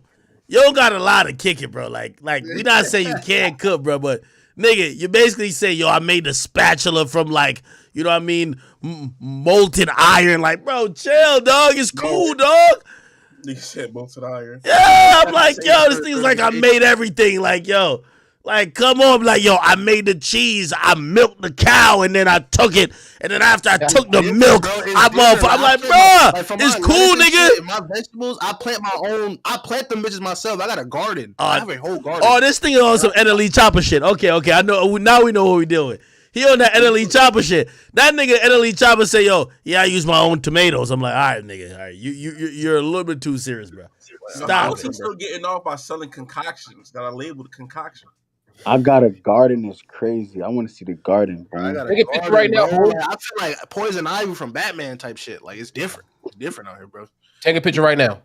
Like, my camera fucked up. Like, just my camera. Yo, niggas saying they churning their own butter. I'm done with y'all niggas, man. Y'all churning y'all own butter. Y'all doing the most. Nah, this is getting out of hand now, man. No, churning your own butter. Hey, Ak, I posted that avocado toast. That man, if I made the avocado toast with the smoked salmon from the white women, but they do anything. Yo, I ain't gonna lie, while they intern, bro, like, bro, you cooking for white chicks though, bro. It's like, bro, like they eat anything. They eat anything with salt and pepper. Not really. They bougie. Bro, white women were the target audience of like Fear Factor back in the day, nigga, with Joe Rogan. They'd be like, yo, eat this worm. Yo, put some salt on it. Like, anything was good. Bro, white women, bro. Eat anything, bro. You ever see Two Girls One Cup? Yo. Holy. We're not gonna go there. Yo, hold on. Yo, while they intern, what the fuck is boom, boom. You know. All right, AJ. No, AJ. If I beat you, you washing the dishes. I'm getting you a video watching the dishes. Oh yeah, that's a swordfish with a pea puree, with potato gnocchis, with bacon landies, with pickled radish. Ooh. You know what I'm cooking against him. Yo, I ain't gonna lie to you. While intern, you probably like really good with the cooking shit, but I could tell like you cook like rich white people food. I eat like I ain't gonna lie. Like my taste buds are only like really evolved to like, you know what I mean? TGI Friday, Applebee's, Chili's, you know what I mean? Bruh, like Wingstop. Like nigga, that, like yo, I ain't gonna lie to you. One time I brought my mama to this restaurant. It was $400 a plate, nigga. It was the worst food I ever tasted, nigga. To keep it real, that shit was just too rich for my blood, nigga. I like shit. Like, nigga, I ain't gonna lie to you. Anything that this compact that don't take up the whole plate, like, put like this. If somebody likes this, do they gotta ask for a second serving? You gotta pay another $200? Yeah, that was $50 a plate right there. Oh no, that's robbery, bro. That's highway robbery, bro. Nigga, that's Groot. Nigga, that's Groot's arm on the plate. Nah. Type shit. Like, nah. Nah, bro. I had to make those sweet potato gnocchis by hand. Man. I can make really good gnocchis by homemade gnocchis, though. Do you roll them out, cut them? Like GNOCC. Gnocchi. It starts with a G. Gnocchi. GNOCCHI, right? Yeah. Yo, K-Rob, I'm with you. K-Rob say he gonna pay $50 and he's still finna be hungry. What are you gonna do then? Man. Nah, bro. Hey, but at the same time, I can't cook like I'm from South Carolina. I could cook that country shit like my grandma and everything. Oh yeah, I could cook cocoa bread too from scratch. Different. Yo, Boom, you gotta stop, bro. I swear to God. You gotta stop. Boom just saying anything right now. Boom be trolling, bro. Boom trolling, dog. I swear to God, I cook cocoa bread. I swear to God. Boom just saying anything at this point. Bro, y'all niggas just hating because I'm like that, bro. It's all right. Whose meal is this? This your shit, Boom, or is it Wale intern? Nah, that's probably Wale. I think it's mac and cheese. Man, these niggas can't fuck with me, bro. Yo, I get why Boom asked Yo, me. moderation bugging. Yo, Boom wanna steal my recipe. Boom wanna steal my recipe. Bro, what recipe, nigga? Boom was just trying to steal. I get it now, nigga. That's why you asked the first 5 steps. Boom, you want to steal my recipe? I said the first 5. If I wanted a recipe, I would ask for all of them. Yo, Boom. Yeah, exactly. Bro, it's okay. Boom. You can't cook. Just say you want the recipe, You can't cook. You can't play basketball, bro. Like, just stick to trapping, bro. Like, cause this shit ain't for you, bro. Boom. Like, this shit ain't for you, bro. Like, stick to like making the Akiway type shit. Like, make some Akiway shit, bro. You know what I mean? That's some New York shit. Man, I ain't gonna lie. One of the best cook ever. Hey, I posted another video in there for you. You ain't got to it yet though. Some other stuff I cooked. It was like I think it was on. Yeah, that you just passed it. Yeah, right. No, go back up. You just passed the my avocado toast. You passed it. It's your shit. Yeah. It's your shit right here. Chat, we got some more Wally intern shit. Yeah, that's it. Yo, respectfully, I'm not saying Wale, bro. I eat nigga shit, bro. I wouldn't eat Wale. Wale interns cooking for like the nigga that yo, I ain't gonna lie. Wale intern is no way you fat nigga. Yo, niggas, Wale intern cooking for somebody anorexic, bro. Ain't no way. Yo, he's cooking for niggas like Saul and shit, bro. Yo, Wale look at that chicken, bro. Look at that chicken in recent, bro. I just sent it, bro. Look at that chicken, man. Yo, Wale intern, how much you think this shit costs right here? This avocado toast, bro. That's probably around like I used to sell that for around like 15, 16. Yeah, that's a $15 avocado right there. Yeah, that's the whole thing right there. That's the whole meal. Like you just throw a bunch of seasoning in one pot and just, you know what I'm saying? If it don't look seasoned, then it ain't hitting, bro. All right. So this is Boom's. What type of chicken is this, Boom? That's just regular chicken, bro. Regular chicken. I think I made that for my pasta. Made it for my Alfredo. What type of filter you put on this bitch, bro? I put that bad bitch filter type shit, bro. Like that Kim Kardashian filter. What filter you put on? My chicken fine. Yeah, that nigga chicken don't look good. He had to throw a filter on his My chicken a baddie, so I had to throw a filter on it and let niggas know like my shit a baddie type Boom, shit. I ain't gonna lie, man. Yo. I'm not even gonna make the joke. Niggas is basically saying your chicken is underage, man. It's on some Adam 16 type shit. They say they basically say your chicken premature, gang. What you mean? That shit golden brown, nigga. Like, come on, man. Stop here. Yeah, I ain't gonna lie, man. That shit seasoned. I cut the chicken breast myself, bro. Like, chopped them motherfuckers. Like, it's different, bro. Yo, a nigga gonna say... I did make stir-fried chicken. You're right, Guap. That was for my stir-fried chicken. Yo, a nigga say he know Tyson when he see it, and that's definitely fucking Tyson. Nigga, Tyson don't even make chicken that look like that. Nigga, that's what Kyrie said, nigga. Nigga, bro, that's onions in there, bro. That shit getting like marinated in the butter and shit, bro. That shit was insanely crispy, nigga. Like, Sun cooked frozen chicken. I swear to God, in my life, I bought that chicken from Publix. Yo, I ain't gonna lie to you. Somebody gonna say, yo, Boom, why nigga ain't cooking frozen chicken, bro? Bro, yo, a nigga say he know Purdue chicken when he see it, bro. Yeah, right? You're a wild, that nigga threw that shit in. That nigga got this. You're a wild. Ever since I watched Hell's Kitchen, nigga, I never cook frozen food again, nigga. Frozen meat, at least, bro. I'll never do it in my life, nigga. You can taste it. Nigga. Yo, that nigga threw that shit in. That nigga got the frozen food, threw that shit in the air fryer, called it a day. Bro, I'm not you, Mr. Boiled Pasta. Wait, hold on. Hey, by the way, I know we went to sidetrack to the food shit. Hey, because I ain't gonna keep playing this Ja Morant thing. I'm gonna give my opinion on the Ja Morant shit right now, though. Yo, I'm gonna be honest with you, and anybody can chime in too. I think Ja Morant did a really good job of, bro. At the end of the day, this motherfucker is not trying to lose it. Like, he might be trying to be a thug and shit like that, but somebody grab a hold of him. They try to make sure he get right. And I think he's getting it right. Like, he said everything he needed to say. They asked him whose gun it was. It was really probably his gun, but he ain't going to say that because, obviously the league already investigated it. Or if it was his man's gun, he's not going to snitch on his man. He ain't say nothing wrong. He basically said everything that needed to be said. Yo, I'm sorry. I'm not like that. This is not the real thing that depicts my personality. I apologize. I take full responsibility. He said that over and over again. And I'm gonna be honest with you. You know, the NBA suspended him for 8 games, but you know he's been out for like 6 already. So like he should come back on Monday. Hey, I'm glad he took full responsibility. I'm just trying to see if it's gonna be changed behavior. You know what I mean? Yo, everybody be getting a little edge when they listen to music. They having a good time. Like shit, if you listen to YoungBoy, listen to Dirk, you listen to anybody who make music that be spicy, you be feeling yourself. Like sometimes, like I listen to gangster music, feel like yo shit, I'm finna do a drill, which I'm not. But you kind of get that feeling. You know, he's an NBA player getting a lot of money. He just got to know how to separate that, and also he got to know the image that he's putting out. You know what I mean?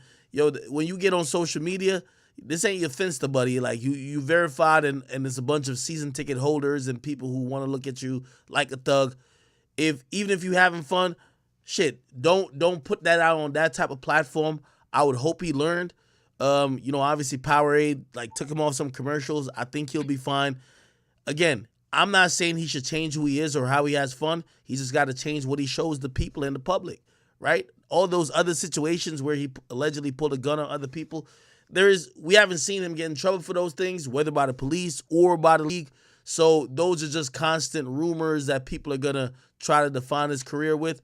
What he just got to do, bro, you could have a good time. Nobody's saying to be lame, bro. Just leave your phone alone, dog. Have a good time with your homies. Watch the people around you. Look at the strip club you went to. They sold video and pictures of you having a good time, and you spent $50,000 there. I'm pretty sure he'll be fine. And I watched this interview. I think he clearly understands how serious this is because all his answers weren't on some egotistical shit. It was all about PR. Let's try to, you know, dead this type of shit. And I'm rooting for him now. I'm rooting for him. You know what I mean? I don't think it got to the point where niggas had to tell him like, yo, bro, you're not YoungBoy. You ain't catching nobody. You're not a thug. It feels like he was just trying to say he's like a regular fan who, and I know a couple of niggas who listen to YoungBoy and they think they gangster. You feel me?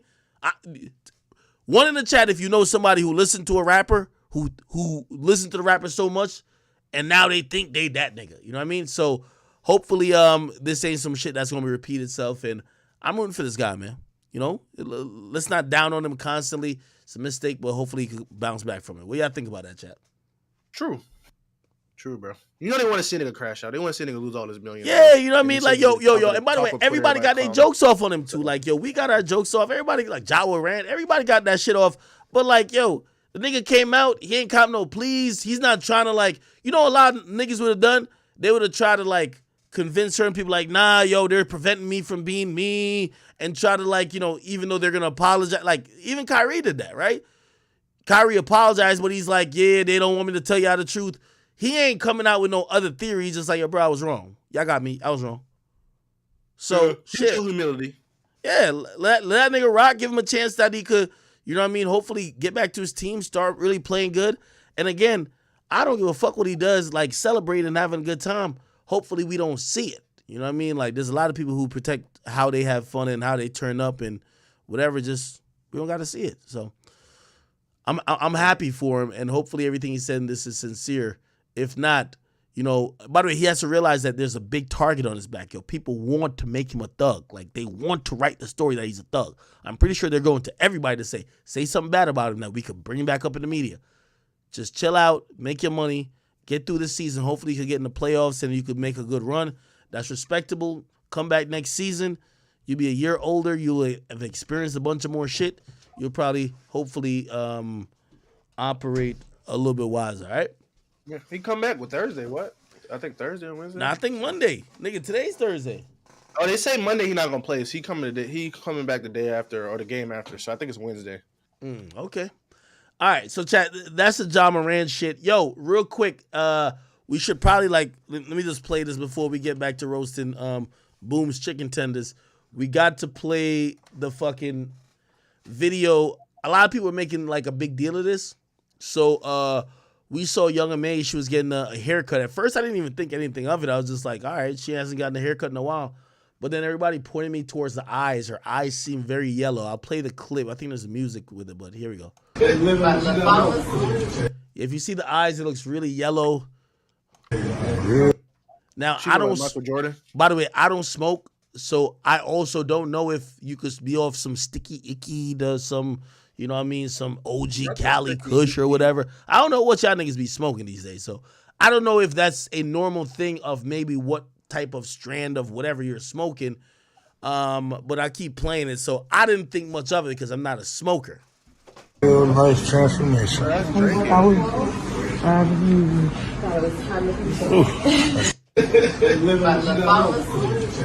Real life transformation.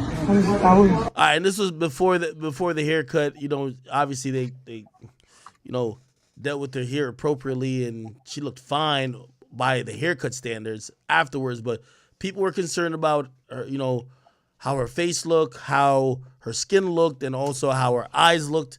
And essentially, she eventually responded, which, sometimes we're quick to like laugh at people because they might not have a hit for a while. She came out later and she kind of co-signed her barber. This is what her barber said. Her barber was like, yo, y'all got so much to say as if I'm trying to embarrass my dog. She reposted my video. If she didn't want me to record, she would have told me, y'all don't know our bond nor our friendship. Y'all need, what y'all need to do is just send your prayers for her, and that's that. She didn't have a haircut in a month and wanted me to bring her haircut back to life, which I did. Thank you, sis, for coming and rocking with me like always. Love ya. And that's the barber. He tagged Young M.A. And Young M.A. responded by saying, we bless. Don't let that get to you, blooder. And I told you it was like 4 months. So apparently she ain't get a haircut in like 4 months. I ain't gonna lie, I've been growing my hair a little bit too.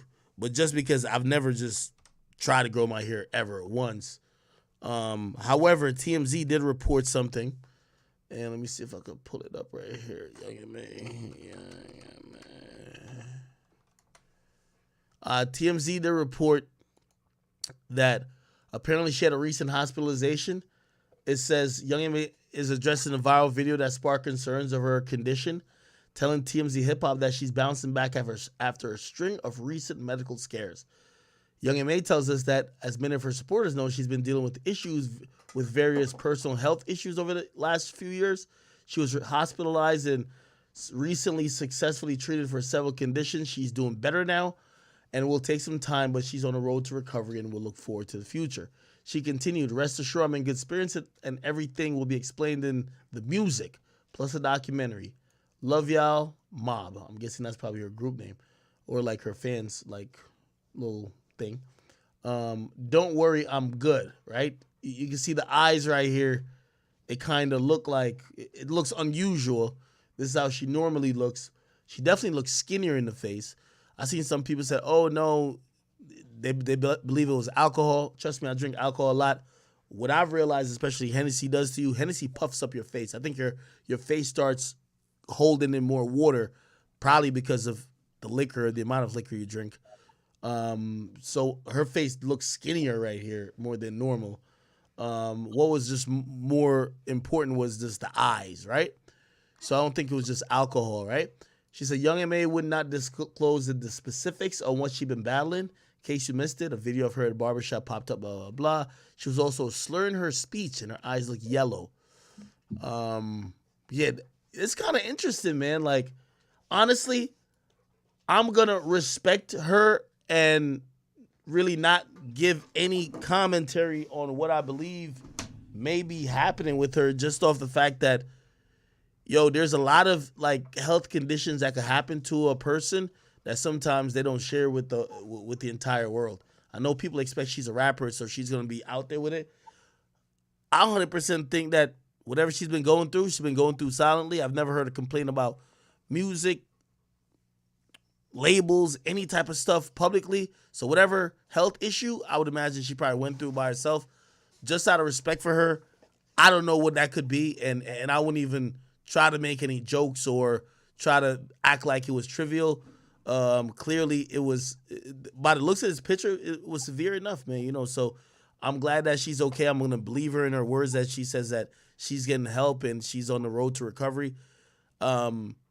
At the end of the day, no matter how much money, how much fame you have, like, we all have one life.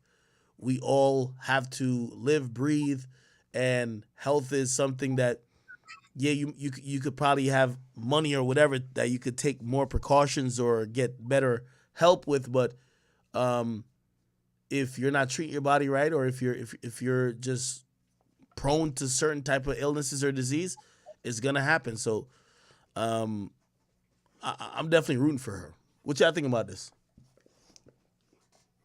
I feel like it's, I mean, once she say that, is she recovering? I don't know, but it's like I didn't even realize she had the eyes of that yellow. How we don't know if it's a filter? No. She's basically admitting that it was some problems she had. So her demeanor in the video, she was slurring a little bit, and the eyes. She came out and basically said, "Yeah, that's just not an issue of. That's just not me being okay. That's a problem. You get what I mean?" Oh, okay. Yeah. So she said she's just saying that that's probably a byproduct of some health issues she's been through, but she's assuring us that she's getting better, not in the midst of it or getting worse. You get what I mean? No, I feel. I mean, shit. Well, hey.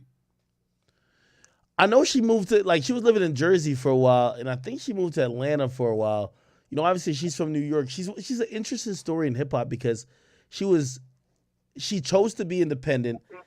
A lot of people thought she should have signed after you see Heavenly, Stephanie. You know what I mean? A lot of people thought that, but she stayed. I wish her the best though. I met her back in 2015, I think. That's when she first came out. It was back when she was dating Tory Bricks. Because I grew up with Tory Bricks, and I met her then because they had a show in Myrtle Beach. Yeah. She was cool, man. Yeah, I hope she's doing well. You know what I'm saying? Yeah. No. And God forbid, it's not like what I don't like is sometimes when people have health stuff is like people just jump to drugs all the time. Sometimes it could she could just really have a natural health situation. You know what I'm saying? Yeah, I'm definitely not a doctor, so I won't even assume. But the color of the eyes. Are definitely indications of maybe sometimes some internal problems, or maybe sometimes it's even some kidney or something like that. Yeah, or it could be something about some failure of some internal organs. We don't want to speculate, but I'm glad she's at least acknowledging it, because I've seen artists when people have seen them doing bad and then they still just deny it, nah, we good. That's a bad picture, we good. So she's acknowledging it, and I'm hoping she's getting the proper care and whatever the case is. You know what I mean? So salute to Young M.A. We fuck with her. By the way, Boom ain't gonna give up. He got his Alfredo right here. He said he got the best Alfredo in the game. Also very suspect because that picture is also cropped in. Oh, so you think that Boom is... Oh, Boom. I'm just saying, being facetious. Post the whole plate. I ain't never seen a nigga crop a plate twice in a row. Yeah, nah. Boom is cropping a plate where you're zoomed all the way in on this shit. You can barely tell that's Alfredo. Somebody says W broccoli, W eats Boom. Yo, Boom, don't post the shit and then run away now, nigga. Nigga, what's the problem? So can we see the whole plate? Why is it so zoomed in? It look like it got lighting on it. It look like lighting. What's this meal called, Boom? Talk to us. Bro, that's called Boom Special Sauce, bro. Boom Special Sauce. My special sauce, bro. Special Alfredo type. So you make your Alfredo sauce from scratch? I do actually. I actually do. I was trolling, but I actually do. I'm sick of this nigga, Boom, man. He make everything from scratch. I swear. I'm sick of this nigga, man. Wait, what is Alfredo sauce? Cream cheese, heavy whipping cream. You could put some seasoning. You could put some oregano in it. It's really just cream cheese. Bro. I don't even. You don't gotta put cream cheese in there, my boy. You don't have to, but you can to make it cheesy type shit. You can use grated. You don't cheese gotta do that. to make it melt. You can use grated Parmesan. I use grated Parmesan in it as well. I make sure to use oregano. See, I just use whipping cream, fresh Parmesan, maybe some fresh mozzarella. Black pepper's a key too. Somebody says Alfredo is just cream and cheese. Yalla walla. You can put cream cheese in Alfredo, just not a lot. But you can, but I don't do that. I just use fresh mozzarella and fresh some garlic cloves. Yo, I ain't gonna lie. Somebody in the chat said, "Yo, that nigga Boom, he cooking for Asian people, not niggas." Nigga, I cook for my black ass and my Mexican girlfriend. So no, you're wrong. Yo, somebody said this type of meal, you could only serve to Mama Duck. Damn. Oh, I was about to say something so disrespectful, but I'm not. I had to catch myself out of respect for Mama Duck. Yo, somebody said, why the fuck this shit look like Christian rock discharge? Why they playing with you like that? Yo. Why you think Blueface ate it, bro? Shit was creepy. Fuck you mean? Come on, bro. Holy shit. You wouldn't get it, bro. You wouldn't get this Parmesan. You wouldn't get this Alfredo lifestyle, bro. I'm the Alfredo assassin type shit. Somebody say you made it nasty by experimenting. It was good before. Hey, I just made some Alfredo when I was in Seattle the other week. Cream cheese in a, I'm gonna post it. I made some Alfredo. You can definitely put cream cheese in Alfredo, nigga. It's cheese and cream. I don't like the way you say cream, dog. All right, bro. All right. Why everybody asking me to talk about Jada? Like, what's going on with Jada? Jada Waiter? Yeah. I don't fucking know, bro.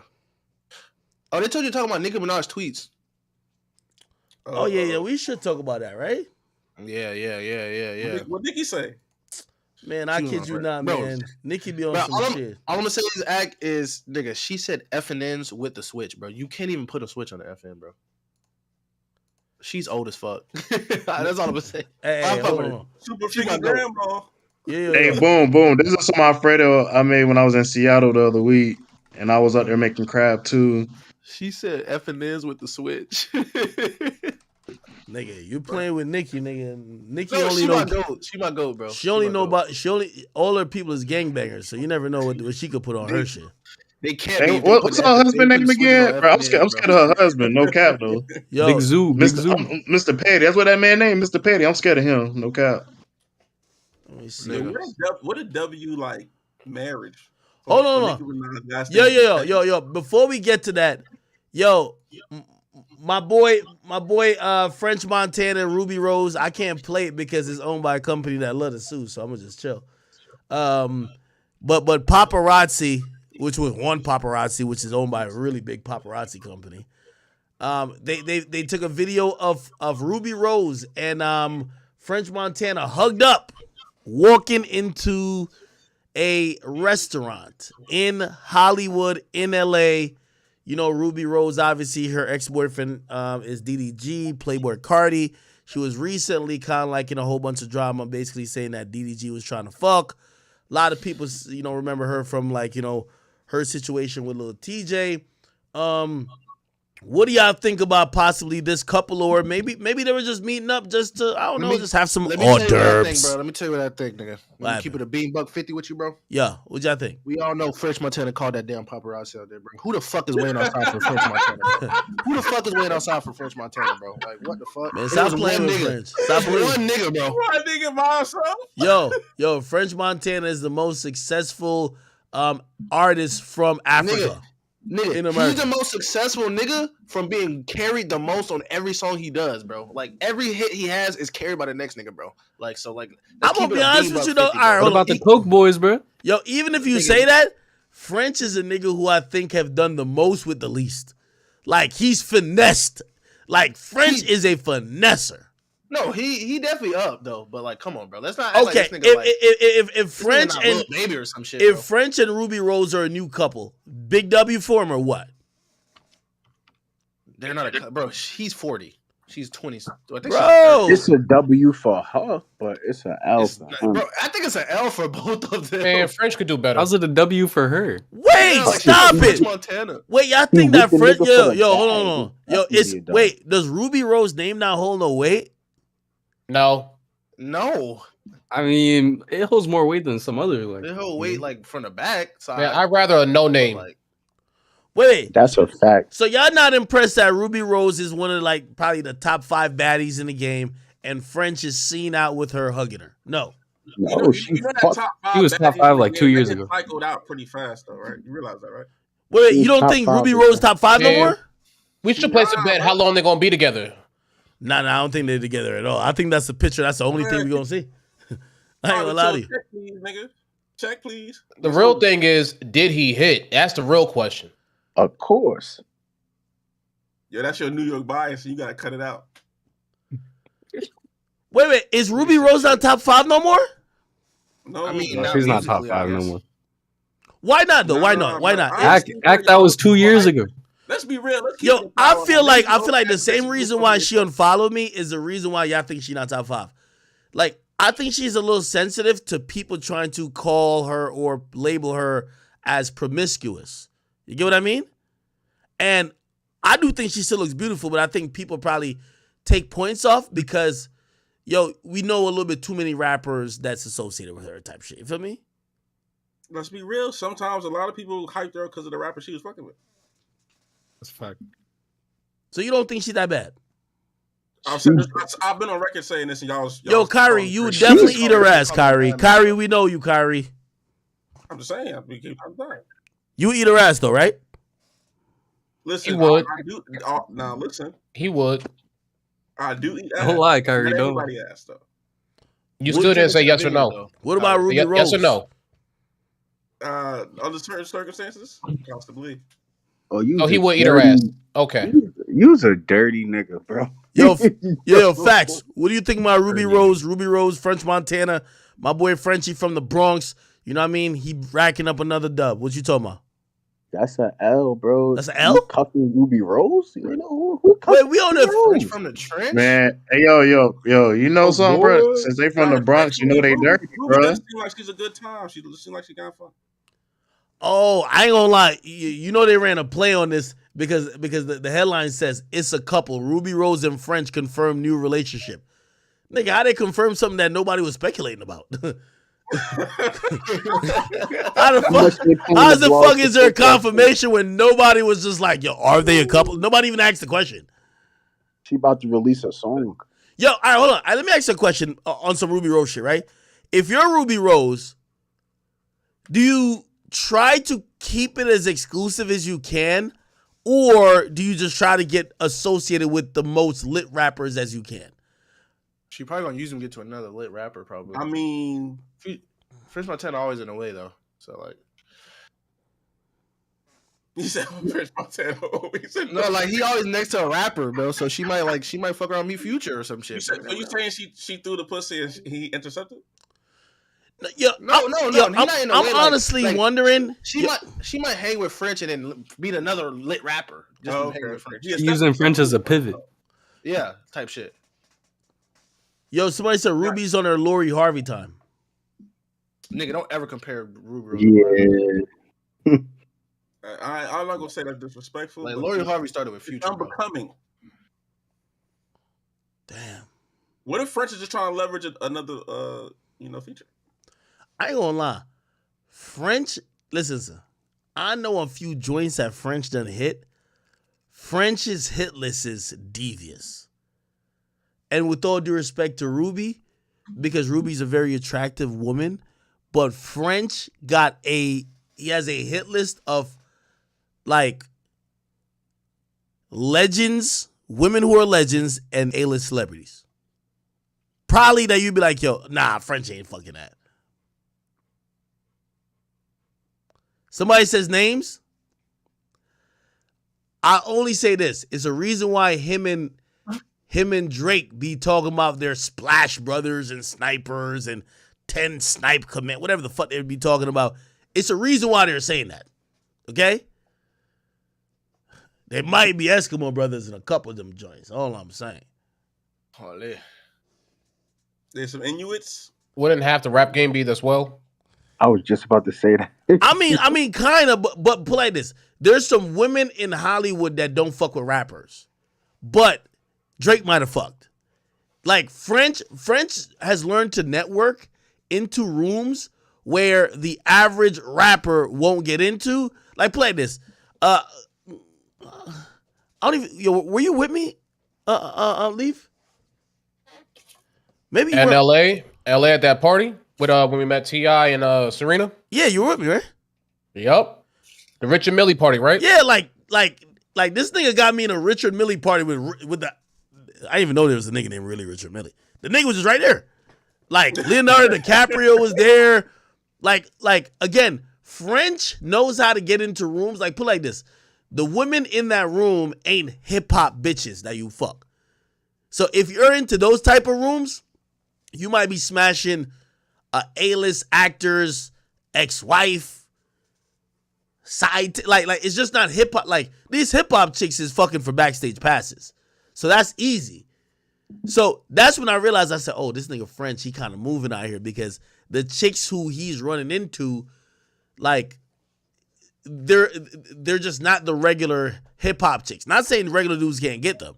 I'm just saying regular niggas won't run into them. Somebody says, speak on T-Boz and Tesha Campbell sex traffic. Fuck is you talking about? Nigga went super left. I don't know what that nigga talking about. Bro, all right, anyway, Nicki Minaj just talking about, bro. The streets want to know, man. Yo, chat. I'm gonna give French a W on this. Only thing I'm gonna say to Ruby is that, like, Ruby, look at Ice Spice. There's something about exclusivity and being very nice and like people loving you. Yo, Ack, you basically asking YouTube to charge for YouTube after YouTube been out for 10 years. That's what you're saying right now. Nah, but you could play it differently, because play this. There's a lot of dudes, like there's niggas commenting right now that it would drink Ruby Rose bathwater. What I'm trying to say is that she could play it differently. Like, you got to treat that as exclusive. You get what I mean? Like, there was rumors that Ice Spice. It was rumors that Ice Spice was with TJ, and from what I'm heard, she kind of made it clear and apparent, like, nah, I ain't fucking that nigga. Now, she probably is. From what I hear, she's supposedly fucking some dude. Like, some dude that supposedly people know. I don't know who it is. But nobody knows. You get what I mean? It's like, she's not trying to get the label of ran through. She's not trying to get the pass round label, because she knows what wins for her. If she seems like the girl that people are having, like, think about this. Everybody was looking at her like, damn, you ain't let Drake fuck? She realizes that exclusivity is going to help her. Because a lot of women in the game be like, yo, okay, they've fucked everybody, but that kind of lessens your value.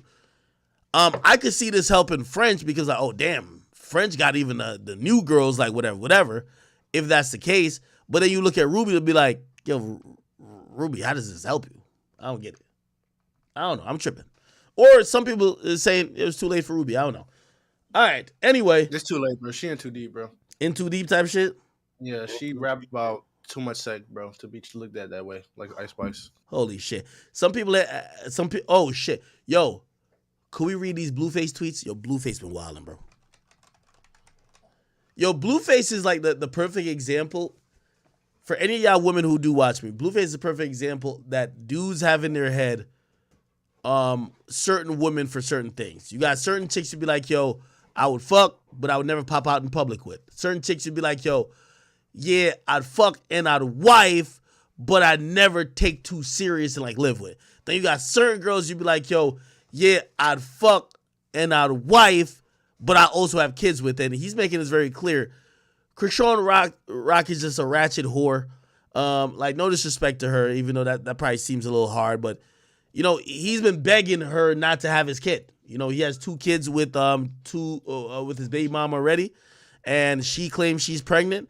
And listen to how he talks about her. He says this. He says, is she pregnant or not? She drinking while pregnant. I'm confused now. And this is off a video where they claim that Chrisean Rock is pregnant and drunk in Miami. Yeah, that little sit down, that's that drunk sit down. You too lit. This is drunk. Then the person said they're drunk, okay?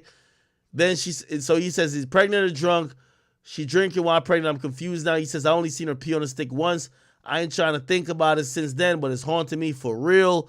Then he says, y'all know babies can't wash their own clothes, right?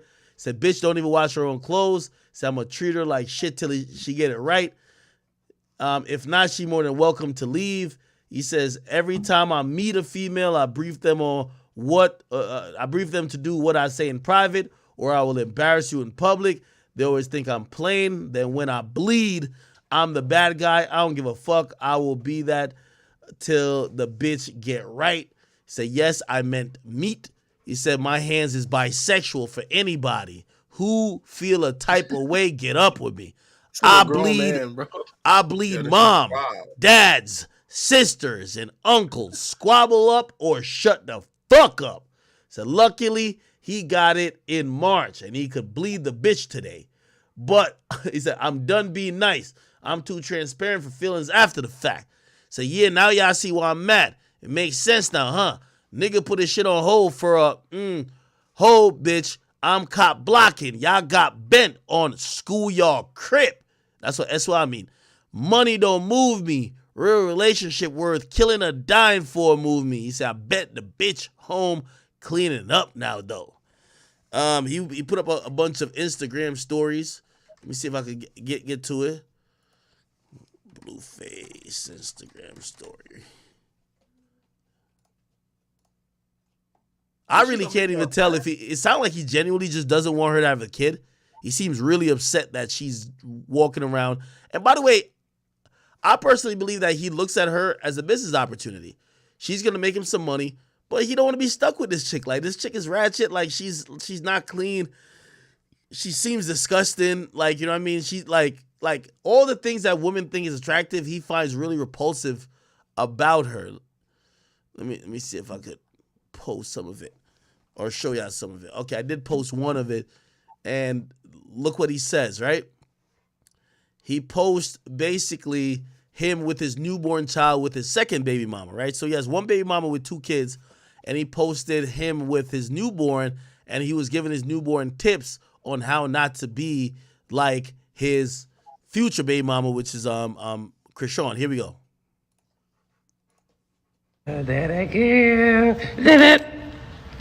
Okay. Step 1. I'm teaching you this early, okay? Don't ever put your hands on no man. A man touch you, you call your daddy. Okay, that's rule number 1. Rule number 2. By the way, obviously saying that because Chrisean Rock keep trying to beat his ass. Don't ever have no baby with no man that don't want the damn baby, okay? By the way, he's offered Chrisean Rock $100,000 to get rid of the baby. Somehow she's just trying to cling on, and I get it. She got like 10 tattoos of him, so you know, she's probably thinking I got to keep this baby to keep him. Whatever. That's rule number 2. And rule number 3: if a man cheating on you, baby girl, you either deal with it and stay, or leave that nigga. But pick one, okay? Don't be in the middle like these delusional females, okay? Just leave. Or you can stay. It's up to you. So he's giving his daughter some early lessons about what he's probably going through with Chrisean Rock. Then he exposed her recently for just being nasty as fuck. He showed the fact that she don't do laundry. This goddamn dog sees his reflection. That's a plexiglass, nigga. Calm down. Pluto, sit down. That's a plexiglass. Right there's a That's a plexiglass booth. Remember when I asked you about sending your dog to white people to get trained? And you said, no, it's cool. No, he's trained. He's trained. He just actually thought he's seen another dog. Pluto, bring your ass back here, nigga. I was petting you. Okay, cool. All right, sit, boy. Yeah, nigga. Okay. So, this is what he said when he realized apparently they don't got a maid or something. Here we go. Look at this shit, y'all. Look at this shit. Sit. I done told this hoe to do the goddamn laundry for about a month now. Oh, yeah, I tell her it's not that hard, baby. Look, or if you separate the clothes every day and just do a load a day, it'll be less work. But if you just let the seam bleed all year long, it's gonna be crazy. Yeah, I'm supposed to deal with this. Look at this shit. All right, now, I'm going to be honest with you. And I do probably think that, Chrisean is probably nasty as fuck. You know what I mean? But let's just be honest. Blueface is clearly insecure that she's doing some stuff. I just can't understand why, because I saw her crying also in a clip. Look at this. All I gotta do is wash the clothes. I am. But a bitch be mentally and physically drained. She got to get this tooth replaced, bro. Wanna fucking clean up after a nigga that beats and cheats on them here and there and all that. Like, that shit is draining. Like, I'ma just pay someone else to do it. I'm never really home. We travel a lot. I be tired. Niggas just want to lay down. Fuck, I just want to lay down. Fuck. If I make money for you every weekend, I just want to lay my ass down. That's the point I'm kind of confused. Like, she's acknowledging that, you know, she's clearly being pimped out a little bit. She says, I'm making money for you. You get what I mean? I think this whole relationship, Blueface clearly has her under some type of spell hold. And she, or maybe just a situation, he controls the money. But, you know what I mean? Like, he's probably trying to, like, act like he's sharp or some, like, failed pimp, acting like, yo, you know what I mean? You're doing it for me. Whatever the case is. But she's acknowledging that the money is for him, which that's probably a problem in itself. But you could tell that she's probably looking at him to say, damn, I thought the goal was for me to be successful, to get the money for you. But Blueface is all about these personal feelings. Like, he feels a type of way that other people are giving her attention because he's used to treating her like shit and ignoring her. You know what I mean? What the fuck? Oh my God, bro. And you still want to beef for what? I'll have the house clean in the next 2 hours. Promise you. I'm gonna call this lady right now. Like, for real. I honestly just want to stop this internet beef and shit. Feel me? Now, I'm gonna be honest with you, as much as she's crying, and listen, no matter what you think about most dudes have some type of sympathy towards women crying. We do have to realize that they have an ongoing reality show. This is probably all just a gimmick, all just a game. Put it like this. If she's pregnant, why the fuck is she drinking, falling out in the club, right? That's number one. Number two, if you're pregnant and a nigga is literally sending out messages saying he don't want it, or that, you know what I mean, he's offering you money to get rid of it, like, shorty, like, you're in your early 20s. Why the fuck are you trying to, like, have a baby by a nigga who doesn't want to have it? Like, you could have another baby with another person. You could either find or wait till the right time. So I think all these tears are performative. They got a reality show coming up, but shit, they definitely know how to keep people engaged. This shit don't be looking like a crowd of help. You said what? This shit don't be looking like a crowd for help on both ends. I would say no, because this is how they're making money. This is how they're making money. So all this drama gets her more attention that she's getting booked. Blueface is also capitalizing from the drama. The difference with Zeus as opposed to many other reality shows is that the drama doesn't stop only when the cameras is on or off. It continues. Do you think they both reached a point where they can't, like, they got it, they kind of stuck with each other now? No, I think Blueface is in a very interesting spot because it sounded good in theory to make to kind of get her lit because women would support her, but now the majority of women that support her are telling her to leave him, and also he has no leverage against her anymore. You get what I mean? Except his love or her love for him. She has his name tattooed like 10 times. So he's trying to use that, yo, you talk to another rapper, you entertain him, this is why I can't be with you. He's mentally trying to, like, break her down like that while everybody else is telling her she don't need him. So she's in an interesting place where she wants to be in the relationship, but I'm going to be honest, what's eventually going to happen, people are going to let her know that, you know, everybody's rooting for you. I don't even care about the videos. It's just like, I'm never happy. So, yeah, I do sometimes let my mental health drag. The laundry might not be done. But, hey, it's one of my flaws. Whatever. And also another thing, I can't really feel sorry for a chick like that. She's punched like 15 girls in their mouth. She's super violent. You can't go from being super violent, abusing other people, to now you're the crying, have mercy on me type of shit. Like, you're a violent wildebeest. Like, let's just be honest what you are. You're a violent wildebeest. Like, I get it. Like, we're men, so we have a little soft spot to when women cry. But let me tell you this, there's nothing more attractive than when a woman is constantly physical and trying to beat people up. Like, this is a violent wildebeest that needs to get, like, yo, you might have to hit her with a tranquilizer gun, bro. Like, a chick like this, there's no way to deal with her. Feel me? Because also a girl like this is where manipulation starts. She knows how to use the emotion and use her fists. Usually girls pick one or the other. Usually the girls who use their fists, they not crying a bunch. Usually the girls who cry a lot, they never fight. You gotta take time away from coming to the crib, coming home and shit. Do that, you feel me? But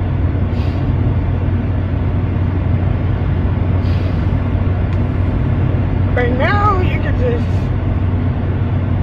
kind of leave me alone for real. Yo, she don't want to accept the reality. The nigga don't want to have a baby with you, okay? He got his other baby mama. His other baby mama showcases the tendencies and the attributes that he believes gives child rearing qualities.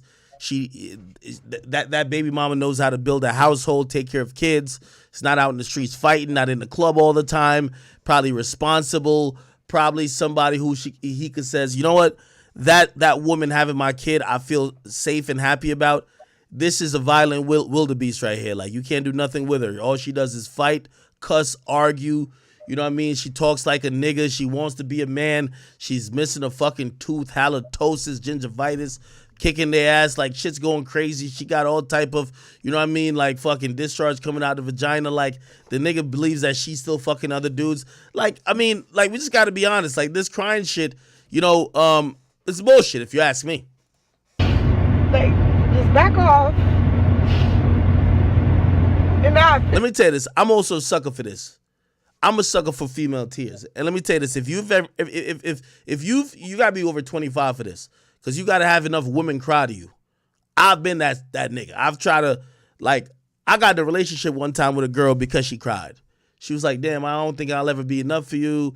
Like, yo, all I ever wanted was for us to be in a relationship, but like, it feels like you don't ever look at me like that. And she was in tears, and I swear I asked her out like 15 minutes after she started crying. So you should know I was guilted into that, right? Anyway, we together for 2 weeks.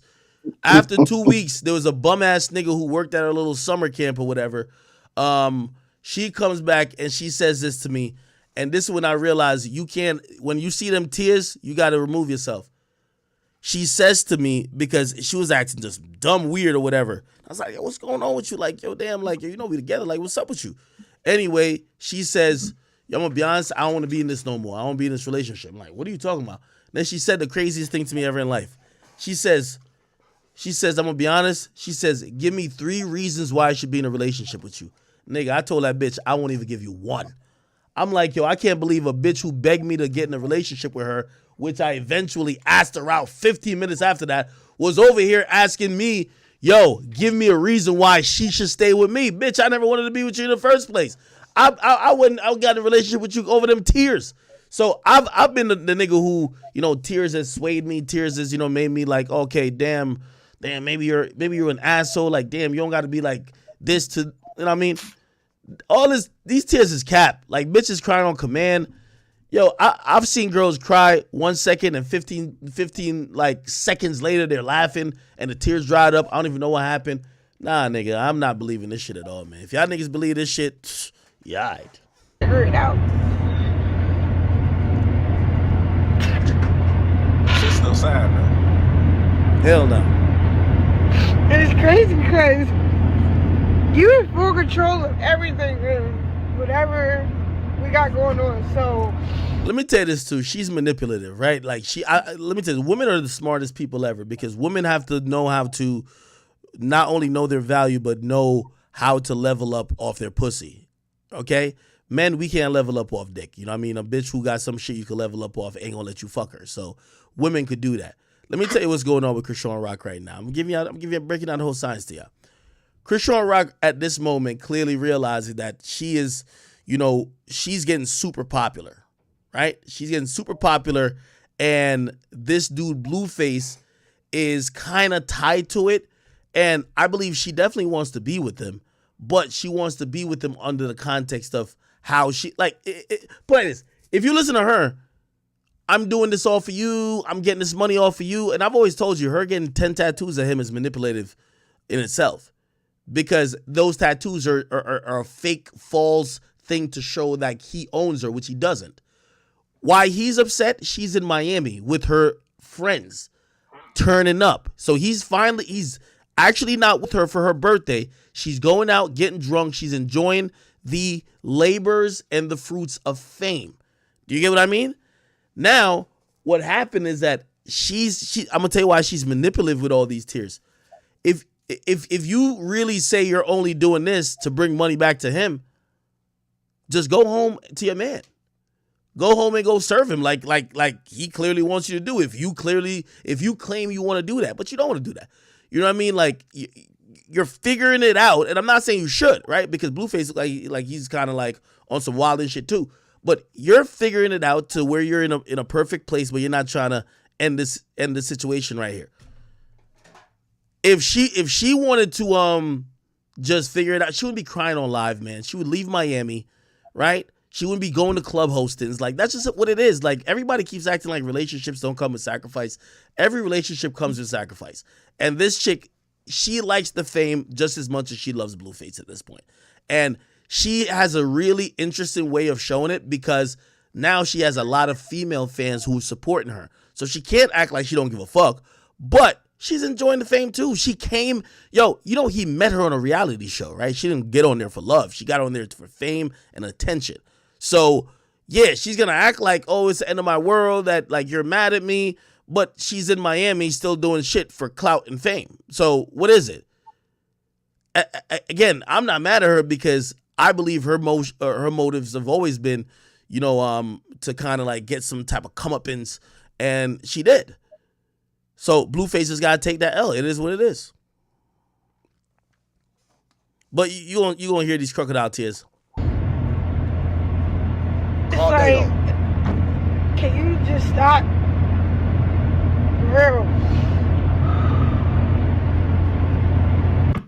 I just feel like you should just go pick on somebody else.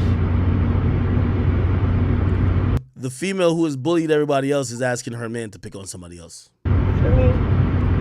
That's another thing I think she's very smart at. She realizes every time, we've never seen the most docile. Ever since she hit him in the head with the Henny bottle, she's looked the most docile ever. She's trying not to be aggressive towards him. You know why? Bro, these bitches ain't that dumb. She realized at that point, Blueface flipped the script. Blueface at that moment flipped the script to, I am the one abused and she's the abuser. You know how she's flipping the script back on his stupid ass? And that's why he don't like it, because she's clouting up, brother, and she's hotter than him. She's flipping the script on, we see what type of wildebeest this is. Bro, she's down flip the script on, I don't say nothing to you. I'll let you do what you want. I'll let you cheat. I'll let you abuse me, and you still are bullying me. Bro, this is not her. Bro, this is a fucking wildebeest who was going crazy on a nigga not too long ago. But sympathy is playing in her favor, because I look when Blueface tweets, and I be going under the tweets.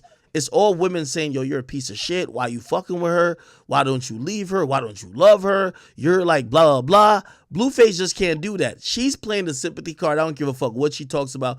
She wouldn't be doing this on live if she really cared. Also, if she really wanted him, she would just not be doing all this other shit to further her fame.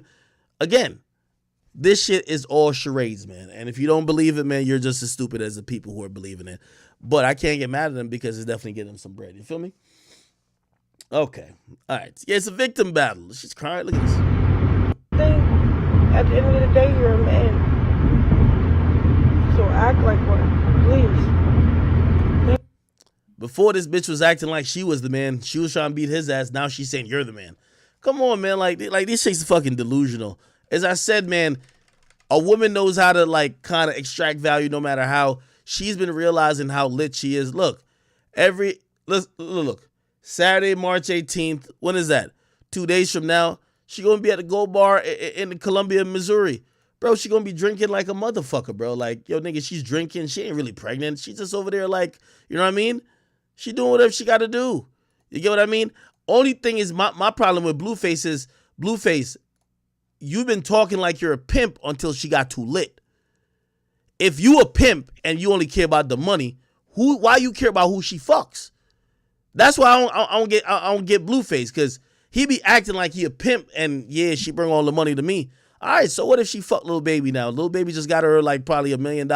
If they do a song together, that song gonna gross $1 million. Keep it player if you pimping.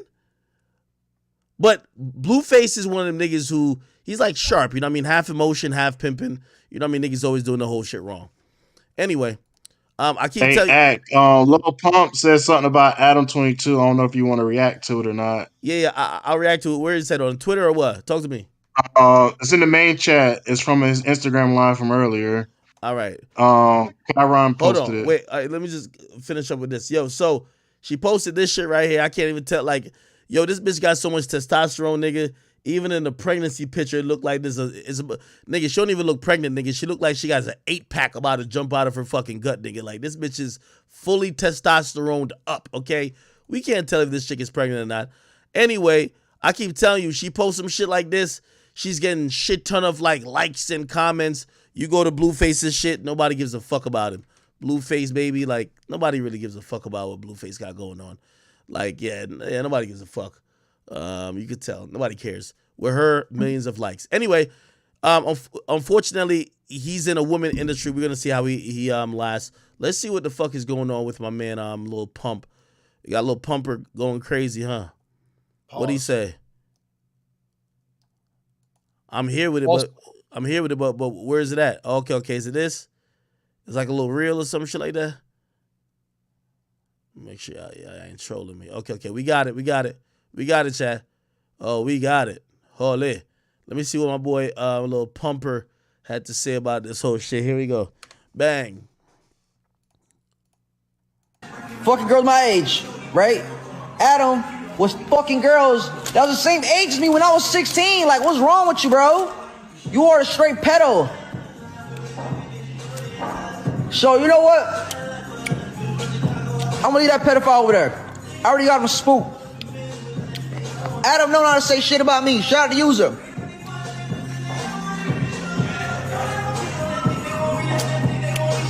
And he knows.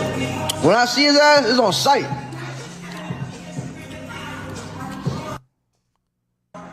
Is this new? I don't know if this is new. Anybody know if this is new? Yeah, that's new. That's from his live earlier. Live earlier today, you said? Yeah. Holy shit, man. Shit, I might have to hit Adam, man.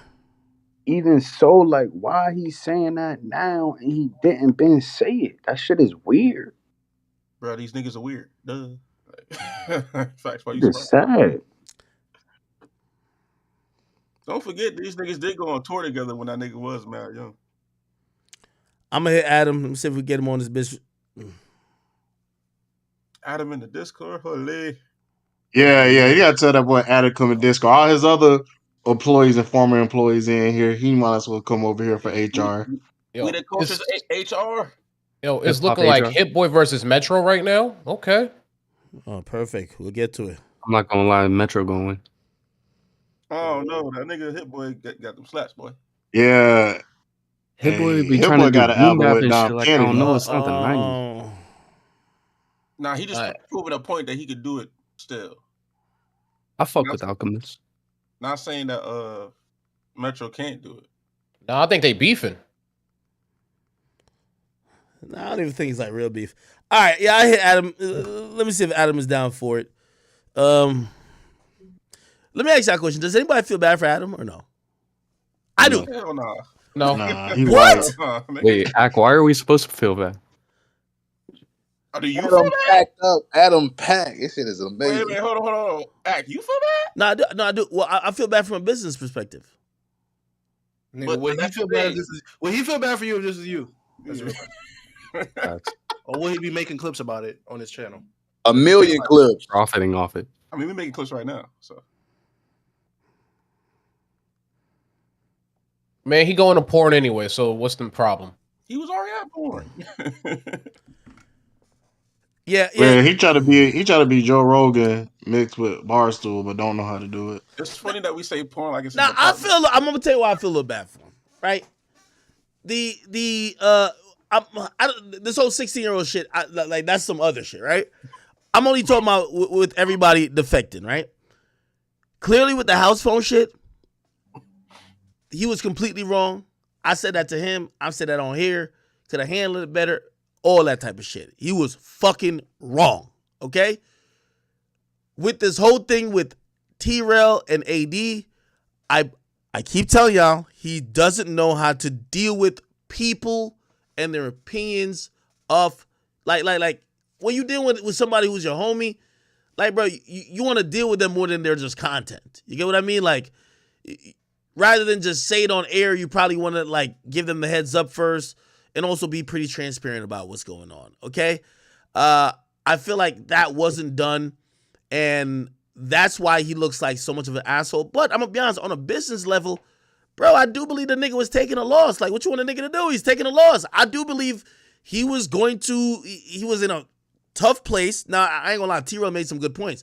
T-Rail said he was open to being under the No Jumper like network or whatever. Remember, that's one of my remedies. I said, if AD and them really fuck with him and want to stick under the brand, they should probably go to him and be like, yo, bro, we understand that, like, you've helped us and we've built some shit. Yo, we want to come under the No Jumper brand. We own our shit, but you could help us and we'll all eat in a way. Like, yo, you could do our merch. You could, you know what I mean? Like, you could structure something that it makes sense. I think Adam thought that was not even an option, and I think he just said no. So he thought it wasn't an option, so he was trying to figure out how to do it. And I think because of him not knowing how to deal with people, it seems so disrespectful that somebody like AD is like, yo, man, I'm about to just, like, I could tell the writings on the wall. That's what AD could have told. Writings on the wall, bro. He's going to phase you out. So rather than nigga phase you out or eventually fire you, I don't think he would have fired him, but he would have phased them out or gave them diminished roles. That would have been the hottest AD was going to be if he left at this point anyway. AD dipped. T-Rail dipped. Everybody else was already on shaky time and they dipped. And I look at that as a business situation. I don't look at, oh, Adam's just a shitty person.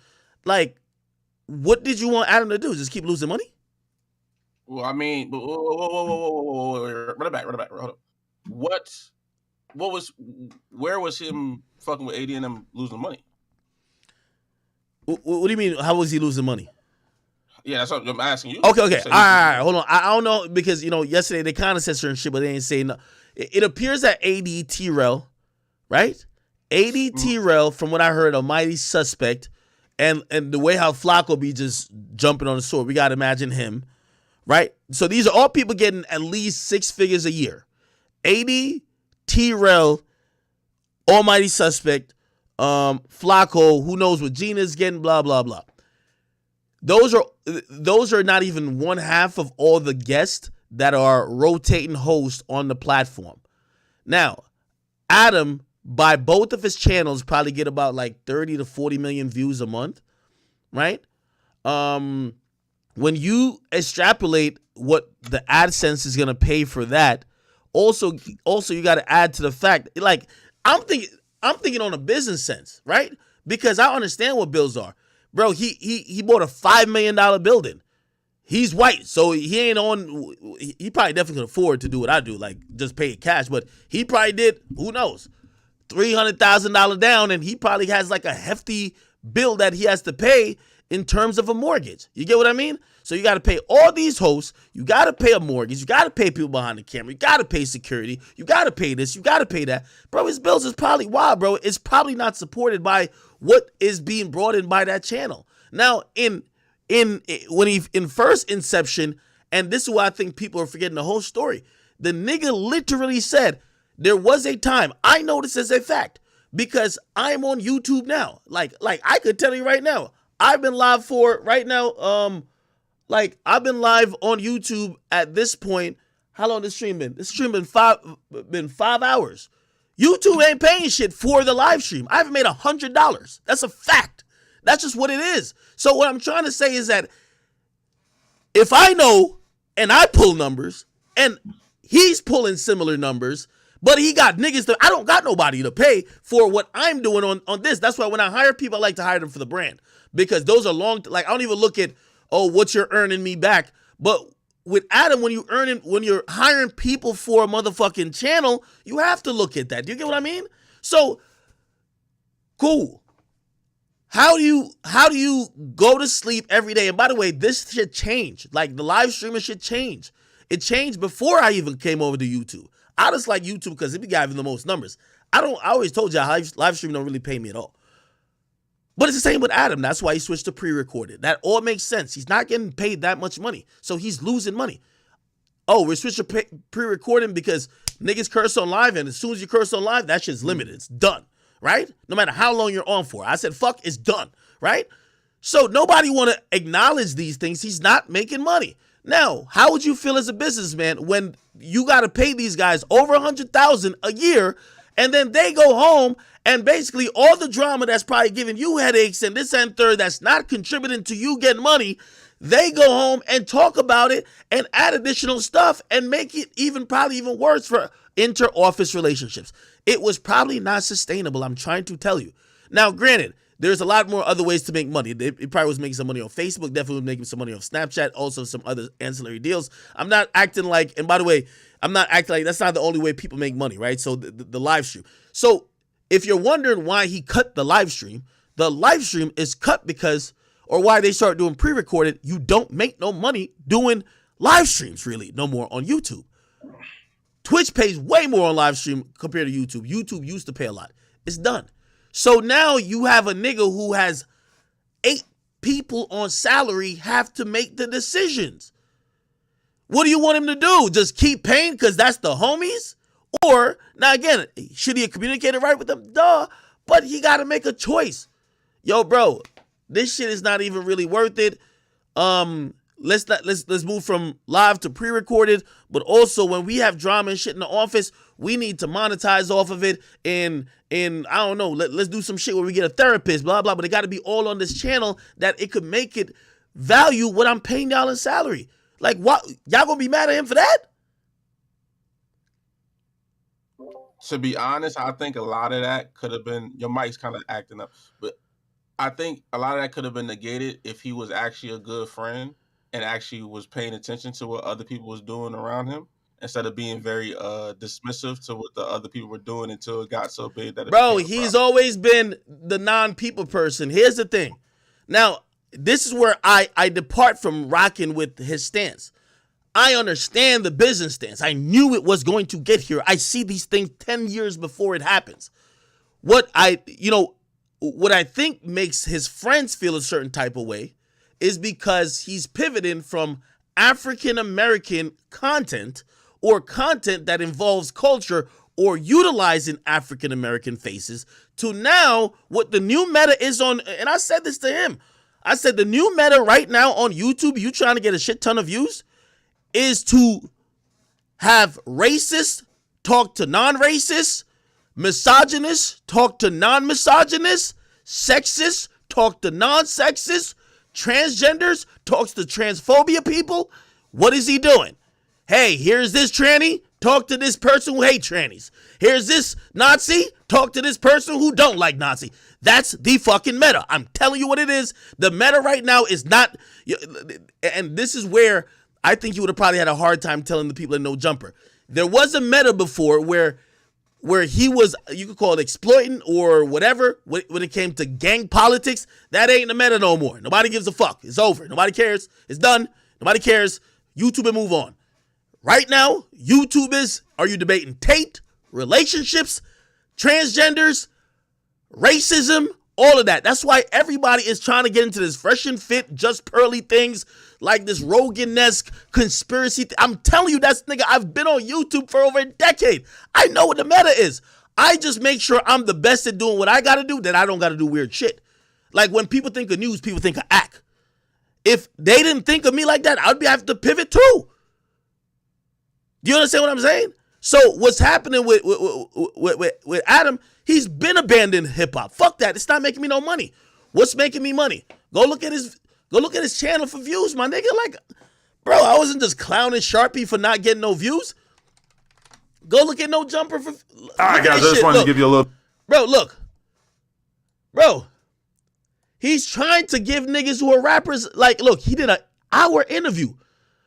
I don't know who Cash Kid is. It's probably a rapper. He did an hour interview with the nigga 10 hours ago, 10K views, bro. You think, bro, Adam gets a lot of money from doing other things. And this is what I was trying to tell people. What Adam is doing now is that Adam, the lucrative thing in Adam life that is added, like, for example, it's always been like that. Even, I'm at your experience with y'all. Like, before I had a Spotify deal, anything that had to do with anything I wanted to like hire or whatever with was fueled and probably it was funded by my existing relationships with labels that I had big money coming in from, and also my YouTube. Now, granted, whatever I was paying or whoever I was paying had nothing to do with those things. Those things exist without it. So I'm taking a loss. Because if, as a business, you got to compartmentalize. So Adam's maybe bringing in $10 million, right? $10 million coming in. Yo, probably even more, right? Well, let's use $10 million. Let's say he makes $8 million off porn. Then he makes $2 million off of No Jumper shit. But he's in the hole $3 million on No Jumper shit. What does that mean? You have to take $1 million from your porn shit to fund No Jumper shit. Now, why would you do that? Now, maybe some things are your passion project. Maybe you have a long-term goal for that shit, right? But the more you lose money, the more you're going to get towards, like, if I'm going to lose money on some shit, I want to make sure it's what I want to do. Adam realized, like, yo, bro, like, I'm not going to keep paying for this hip-hop shit constantly. Bro, I'd rather just hear trannies discuss what they got to discuss. I'd rather hear Destiny and some other nigga discuss. So he probably said, bro, I got to make a change. I have zero problem with what Adam did business-wise. You got to understand that part. I only have a problem with how he deals with people. You should know that AD put his life, put his reputation, probably stood out there for you a lot of times, and you need to treat that man, and you should also be very apparent and very good to him in a way that even if there is a leeway where it's like, yo, hey, we're eventually going to have to stop having you on the channel because we're pivoting. He should be the first to know. He should be comfortable. He should, like, play this. You know, I never said nothing about Complex. Bro, they told me, they said, Ak, are you going to sign this next contract? If you do, most likely, we might cancel Everyday Struggle after the 6 months. If you don't, well, in the next 3 months, we're probably going to wrap it up. The decision is in your hands because you are the guy for Everyday Struggle. Bro, I knew it ahead of time.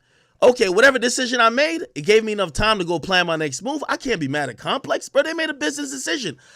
They allowed me to make the decision on my end on what the timing was. Bro, we can't be mad at Adam because the dude's left, bro. Like, no way. I'm not going to sit here. I'm happy for AD. I'm happy for T-Rel. I'm happy for everybody else. But Adam made a decision. And again, I'm not him.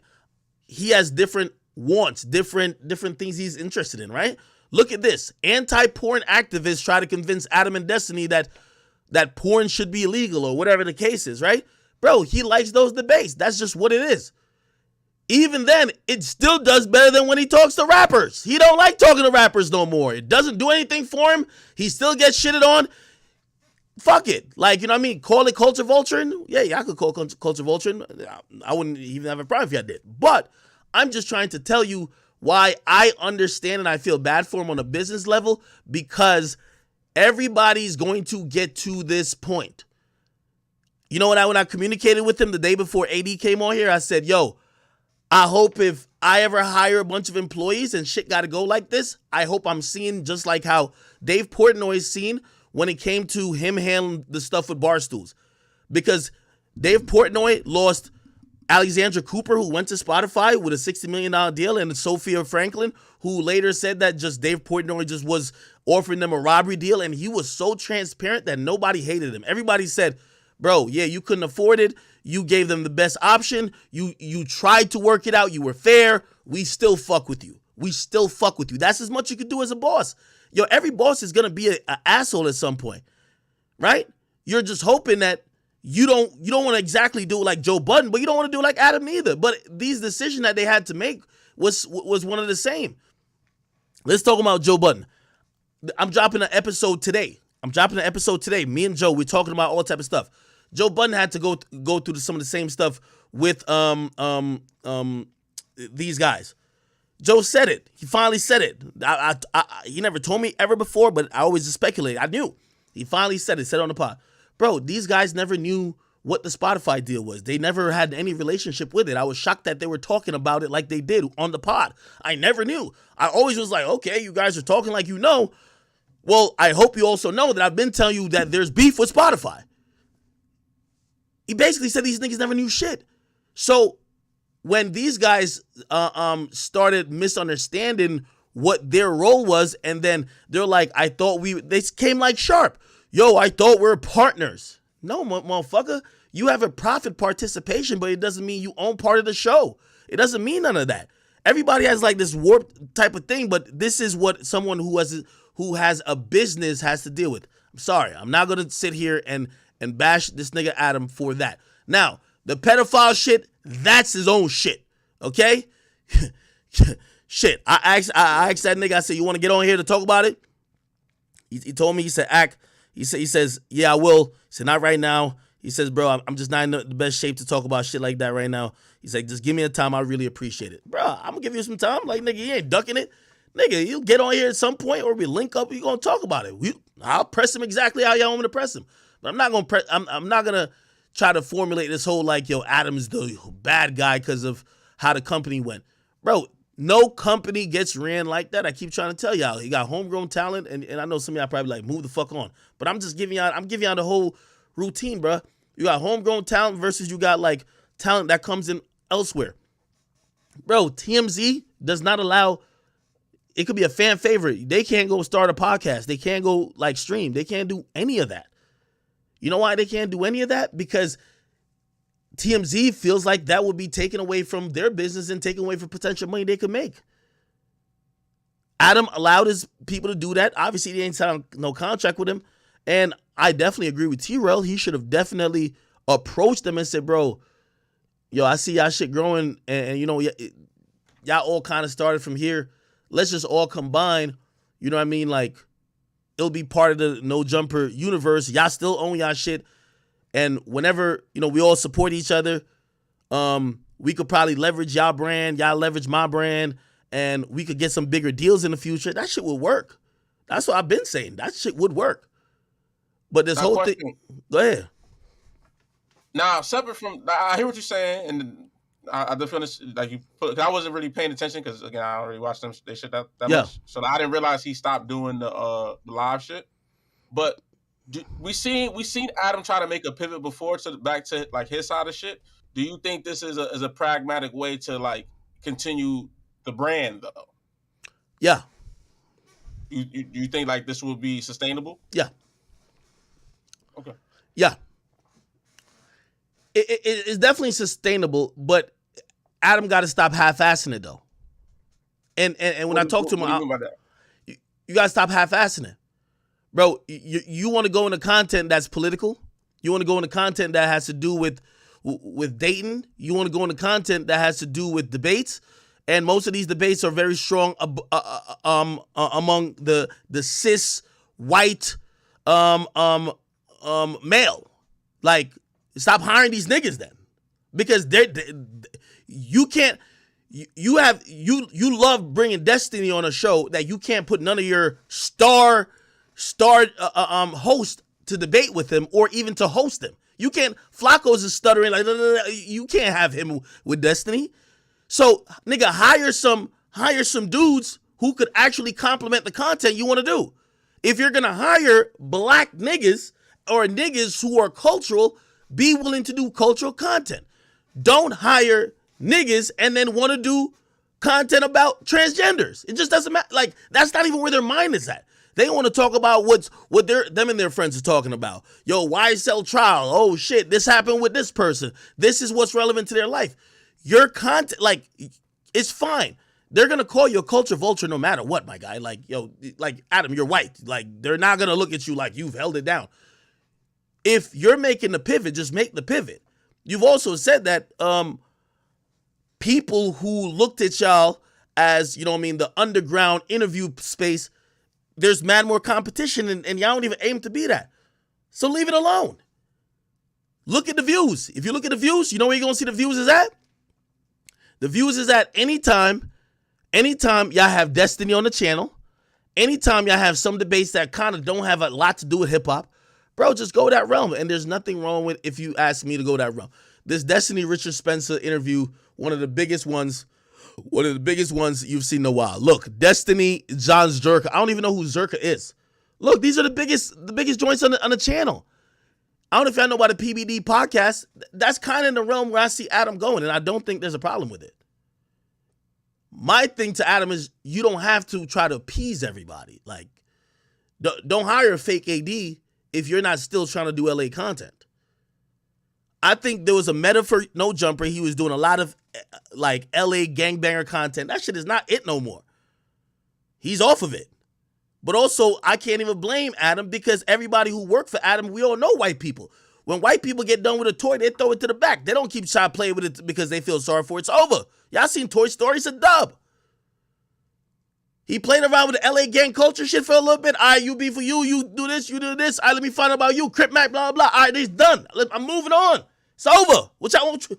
Like, that's what it is. That's what white people could do. We're not saying that he was doing it on some malicious shit, but, yo, he's focused on some other shit now. What, you gonna get mad?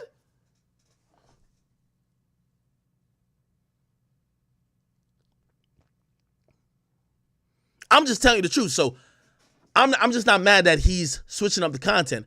I just think that he just should. If I'm him, I would look to get people like Destiny and other people on the platform, and there is a big lane for that. And by the way, I think there's an upside in views for that. I think where he's stuck in an interesting situation is that it's only the niggas that you could get to pay, and they'll be okay with the pay to constantly do content for you. But none of them could, like, Destiny's not going to take a job there. Destiny streams every day. Destiny got a whole situation. You get what I mean? So, like, you know, maybe the Zerka nigga, but you can't pay Destiny to be the next AD or T-Rail. Like, he got too much. That's kind of my question when it comes to sustainability too. But now, you know what he got to do? He got to go find people in that content space. You got to go find the young Sneakos. You got to go find the young Destinies. They exist. They're on streams. They exist. But this is a hard right you're making from hip hop. Do you get what I mean? No, I definitely get what you mean. I feel like he was using hip hop as the base for his channel in the first place. And granted, he always wanted to do content that was. No, that's a fact. No, and that's why I think, like, I'm gonna be honest. As much as you say that, I don't think he's that much of a shitty person where he ain't feel guilty about it. I think that's why he was trying to wean it out. Bro, I think he's been trying to do this for a while, but like, if he really just didn't give a fuck, he would just fired everybody already. I think them niggas quitting gave him a sigh of relief. Like, whoa, okay, let me just chill. Let me get through the storm. And after I get through the storm, I'll rebuild. At the end of the day, everybody keeps saying No Jumper, T-Rail, and AD. No Jumper is Adam 22.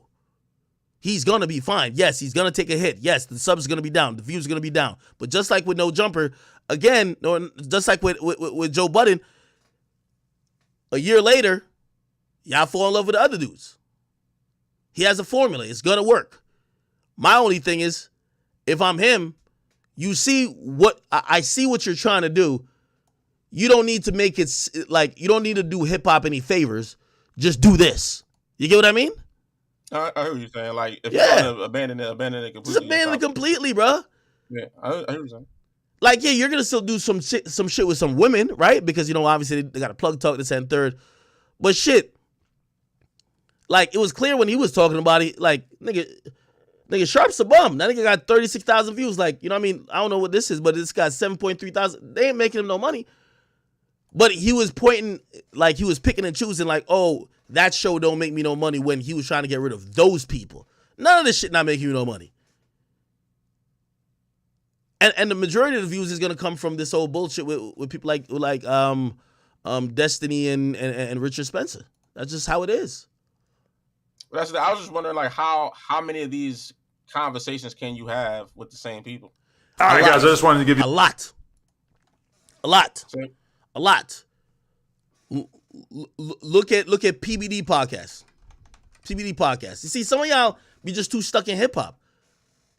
Well, so they got PBD podcast, and then I think it's called Sauce Money or whatever the case is. He be interviewing the same niggas. It's a meta, bro. I'm telling y'all, it's just a little meta. You know, fortunate for me, like, you know, whether good or bad, you know, I'm glad I'm the news guy, the hip hop news guy. I just stay in my pocket. Now, do I want to do other things? Yeah, but I'll never abandon my pocket because, like, I'm synonymous with it, right? But shit, I think let me see if I can find it. Adam is trying to be off camera more, or value team, that's what it's called. Adam is trying to be off camera now. He's trying to be off camera more. Now, if I was more off camera, I couldn't really hang on the or if I wasn't giving content as much, you can't hang on the news guy shit because, yeah, people might associate academics with news, but if it's somebody else doing the news, it might be like, what the fuck? So anyway, you're gonna see like it's gonna be like content like this, except I think No Jumper just has a bigger brand. You feel me? They bring Destiny on a bunch of times, all that type of shit. And you could probably see it just all over, you know what I mean? Because that was. And by the way, you know what the final straw was? All this drama that done happened, and Adam probably looked at his last month earnings to this month, and not a fucking change in the money he got. And then you know what he probably looked? He probably looked at the growth of Figmunity or back on Fig and community and be like, damn, I'm not growing from it. I'm not making more money from it. Only they are clouting up and doing whatever from it. Fuck it, I'm done with it. Feel what I'm saying? No, I hear what you're saying. It looks like for what basically what you're saying, what he has to do, what he's basically going to end up doing is just housing conversation, be the facilitator for bigger conversations that wouldn't happen in those spaces. Because you just put up those other two channels, neither one of them are pulling. Like you said, the brand is just bigger. What's this nigga name right here? Bro, listen, I be peeping shit from a mile away. What's this nigga name right here? And that's another thing I be laughing at Flacco. Flacco, you gonna be a loyal slave to a master who's looking for a slave who ain't you. Just remember that. And I won't get too much into it. What's this nigga name in the middle? What's this nigga name in the middle? Somebody tell me. Hold on. Your stream catching up. Yuri. He love that nigga. You know why? This nigga could seamlessly go into the other shit that they want to talk about. Do you get what I'm saying? Oh, yeah. He could seamlessly go into the other shit that they're talking about. Wasn't he on some show that everybody got fired or quit, but he stayed? He could seamlessly figure it out. Adam is fucking smart, my nigga. Like, the day Flacco stop bootlicking, he's out of there. And the day this chick stop, you know what I mean, have too much of a problem, she out of there too. I'm telling you all the facts. Now, question, how much of this do you think he was actually planning, or he's just like making do with what he got left? Bro, he wanted to switch gears, but let me tell you this. Sometimes it's hard to tell people, like, yo, when you got people like livelihood dependent on you, like, obviously these niggas make money on their ancillary shows, but he's been paying these dudes for 3-4 years. True. Bro, he probably also was kind of like, probably longer. He probably was thinking like, fuck, like, yo, no matter how I tell these niggas, like, I've been their only job. They're only looking to this industry. They might just think I'm just on some weird shit. You know what I mean? So it probably started with little like him bitching like, man, they keep doing this community shit and back on Fig shit. He probably started with that. That's where all that shit talking came from. He probably started with that, complain a little bit more, till he started probably asking people like, yo, we should probably take him off there because he don't really be doing nothing, right? A little bit more and more shit talking. Yeah. But this was all planned, man. Like, I don't even know why people be like delusional about it. It is what it is. Feel me? I'm just saying, I don't blame the nigga for a business decision. I just blame how he deal with people. You got to deal with 80 good. And I'm not saying I'm delusional to like the sense that I knew he wanted to switch routes. It's more or less like, yeah, the way he exited. Do you think that he was like, you know what I'm saying, playing that part of it? Well, he should have kept it real with him. Yeah, that's what I meant. Like, do you think he should have kept it real with him? A better transition if you would have kept it real with him? He should have kept it real with him. But but I guarantee when I talk to him, I'll try to get him on here. I don't know when I can get him on here. You know what he gonna say? He's not gonna take accountability. No, he gonna say this shit just happened before he could tell him. You know what I mean? Like, yeah, no, that was the plan. This shit just erupted like literally in a day. Right? I'm pretty sure he's gonna be like, yeah, he was pussyfooting. He was pussyfooting and got mad when rumors started that he was making a move. So he fired a nigga who he thought spread the rumors. But he fired the nigga knowing the rumor was true. So it's not like he fired a nigga be like, damn, you telling people whack shit. That's not even true. No. It is what it is, bro. Me. Throw my hand. What was it me? I'm telling you, man. Man, I fell down to my knees when the law came. But yeah. I like how you pointed out the dude in the middle. What's his name? Yuri? Yeah, that's a good point. Bro, I've seen one video of his. And trust me, Adam's a smart nigga. Adam realized this boy could talk about anything. From culture to content. I don't think he worked for the show no more, though. He don't? I don't think so. I think he one of the people that left early. He left before all the black people. That's the crazy part. I don't know. Yeah, Yuri stopped. He was the first one to stop doing the shows and be streaming and shit. I don't know if he went back though. I don't know. But so he left. I know he left at one point. He was still around, but he was doing his own thing. And then he got popping on Twitch. He was the first one to get popping on Twitch, and then all the black guys started be like, "Yo, Yuri, set up my Twitch." Type shit. Nah, bro. Everybody say he's still there, bro. Listen, let me say this. He's still there. Let me tell you this. Adam done graded everybody as expendable and not expendable. And everything I tell y'all, y'all be thinking, oh, y'all, I read some shit on Reddit. They say Act orchestrated this. No, Act got foresight, nigga. That's all it is. I could tell you what's gonna happen for the next 6 months, and y'all gonna still say I orchestrated that. You want me to tell you what happened? He's gonna start bringing them white niggas. He's gonna start bringing some people who can have those conversations with the palette of people he wants to have. Flacco and them is still gonna be there. Here's the thing with Flacco. Flacco is as good as the last drama he could bring. Which is interesting, but it's a tricky thing, but you gotta stay on the good side all the time. I think everybody else is gonna hit the door. I think him and Sharp is gonna be a little bit interesting because I do think he believes in Sharp as a content creator. But, and also another thing that's gonna help Sharp is that, you know, we could tell. You heard him talk to me. You heard him talk to anytime he talks to a man, whether it's Whack or anybody else. He's garbage, really doing. I wouldn't say garbage, but you know what I mean. He's not as hard hitting and like brilliant when he talks to a man as when he talks to like an impressionable woman.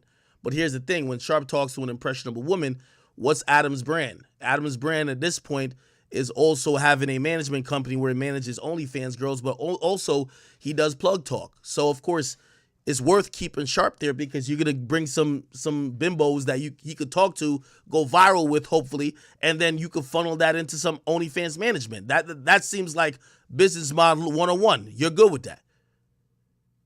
The Yuri nigga, you gonna tell him, yo, listen, we talking trannies for the next 2 weeks. What's up? You popping? He gonna be popping with it. Facts. Y'all laughing, but it's true. Y'all laughing, but it's true. That's just what it is. Nigga like Flacco, he gonna be like, yo, we got a Snapchat show. We gonna need you to do the news. Now put it like this. He's probably gonna be like, yo, Flacco, get your own interviews. Let's see what you got going on, but we rating you. Now, Flacco just took a hit because he just interviewed some nigga who exposed Adam. Adam, I told you, Adam just texted me. He ain't really trying to get on no shit right now to talk. Why? Because Flacco interviewed some nigga trying to expose him, right? So cool. That's probably got to get a couple lashings for that, but still, he gonna be straight over there for a while. What he got to do is he got to make sure he keep giving a reason why people are like, you know what I mean? Flacco's job is going to be to bring the niggas into No Jumper. Facts. Go get the viral moment. You might have to get spit on, might have to get slapped, whatever. You might have to go expose somebody. You got to do what Flacco do. Go do that. Keep the niggas involved. We're going to get these new people to talk to Destiny and all them other people. We're going to get the debate popping. All right? Sharp, we need you to get these bitches, you know what I mean, plug talk and OnlyFans popping. Go shout at them. That's a decent business model. Deal with less gangbangers. Now, also, here's another thing, personality-wise. If you think about personality-wise as the boss, I believe there was also probably a little conflict of it. This is my personal belief. A little bit of conflict of interest when it came to AD because of AD's stature at the place and because of his gang affiliation. When you see Adam busted in on interviews, now he's laying down the law. Finally, this ain't no ruling by committee. I'm the boss. So I'll stop the whole interview. You're fired. Get the fuck on out of here. So who are you gonna make sure you have continually working at the spot? The people who, when you bust open the door, everybody looks at you like, oh my God, Adam's here. Flacco gonna be straight. You know, Flacco loves him. But T-Rail AD had to get them niggas out of there. You feel me? But fortunate for them, they got their own shit. So everybody gonna fall on their feet. Ain't nothing wrong with it. But I see more interviews like this. Violet Myers. What's going to happen is that all them little Bronx drill niggas who go over there that got no name, they're going to give all that to Flacco. Hopefully he starts some trouble. Have him do the news. Adam and whoever the white person is that's going to probably be cool with working that type of angle with Adam, they're going to interview all the transgenders. I'm telling you, man, I just broke down the science to y'all. Gina gonna find herself in a very interesting position because I don't know what her position is, but does she got a back on Fig? Does she has a community? Could she go anywhere? Maybe at worst for her, she just backs up off camera, but they'll repurpose her social media, something like that. Of course, it works. I just told y'all how the whole shit. Gina do a lot in LA for like a lot of women artists and shit. She just had like a cipher for all females. That shit was dope. I'm not saying she don't do a lot. I'm just saying, I'm telling you who's going to remain with the brand or what's going to happen. Because put it like this, like if Adam is saying he not really into podcasts and is down to lose AD and T-Rel, you think he's like, oh no, but we're ready to give Gina the podcast. No, motherfucker. Nah, kick it on the news. You do that over there, like pop in here and there. Yeah. Almighty suspect, he just got to be the wild card. You know what I mean? Get that shit lit over there, nigga. He gonna treat him like a nice pit bull. Like, yo, bro, when I bring you in there, I'm gonna bring you in an interview with Skinny from the Nine. You gotta turn up on that nigga. Real talk. Nigga's crazy. I'm serious. I'm gonna bring you in there with this nigga. Yo, that nigga just start wilding on him. We viral after that. And by the way, ain't no wrong with it because nigga, everybody got a role. Nigga said a pit bull. I'm serious. You bring in Almighty, be like, yo, listen, I'm gonna be the calm, cool guy. Y'all play good cop, bad cop. Yo, you just act a little ignorant. Nigga say something out of turn. Check that nigga. I'll calm you down. Don't swing now, because if you swing, you're going to get me sued. No more swinging, but we going to be viral. We cool. Other than that, not too much rap. Let's get back to the training conversations. Let's talk about what's a woman, what's this, what's that. You know what I mean? Like, yo, hey, you know, D-Wade's kid changing genders. That's what we finna talk about. Let's call it a day. It's over. What's the problem? What's the problem? I just told y'all what it is. Nah, that's a W breakdown, man. I'm telling y'all, man. That shit going down like phrase, right? Watch. This is gonna happen. Niggas gonna be like, yo, Axe set it up. I ain't set the shit up, nigga. Like, bro, y'all gotta start being perceptive. Yo, niggas was like, yo, Axe must be having a great old time. For what? You act like I'm about to hire them niggas. No. I definitely think they're talented. Them niggas was over here trying to get a job yesterday. I know. Oh, I mean, shit, I would though. I mean, like, that's not where their mind should be though. Like, shit, if T-Rail wanted to come over here, nigga, I offered T-Rail $200,000 today. W's. Come over here and come work, nigga. I ain't gonna lie, Ack. I fuck with T-Rail, but I'm gonna have to book him.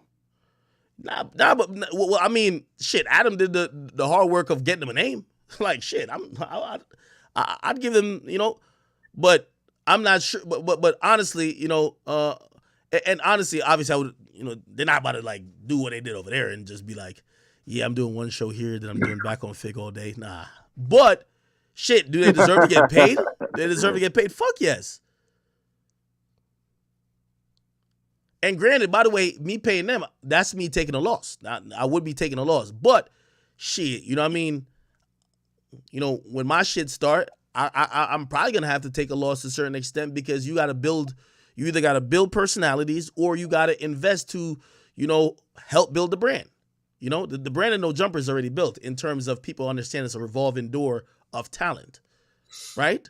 So it's like, it doesn't matter who sits in those seats, but it's already established that those are seats that might have different people. So it is what it is. They said they still trying to figure out what's good with Waiter. With who? With Jada. Yeah, what were they talking about with that shit? Let me know. I don't know. The whole the Nicki tweet. Oh, by the way, the whole what do you call my man name? Lil Pump shit. I'm gonna tell you what Lil Pump disposition was to me. I can't speak too much about what he was saying about Adam and him fucking the same girls. He said something to me like that before on the phone. Hey, this always gonna make it sound like I'm copping pleas for niggas.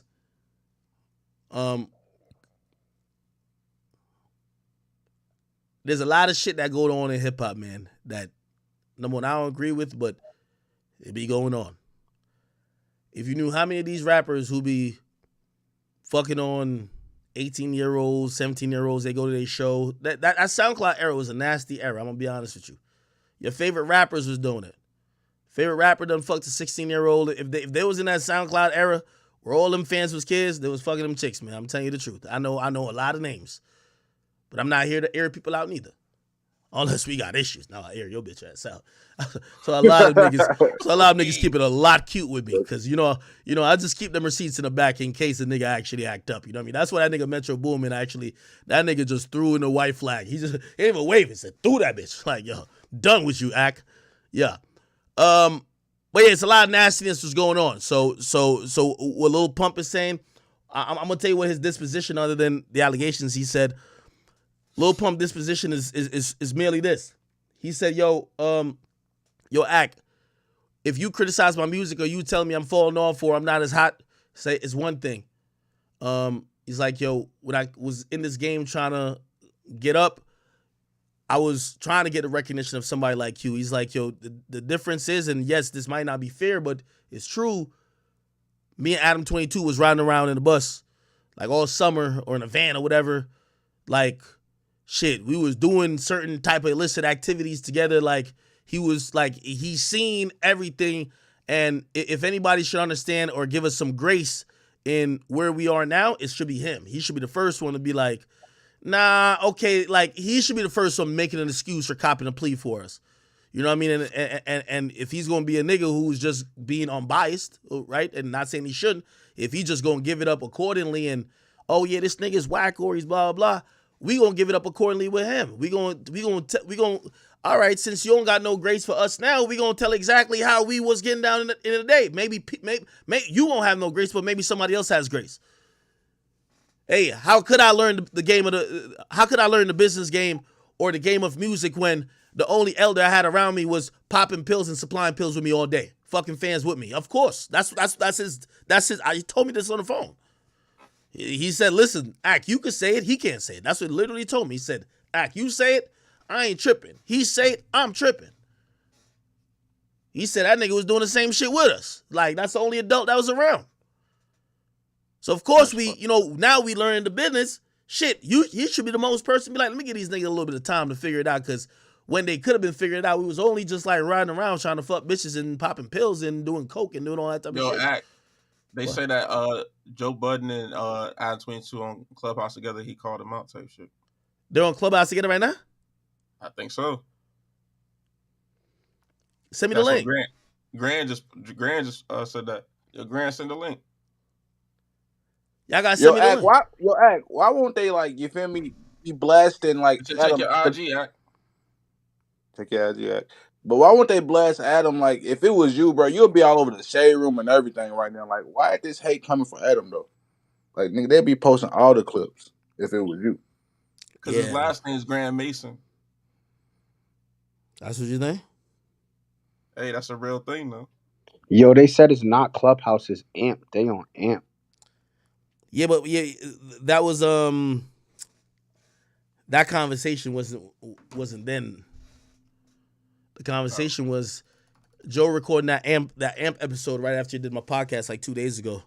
I'll look it up though. No, Adam 22, Joe Budden amp. That was that's before niggas even quit. I'm gonna be honest with you. So like, I'm not even too sure how much that was even. Let me see.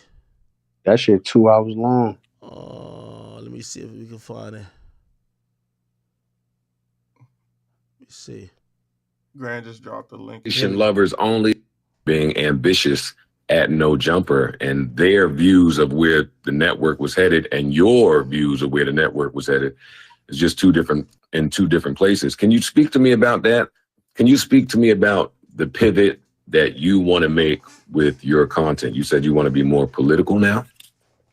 No, not like specifically. It's just that in terms of the Tuesday shows specifically, you know, I didn't feel like we had the best connection going at a certain point. And AD will tell you that when I had that conversation with him about replacing him on the Tuesday show, the first thing I said was, I think that this will be better for our friendship and our business relationship in the long run. Adam, now that it's been a few months, do you have a better understanding on the point that myself and my co-hosts were trying to make to you when you were on our podcast? One of those points being about how white privilege allows for white people to come inside of hip hop culture, use it and milk it for every single penny they can, and at the drop of a dime, change direction and act like they want nothing to do with any of that nigger bullshit. Okay, but Joe, this is a fake narrative because I interviewed 4 rappers yesterday. I interviewed like 12 rappers last week. Interviewing YouTubers and porn stuff. See, this is why I say Adam is like two-stepping it. Bro, you don't have to do the pity interviews no more.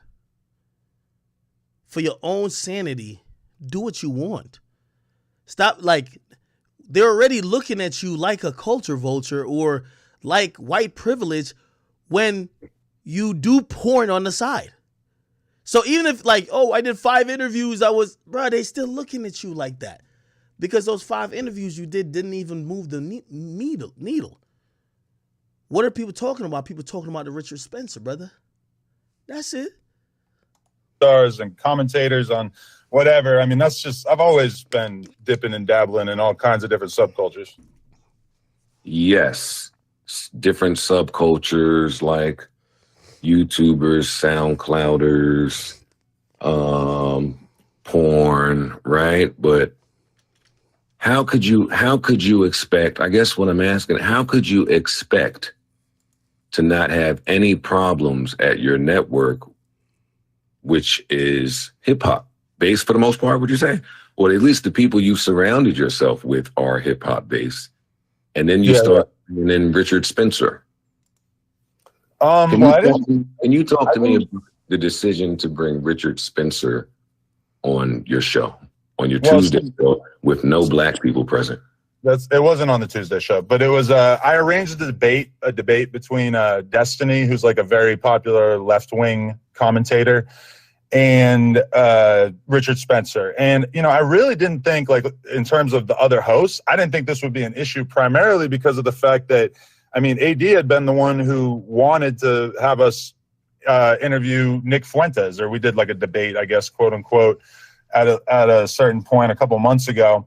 But I guess he felt different about the Richard Spencer thing or whatever. And the other criticism I saw from Van Lathan was just that the debate was a little bit too much of a debate, that we didn't really take time to dig into the creation of the alt-right and racist statements that Richard Spencer's made in the past and everything, because his narrative that he's pushing now is that he's a changed man and he doesn't, you know, harbor ill will towards whoever. And I mean, in the context of a debate, I didn't think it would be that controversial for us to platform it. So, Adam, I admire the business that you've built, and I don't think any idiot could do it. Would you say that you've handled that? One of the criticisms were that you handled Richard Spencer with kid gloves. I definitely think the thing I should have done is I should have pulled back at a certain point, and I should have tried to really zero in on any kind of negative statements about black people or anything racist in general. Because it seemed like we focused more on the like liberal conservative binary and less on the the perception of him or the reality of him having, inspired a lot of hate over the years. So yes, you acknowledge that one of those criticisms are that you handled him with kid gloves. Yeah, I mean, it probably should have been more of an interview. It probably should have spent more time on. God damn, it's an hour long. To leave the company. So Gina just quit too. Gina said, so I guess he sitting here capping talking about whatever this not so racist shit he talking about, because apparently they was talking about some super racist shit. Mm-hmm. Check the VC chat. Did she quit? Yeah. She said a fucking slave owner, bro. And then she said, Young Money flying me out. I got bigger fish to fly. See you at South by Southwest. 100. Shout out to Gina. Shout out to Gina. Shout out to Young Money. Shout out to Young Money. Where's this at? On Twitter. VC chat, Twitter, yeah. Gina Views on Twitter. Oh, she just tweeted it? Yeah. All right, let me go look. Gina. Yo, Ack, after that, there's a clip where Adam's joking with Destiny about owning. It's in the chat. Twitter. Yeah, VC chat. So she says, a fucking slave owner, bro. Young Money flying me out. I got bigger fish to fry. See you at South by Southwest. Oh, good for her. Look like she got some shit going on. Is she quitting though? That's a quit. They just leaving like that, bro? Holy. Well, I'm gonna be honest with you. So, like, put it like this. I think she's smart if she did. And again, I know, people really just think my intentions are weird, but like, you know why it's smart if she did? Because if those people have left, you have to start thinking where your value is, right? And I think Adam has kind of let it be known who he believes he has value in. I think he definitely thinks he has value with Flacco, but for somebody like Gina, like you rather leave than get fired, right? Oh God. Oh, facts. Like some of them niggas was capping on that on the shit yesterday. Like obviously T-Rail and AD they good, but some niggas was acting like yeah we all left. Nigga, you had no choice. You know what I mean? Like it is what it is though. You get what I mean? But shit, I get shit. I guess she don't want to be the last one there. And also, here's the thing too. All these things are interconnected. I'm not too sure what show she's on, but she probably on shows with some of the motherfuckers who quit. Or maybe things are in the works with people that quit that she realized, damn, my role is going to be reduced. So, shit, might as well. Again, you're going to see people quit now because if there's any time to gather public support, it's going to be now. Right? I guarantee Flacco right now is sweating bacon grease, nigga, trying to figure out, should he, no, I'm serious. No, trying to figure out, should he stay or should it, because put like this, if he don't leave now, he's never going to get this support, right? But, like, Adam fucks with him, so he shouldn't leave right now, right? But whenever he has to leave or whatever that situation is, right now is the wave. Everybody's supporting everybody who leaves, right? Everybody's acting like this is a union walkout, right? If he don't walk out with the union, if he leaves in like a couple months, people gonna look at him like, nigga, you should have left then. You get what I mean? He's a house. Yeah, well, no, I'm not gonna say that, but even though I've said that before, yeah, he gotta stay for the long run though. You gotta stay for the long run. Like if I'm him, and this is me giving advice to Flacco. Flacco, if I'm you, bro, yo, just think about addition by subtraction. Maybe you weren't the top talent at No Jumper. You are now. You're the top black talent, nigga. You could do a little bit more, but also you gotta perform a little bit. But you got some leverage here. This is the first time you have leverage. Like, I ain't gonna lie, when Joe Budden left the complex, I had leverage. I was like, oh shit, I'm the star player of the team now? Okay. All right. Practice. Fuck is y'all niggas talking about practice? You know what I mean? One of those type of shit. I'm that nigga now. All right, cool. What do y'all say? Which thing should I look for with not Joe? The VC chat. So y'all gotta bump these things again, brother. Bump them again, please. Heck, you rub your head like Birdman, man. Keep it real. Bro, I don't know why y'all be thinking that. I do. Like, that nigga like one nigga Kyron, can gone. you hit him with the link? All right, now I got it. Thank you. Let's see it. Invited to your show of yours. I had to look up like 30 things. So I thought you were inviting me to fuck you. And You your thought I was girlfriend. black when you No, first well, got yeah, that invited. too also. Well, because everyone said Adam does hip hop, so I didn't know you were just the slave owner and not the. Wow. Listen, I'm here to rep. Okay. I like how. Wait, what? Because everyone said Adam does hip hop, so I didn't know you were just the slave owner and not the. Wow. Listen, I'm here to rep. Okay. I like how. Oh Lord. Shit, I mean, you know, Destiny got a lot of fans. Some people gonna call it dark humor. Some people will find it's very objectionable. I'm pretty sure I know Adam's response. He gonna be like, "Yeah, I didn't even really hear when he said that." Like, bro, like, nigga, I know what he gonna say. I know these. I didn't really hear when he said that. Bro, why y'all be laughing? Like, nigga, that's what he gonna say. Niggas like, wow. I didn't even hear him. Bro, you gonna say? Bro, I'm telling you, that's what he gonna say. Yo, act. Yo, act. What up? Yo, check Grant Instagram. Is it public? Is it DM or what? No, it's a post. He posted it. I don't think you played this clip yet. He just posted it 15 minutes ago.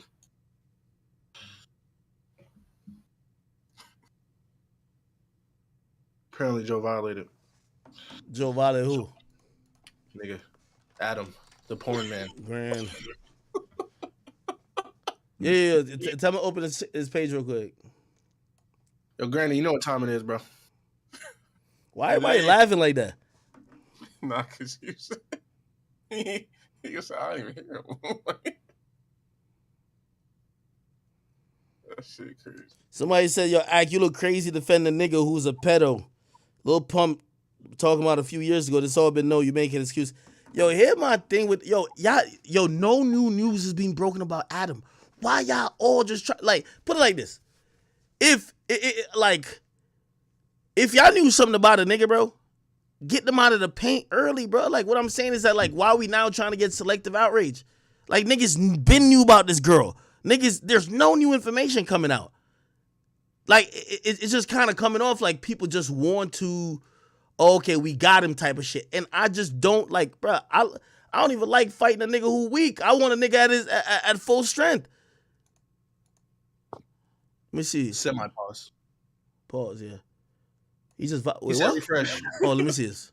What you were doing. You said, I knew what I was doing, so I got away from her. Well, you didn't get away from her if by the grace of God, she ends up back in your life while she's now of age. You're spending the night at her fucking mom's house. What type of white boy pervert shit are you? What are you talking? Oh, nah, stop it. Nah, stop it, bro. Nah. Joe on timing. Yeah. Nah, stop it. Shut off. Nah, stop it. Let's go, Joe. No, Joe trying to get that bag.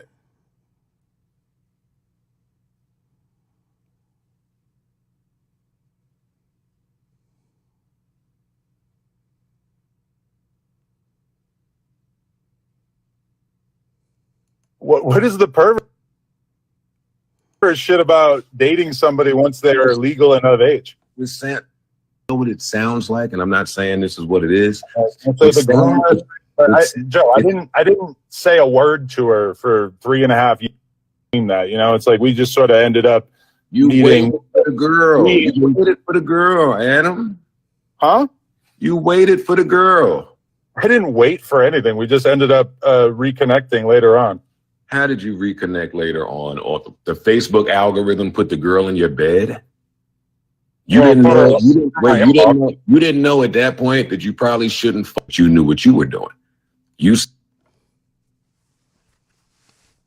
Yo, what's the timestamp on that? God damn, bro.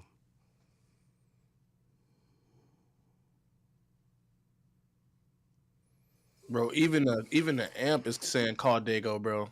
They were saying call Dago in the Call podcast Dago. stream. Damn. That's crazy. I need to call Dago. Call bro. Dago.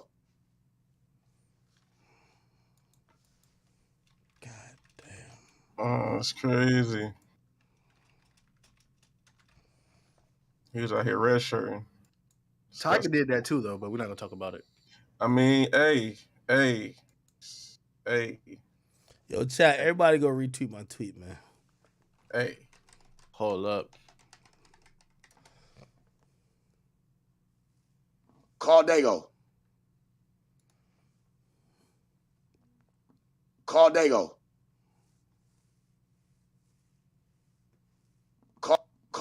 Call Dago. Bro, call Dago, bro. Call Dago. That's great.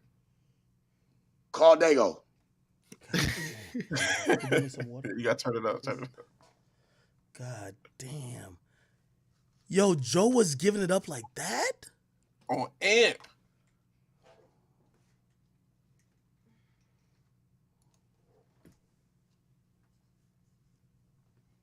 Ain't he supposed to be playing music on there? Nah, they just be on there. They just be on there giving it up, bro. Yo, that's crazy. No, play the video again. Yeah. She was 19 when you met her? Yeah. The article says it. So, but what did you say? I said that I spoke to her on the phone when she was 16 before I realized that she was. All right, well, that's how we catch a lot. That's how we catch him. She didn't even know that she was doing something fucked up. It don't even matter, but that's how we catch Cool that him. you felt like you were gonna come on my platform and expose me though. Like, why? No, it was just in the midst of the conversation. Didn't do this stuff. I was underage, so how you gonna fuck the same girls that I was fucking when I was 16? Yes way. Yes way.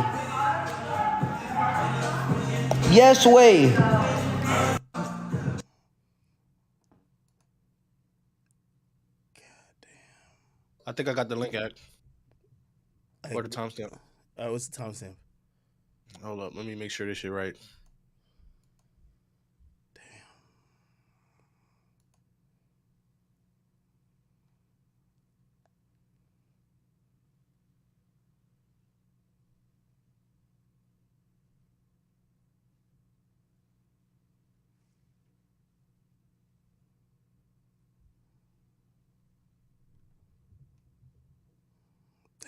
Yo, Act.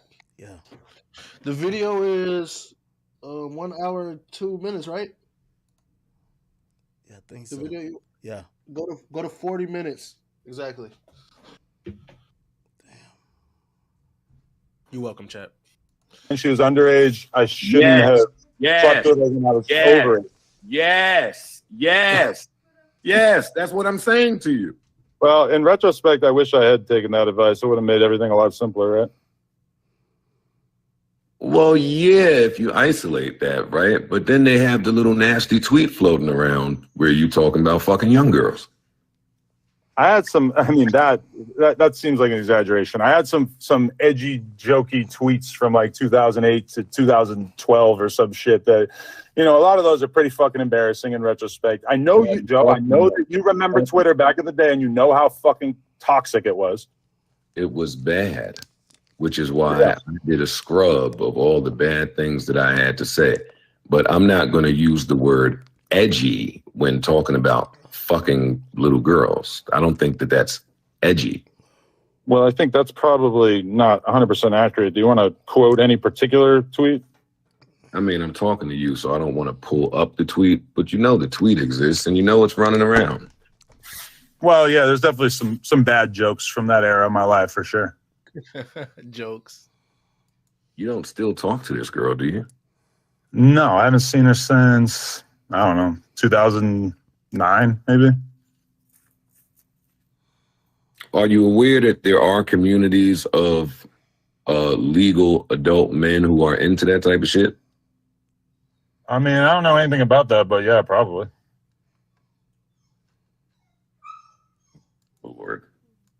Lord have mercy, Adam. You've got yourself into quite the conundrum this time, buddy. Oh, shit. Nah, Is it really, though? This is the same shit from 2018.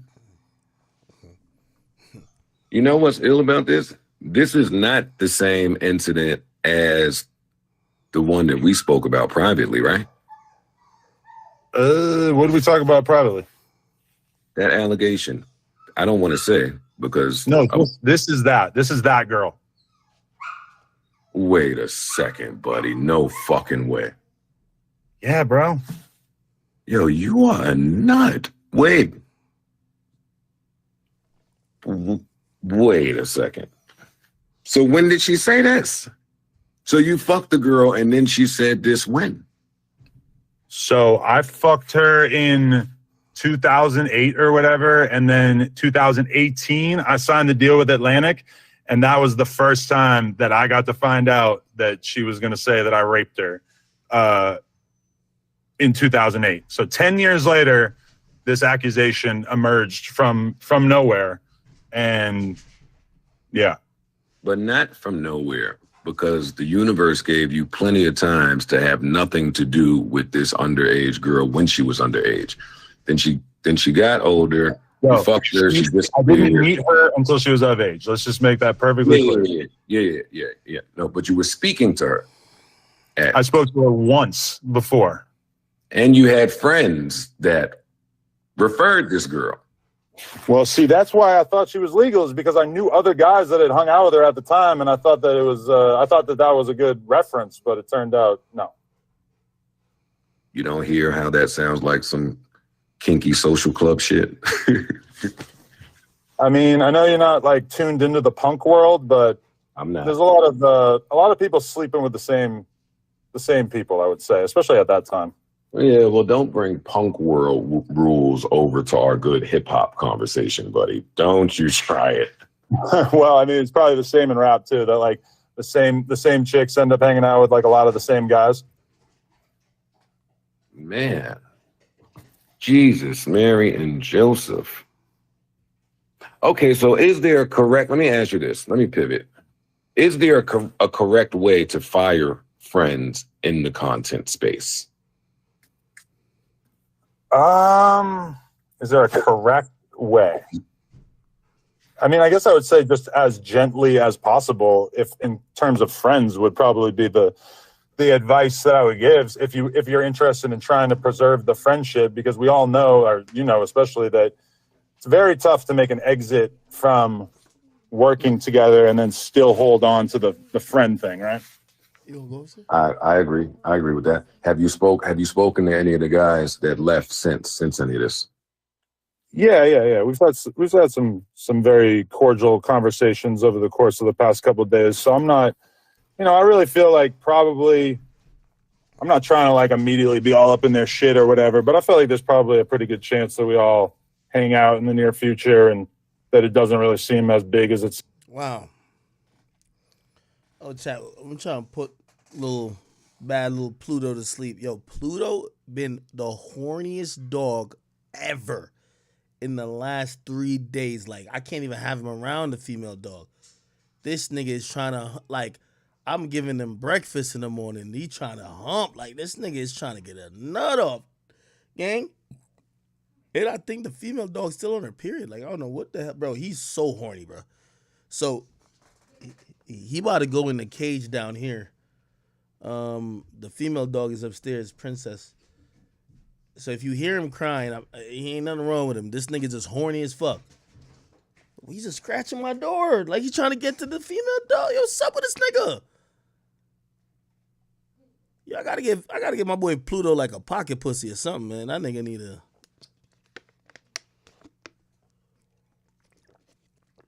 Yo, he's so horny. It's ridiculous, dog. It's ridiculous. Ridiculous. Yo, why you so fucking horny, dog? Come here. All right, I'm streaming. You horny, huh? Look at you. No, just lock this door. Lock this door. Lock this door. This boy know how to act. Huh? No. Lock the studio door. Lock this door right here. Wait. They called him Pluto 22. Huh? Nah, stop playing with my boy Pluto, man. Pluto. Pluto, it's midnight. There's no more pussy around. It's over. Pluto a freakazoid, bro. Yeah, he a freak. Our boy a freak. Don't worry, man. Come on, you good? You with daddy, chill. You could, your pursuit of pussy could start back tomorrow. All right, he good. Holy shit. How y'all deal with a horny dog? This nigga is horny. Let me ask Joe Budden. No, I'm just playing. Nah, y'all niggas gotta stop playing with Joe. You get a stuffed animal, bro. Oh, word? Nah, I ain't gonna lie. I didn't know that Joe went that crazy on Adam, bro. That's wild, bro. No, bro. Damn. All right. Holy shit. Fuck. Selena funny. Huh? Is that a real tweet? Selena said, "Ready to come back when you are, Adam." No, bro. It's all Jover. Yo, chat. It's Jover. It's Jover, chat. Oh, wadida. Yeah, no, I played the little pump thing too. Like, damn. Hey, nah, this one of them days for Adam, man. Yeah, he was 19 when you met her. Didn't do this stuff. I was underage, so how you gonna fuck the same girls that I was fucking when I was 16? Yes way. Well, what if Lil Pump was fucking grown bitches? Yes way. Good point. Well, play this. I don't think you want to hear more of this story. Let's just say that. I mean, if you watch the vlog was crazy. But I thought it was grown bitches at Lil Pump show in 2016. So. Jeez. Granny got the memes on fucking deck.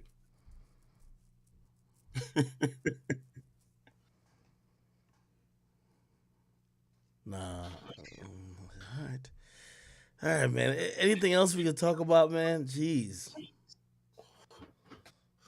Yo, I ain't gonna say you ducking the Nicki Minaj smoke, but I'm gonna let it rock, bro. Show me the tweets. I'm trying to get the tweets. Nigga, she is still up on her page. Oh, she ain't deleted? She said she was. Yeah, she ain't deleted. She said she was hacked though. We all know. So she left the hack tweets up. Nigga, you posted them. The fuck? Nah, I don't think I posted all of them though. Nigga, you posted enough. I don't think I posted all of them. Oh my god. Yo, did you talk about the Troy Ave shit? They was about to fight outside of the courthouse. Oh, where is the video? Yeah, you ain't see it? Nah, send the video again. Yo, Pluto, if your horny ass don't sit down, nigga. Yo, it's like he can smell pussy, bro. Like, this shit's crazy. Look. You look at him. He's looking through the door like he's trying to. Bro, it's over. Go to sleep. Check VC. I just sent it. Yo, this nigga's too horny. I'm in the VC. Somebody said clip his tail. Nigga, how the fuck his tail got to do with horniness, man? Look. You see looking through that bitch? Yo, I'm checking VC. Yo. Oh, hell no, nigga. You ain't about to start scratching my shit. Hell no. That's all right, look. I just posted it again. Bro, you ain't posting in chat, niggas, dog? Yeah, I did. I'm gonna keep on spamming them. Okay, got it. Got it. All right, I'm putting this nigga in the fucking cage, man. You gonna cry all he want, man. You gotta go to sleep. You gotta sleep this horniness off, little nigga. He like, damn. He looking at the door like, damn. Where's she at? He finna sleep this horniness off.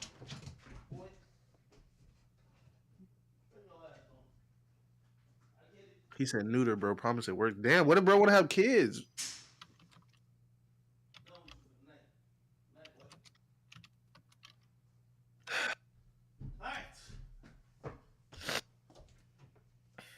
He gonna cry, but he gonna be just fine.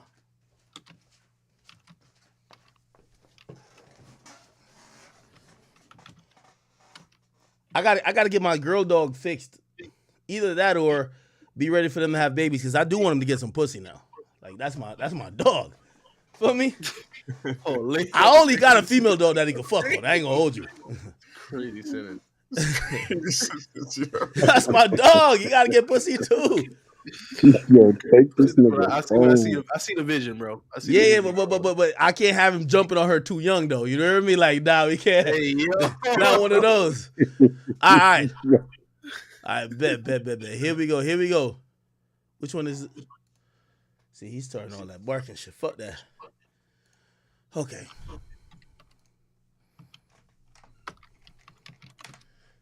All right. Let's see on that. By the way, salute to AGTV. They are outside. If you want like up-to-date coverage on what's going on with the tax stone thing, I believe they're like at the court. Okay? So salute to them. Might as well do that since I'm playing their video.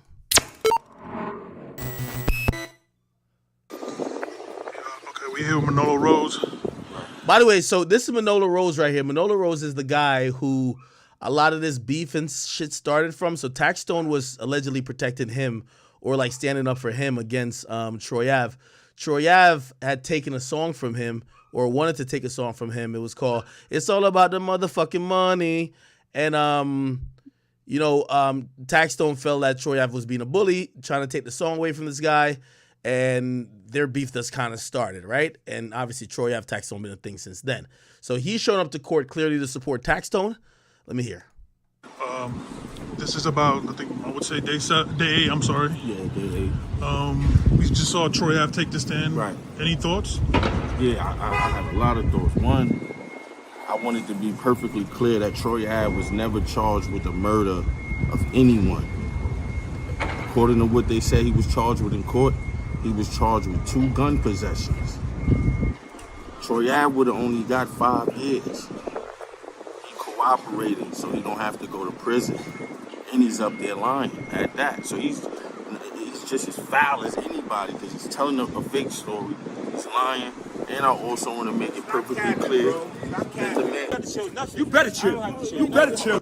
What you talking about? I'll break your face. Yes, I will, boy. I know you, pussy. You know me too. You don't know me. You don't know me, boy. I don't know you. You don't know me, boy. Let's get it right. You don't know me, boy. You don't know me, boy. One chance. You don't know me, boy. Pussy. You don't know me, boy. I'll break your face. I'll break your face.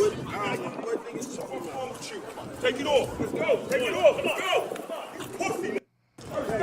You grandstanding, boy. Your mom grandstanding like you grandstanding, nigga. Boy, I grandstanding, boy. I lift you lay down, boy. I lift you lay down, boy. I lift you lay down, boy. Keep that shit going. Like I said, man. Nigga up there lying. Lying. You know he lying, and that's the facts. How's he lying, though? There's one, he telling the whole story about some fictitious shit. Him slipping and falling with the guns. He doing all sorts of movie theatrics. That's how you up there like, you know that's fabricated. You can't do this shit he was saying. He said the mother described it as a violent spooning. What kind of weirdo shit is that? Stop fighting me, boy. Hold on, let me see if I can see this face. Who's this? Who's this, chat? This is not Bang's brother, is it? Yeah, that's his brother. That's Bang's brother? Yeah.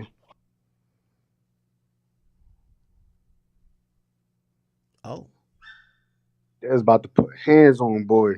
Oh, who? Bang's brother? Yeah. Who's about to put hands on Bang's brother? Manolo Rose and his homies. Stop. You know, I'm dead ass, act. That shit getting serious out here in these streets, man. I ain't gonna lie. I think Bang's brother, I'm gonna say he's in the right. Bro, y'all niggas showing up to court. Y'all ain't got no family here. He lost his brother. Like, y'all showing up to court to try to prove who's a rat or not. We not caring about what y'all saying. This nigga lost his brother. I'm sorry to say. They just going to support tax. Bro, y'all not that nigga relative or nothing, man. He lost his blood brother. I don't think they wrong for going to I'm not saying they're wrong for going to court. But obviously, if shit getting like really staticky afterwards, if y'all getting staticky with the deceased brother, like, come on, you feel me? Like he was talking crazy. He came to them though. Yeah, but that tells me all I need to know. If y'all getting staticky with the deceased brother, that mean y'all not here because y'all cared that that man brother died. Y'all just here to make sure somebody get out of jail. Act, let's be for real. You not go like. I'm just saying. I'm not saying that they ops, but you don't care about your op. If you know what I'm saying, bro. That dude ain't they op. Troy Ave they op, bro. Allegedly, that nigga popped on Taxstone. That's what they saying, right? So who? If he popped, who? Banger, the one that died, allegedly popped on Taxstone. Oh, okay, all right, yeah. So he is, know what I'm saying? And rest in peace to him. But okay. I kind of get what you're saying. I'm doing that, boy. My brother.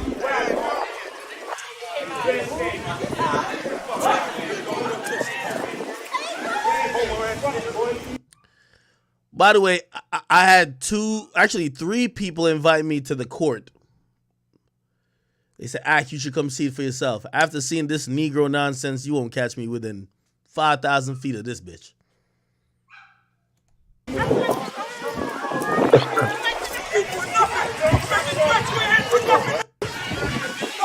Oh, never mind. Who's this guy right here? He seemed like he's on timing. Who's this guy? He seemed like he's trying to go to jail. Who's this guy? I ain't gonna lie. Manolo got some goons, Act. Oh, that's Manolo's goon? That nigga is street royalty, you heard? Really? Hell yeah, niggas fuck with Manolo heavy. Oh, okay, I don't know. You ain't hitting for nothing. Only thing you hit is the homeowner ass, JS. I advanced you now. Come on. Please. It ain't working. You don't know me, boy. No.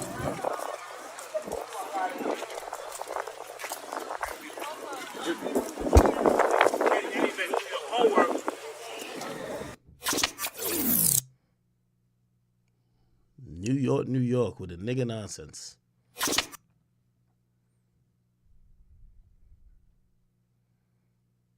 Does Banger's brother also do security? Nah, I think Banger's brother, he's a community activist now. I think he was a gang member. Yeah. That's it looked like he had a badge on his head. Or some type of symbol, you know what I'm saying? This is them talking about Casanova's call. It was a Casanova call. So he kind of confirms that Tax let the shot off. What are your thoughts on that? My thoughts on that? So just to be clear, you're not talking about rumors right now. You understand what I'm saying? Right. You're talking about facts. You're talking about the fact that the jury is currently sequestered. So this is already information that the jury have heard already. So this is not speculation. It's not nobody running their mouth, saying no YouTube stuff. This is what you heard in court yesterday, right? So to speak on that from that perspective, the night it happened, these are facts that's presented to the jury, is alleged. It's no longer allegedly. These are the facts that the jury has presented. Correct. That Tax, Cass, Malcolm, Doodle testified, Jazzy, and Star, who they had her interrogation online months ago. That's a whole nother conversation. Oh, we're not talking about Star Brim, right? It's not Star Brim at all. It's another Star. They had a video of her in the interrogation room circling online months ago, right? But moving on from that, they broke down the timeline of them hanging out prior to the concert, going to the radio, going to the record label, eating dinner, chilling. They presented them going to the venue. They showed them going in the venue. They pointed all that out, all of them together. They showed Casanova arguing with Jazzy and her leaving, and Malcolm pointed her out as she left and said him and Star follow her out. So that's why they wasn't in the venue. At that point, you got Cass, who went back inside the alleged green room. Right. Based on what they presented, the tape was Malcolm was under federal investigation. His phone was tapped, unbeknownst to any of them. Right. After it happened, Cass was supposed to immediately call The person who they went there with that left, like, yo, shit just popped off. Tax let off a shot. Right. What else you talking about right now? It seems like a big win for the prosecutor, no? I mean, nothing is a big win till the win is here, bro. That's just how I see it. It's just a fact that has been presented at this point, right? The fact is, this is what happened that night. This is a federal wiretap on Malcolm's phone that has Casanova calling Malcolm, saying Tax's name after the. I ain't gonna lie, Kenneth Montgomery should have fought tooth and nail to not get that allowed into the case. So the way how wiretaps usually work, from my understanding, even though this is probably beyond the scope of my understanding, but still I'm gonna give you my understanding. They could only listen to usually about a minute or sometimes 2 minutes of a call, or a short period of a time before they have to pretty much mark that call pertinent or not. If it's not pertinent, they cannot stay and listen to the call. However, here's the funny thing. If the wiretap is on the phone of Malcolm, they're investigating Malcolm. Now, here's the thing. Sometimes it could be still marked as pertinent if there's any talk of illegal activity. Now, granted, Casanova's saying to the dude, yo, Tax just fired in the spot, has nothing to do with the dude. Remember, they're investigating the guy whose phone who's tapped for some other illicit thing. What the fuck? Yeah, I'm sorry, you just got 100 gifted, bro. Who just did that? Dre. Oh, is that my nigga Dre from Dre shit? Dremo. Who the fuck just did that? That's Dremo. Is that the Dremo? Like my man's? Holy, that's like a 500 ball right there. Who the fuck just did that? This nigga just went crazy. Yo, Dremo, if that's you from I think Twitter, I think he's a streamer. Yeah, Dremo, DREMO on Twitter. Yeah, that's him. Yeah, that's him. Yeah, salute to him. Wait. Oh shit. Let me just kind of catch up on my subs real quick since I'm already interrupted. Holy shit. Wow. Dremo, thank you for the 100 gifted subs. Everybody spam a big W to Dremo. I appreciate you so much. 100 big gifted subs. That's incredible, dog. I don't think I've gotten 100 gifted subs since Cash App came through and dropped off a couple of 100 subs. Wow. God damn, I appreciate you so much, brother. I don't know if you watch the stream often or you've been in here, but I appreciate you for gifting some subs to the community.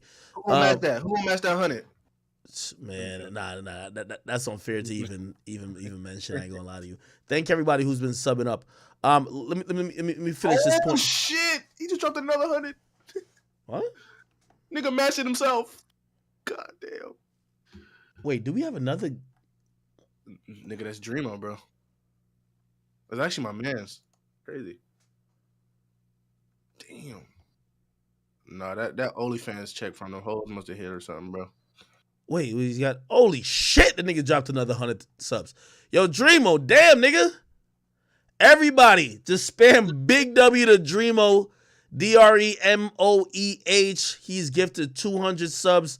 That's $1,000 he just gifted towards the channel pretty much, but it's supporting other people. So everybody who's viewers here, you guys have subs. Holy shit.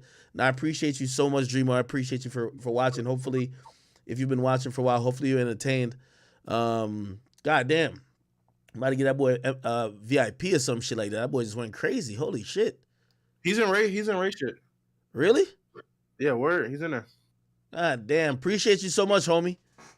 Thank you. Sincerely, honestly, from the bottom of my heart. Oh my God. Damn. Yo, get off too.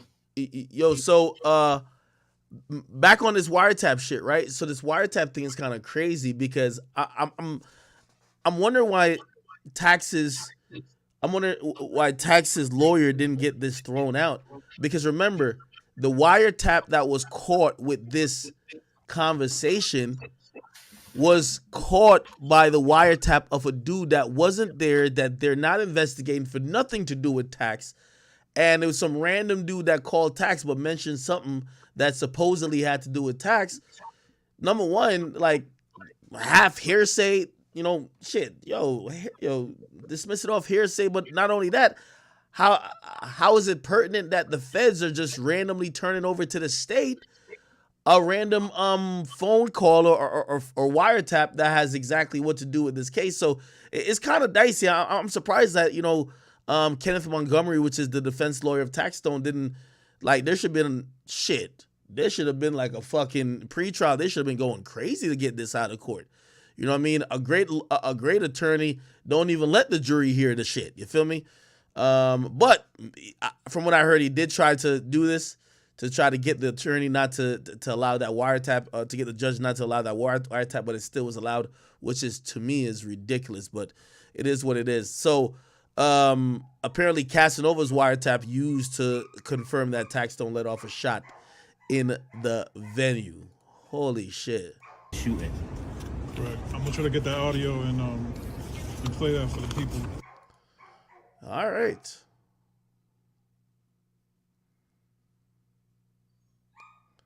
Is this the clip then? The courtroom. We were taking a break, and you had kind of almost got into it with a gentleman. This guy's crazy. This guy's crazy. Now I almost get into it, man. This Big people, Body Bez is his I don't know name. who caused what happened, which is the facts is Tax brought a gun in the venue, right? That's all these things are presented already. Right. So in this venue, my brother was killed, 3 people were shot. People want to support that. That's what you do. You stand by what you stand on. But dude was in court and he was sitting behind me next to my mother, and he just made a comment as Malcolm was testifying. And it kind of bothered my mother. I know my mother. It bothered her, so it bothered me. Right. So I pretty much, I'm not somebody to just talk about it. I'm address situations that bother me. I don't know how to just, move on with things if I can deal with it right there. So, we had a conversation, everything good. Damn. Oh shit. Yo, this whole trial is like so crazy, man, because I'm gonna be honest with you, it looks like Tax is going down, man. Let me look at possible ramifications. I think it's 2nd-degree murder. Murder, New York City sentence. A 2nd-degree murder penalty will have you facing life in prison or 15 to 25. Yeah, I think Tax already has like a rap sheet. I gotta imagine, he has a Fed charge as well. I gotta imagine he's looking at like 25. 25? Well, he's been in jail for 7, so if we think about, let's say he gets 25, he's been in jail for 7, so 18 left, probably? No, he getting like 50, bro. If he a felon already, he getting like 50, bro. He not getting 25. I'm gonna keep it above 50. The maximum is conviction could result in 25-year sentence. Yeah. Oh, so it's either 25 max or life type shit? Hold on, let me see.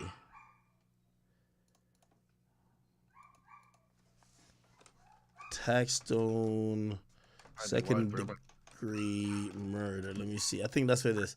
He's charged with 2nd-degree murder. Let me see. Penalties for 2nd-degree murder conviction under New York law. Murder in the 2nd degree is a class of violent felony, while the murder, blah, blah, blah, blah, this. Okay. However, this could include life in prison without parole. The minimum sentence for a Class A1 felony is 15 to 40 years. So it's 15 to 40 years. Yeah, he getting dirt numbers, bro. Let me see. Is Taxstone a felon already? Yeah, he got a few felonies. Taxstone felony. Let me see. Taxstone felon. That's crazy. Illegally. Let me see. I'm trying to see if you got a buy shop contract now, bro. You had 200 subs. Oh no, yeah, I'm gonna text Adam about it. Yeah, you gotta do it. Although his prior felony conviction made it a federal crime for him to possess firearms, he carried. Oh yeah, so he's a previous felon. Yeah. GG, bro. Unfortunately, I don't think Tax is getting anything but 30. Unfortunately, he's gonna be probably 30 years if he gets found guilty. Who knows if he gets found guilty? Because honestly, you know what's kind of crazy? The whole X trial is going in. They're still in deliberation. They've been in deliberation for over like 36 hours. Look, the jury deliberation for the trial of the 3 men accused of murdering Rising Star X during a robbery will resume on Monday after the panel finished a 7-day of deliberation. 7th day without reaching a verdict. 7 women and 5 men had asked Circuit Judge Michael Usan if they could have Friday off. So they took Friday off, so they took today off. Well, actually, tomorrow off. Or they're taking tomorrow off. And the judge granted a request. Early Thursday, jurors had asked to view the defendant's social media accounts as well as GPS data to map and calculate distance between the point mentions in the case. The judge denied those requests, saying the verdict must be based on the evidence presented during the trial. What the fuck? Are these... Yo, there's a nut on that jury. Because they're asking for evidence that wasn't even provided in the trial. It's something like somebody's on some defense team shit. Hey, let's see the... Maybe, can't the jury lessen the charge, though? And be like, oh, it wasn't murder, but it could have been manslaughter type shit. Well... Could they not do that? Not so. The foreman is gonna get these instructions. The judge has to instruct them. Basically, I don't know how it works in all states, but I think the judge has to give them the instructions, and also give them the rules based on whatever they're charged with, and also give them the possibility of finding a verdict based on a lesser charge. You get what I mean? Usually, what happens is they'll charge either multiple counts. They'll be like, hey, 1 count of 2nd-degree murder, 1 count of 3rd-degree murder, 1 count of manslaughter. Or sometimes they won't do that, but they'll be like, once it goes to jury, they could consider manslaughter after saying not murder or whatever the case is. You know what I mean? We will see. But it's surprising it's taking him that long. Like, this nigga's guilty as fuck. This nigga's guilty as fuck. He shot him in broad daylight. This nigga should be getting a needle right about now. I'm serious. What the fuck if they is don't it? choose to convict him of murder, it's automatically manslaughter, is it? Is that what? Wouldn't he just beat the murder charge and just be out? Well, no, they got to vote on manslaughter. Like every. Okay. Yeah, they got something got to give because he still robbed the nigga and shot him at the end of the day. It ain't Jury like deliberates lesser charge. Let's see if we can find some. This is how I learned a lot about like laws and shit. So in New York, can a trial court submit lesser charge? Oh yeah, so I think the court would have to submit a lesser charge. So I think the prosecutor would have to submit it. You get what I mean? Yeah. I had a feeling that's how it should work. So they could be like, "Oh, was it murder? Probably was manslaughter, voluntary." You know. By the way, I'm guessing if nothing is if no verdict is reached next week, I think it's gonna go into mistrial. Somebody says he could get off on a mistrial. There's no possible fucking way that these guys get off on a mistrial and the state of Florida does not elect to try these guys again. You killed a high profile person. Yes, they wasted a shit ton of money. Trust me, a shit ton of money trying these guys. But I'm telling you, X was so loved. People want some type of fucking, closure to this. The prosecutor is going to have to try this again if it results in a mistrial. 100,000%. On camera. See, okay, in the Kyle Rittenhouse trial, the jury was allowed to consider lesser charges. See? The jury will decide in the Kyle Rittenhouse thing to consider lesser charges after fierce debate between the prosecutors and attorneys for the 18-year-old. Judge said he would issue the final ruling about which lesser charges the jury... Okay, so the judge has to tell them which lesser charges. Okay, good. So that's pretty much what it is. Yeah, I mean, honestly, I got to see what these guys are actually charged with. Michael Boatwright. It's crazy that I even know these fucking bitch-ass niggas' name, man. I feel like I know all these niggas' name. You have Dedrick Williams, Michael Boatwright, and what's the other nigga's name? Fuck. What's the other nigga name? Oh, Trayvon Newsom. Okay, anyway.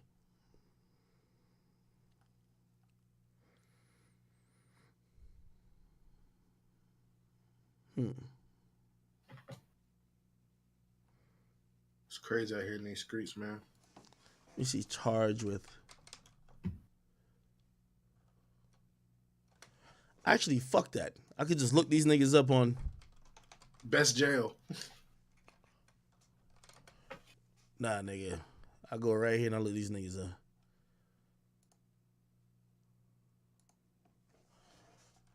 Boat right, Michael. Here it goes. Felony.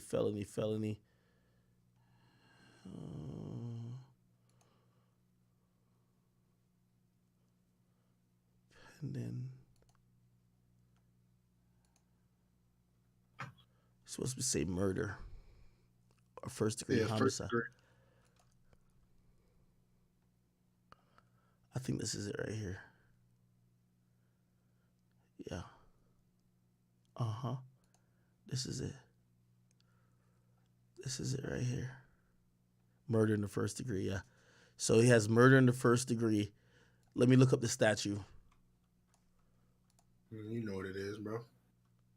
Look up the statute. Austin Rivers to life numbers. Sentence. It's a Florida statute. Let's see the sentence. Let me see, what is it? It's 782-041A. What the fuck? No, hold on.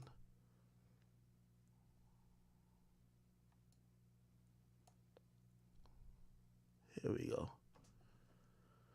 My bad, chat. We getting really into this, ain't we? Let me see. Oh, it's life. It's life. It's life. Yeah, life. Yeah, life imprisonment or death, but the death penalty was never on the thing. Dedrick Williams death penalty. I don't think the death penalty was ever there. Yeah, the death penalty. I don't think the judge ever really considered it. Death penalty is usually premeditated murder. So even Nicholas Cruz didn't get death penalty. Yeah, so premeditated murder is what they're thinking, that you planned it. That's why they have it on the thing for or they tried to do it for YNW Melly. YNW Melly has death penalty on the thing.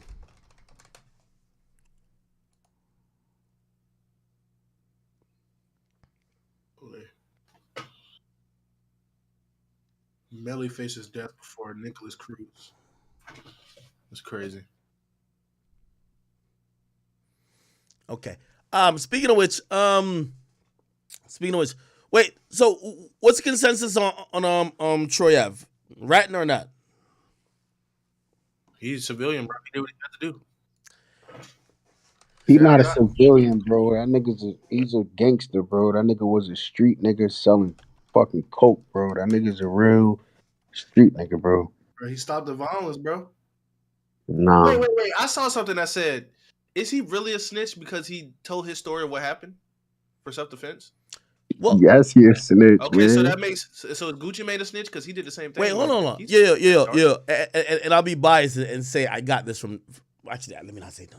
I can't say where I got this. How about let's consider this? If what he's doing, right, which supposedly some see it as just self-defense, and this is just how you have to play the self-defense game. If he's just a snitch, remember he got shot again. Right? Remember? Christmas Day? Oh, I remember. Allegedly, he know exactly what happened. Why he ain't snitch on that? He don't know who did it. From what I hear, that's not true. He know why it happened, who did it, everything. Why he ain't snitch on that one? If he just a snitch, might as well snitch on everything, didn't it? Shouldn't he? Good point. Nobody ever got arrested on that shit. So you think that him not snitching on getting shot in the head when he was in his car classifies him as not a rat because he didn't snitch on that scenario? Well, all right. So what I'm trying to explain to you is that, listen, snitch or not, if you're doing self-defense, right? Like if a nigga shoots you and you happen to shoot him and kill him, you got to talk to the cops. Like you just have to speak to the cops. I get it. Don't talk to, you have to talk to the cops. Hey, cop, he tried to shoot me. I shot him back. That's why he dead. Little baby, the baby had to talk to the cop. It's self-defense. You gotta explain what happened, right? That's just what it is, right? Now, that's different than a street situation where nobody got caught, right? And you basically, there is no case for you. There is no, oh, okay, like you're just flat out a victim. You're not charged with anything. You didn't do any self-defense shit, but you didn't put nobody in jail. You know what I'm saying? I hear you. So you really think he quote unquote got all of this money and the nigga that shot him ain't get touched? I mean, if you believe knew he did it, then it would be. Well, that's some street shit, right? So I don't believe that he know who shot him. What I'm saying, if you knew that Troy Ave got somebody like touched, then that defeats the purpose, bro. You know what I mean? He gonna go to jail.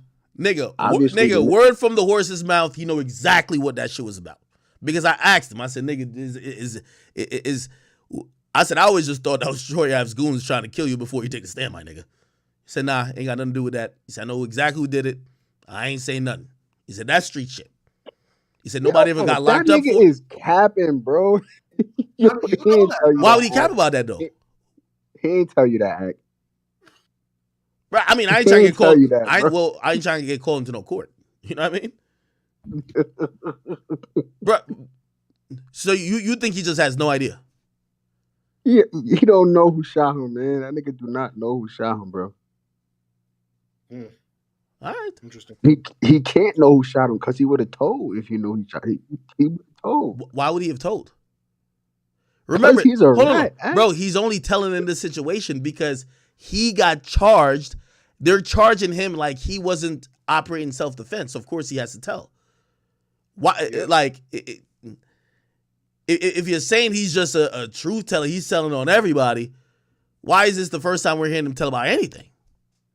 So you're saying that there's never, remove the situation when he gets shot. You saying he don't know no other street shit that he could have told on before now?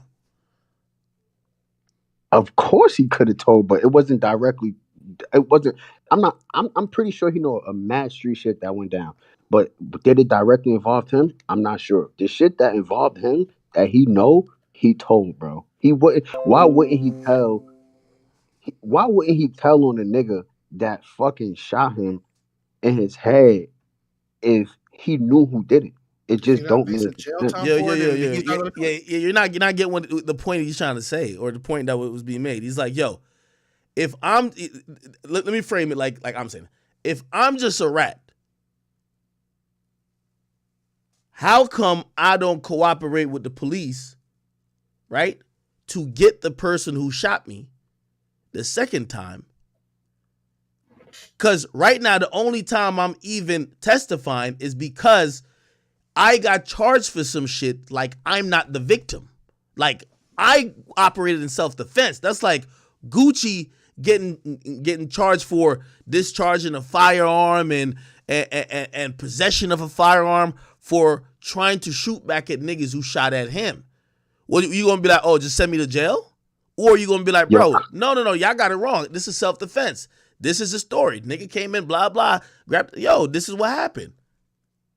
No, I get exactly what you're saying, but really think about it. The way he is on the internet, the way how he's been talking crazy. Hold on, because Tax Stone's disposition is that the gun belongs to Troy. Remember how the story came out?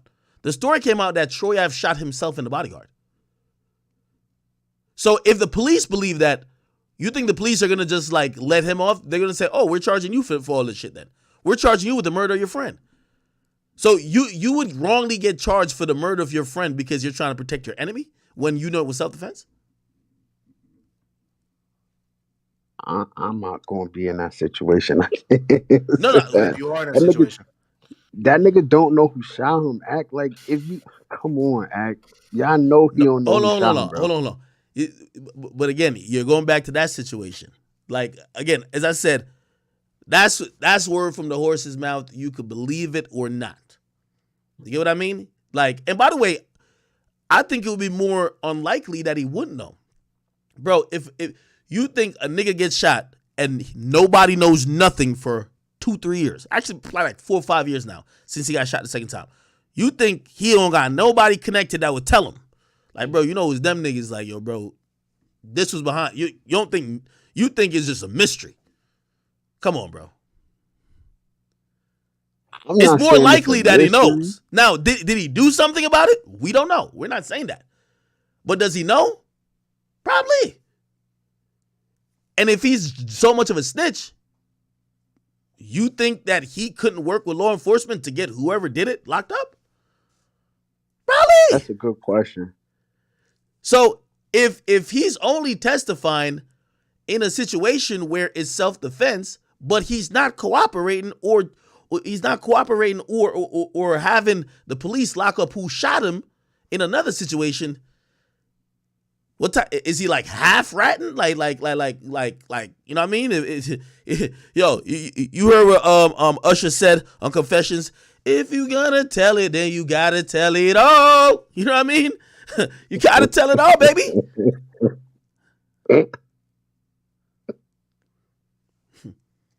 I've seen him do it.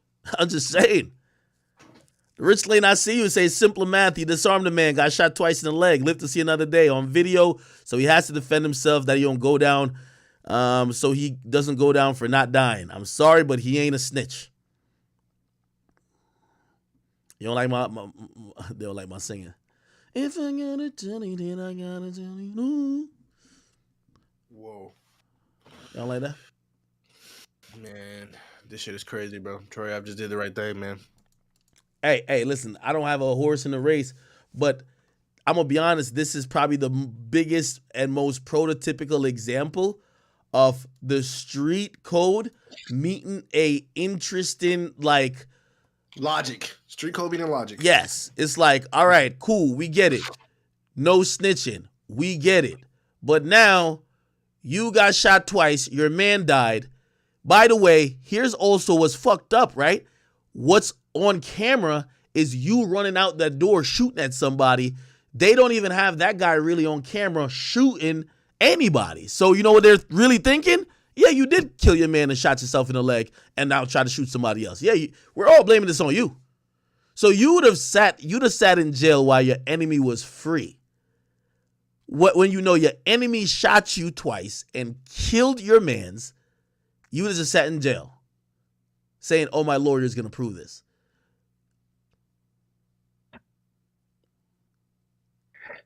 Oh, no, I mean, are you? I'm not. Listen, I can't answer that question. Oh, like you answered everything else. You can't answer that. All right. So I'm not snitching. I don't give a fuck. Like, I'm not snitching, bro. I can't snitch. I won't snitch. I'm not Wait. snitching. Yeah, but facts. But that's where snitching, I believe, becomes relative.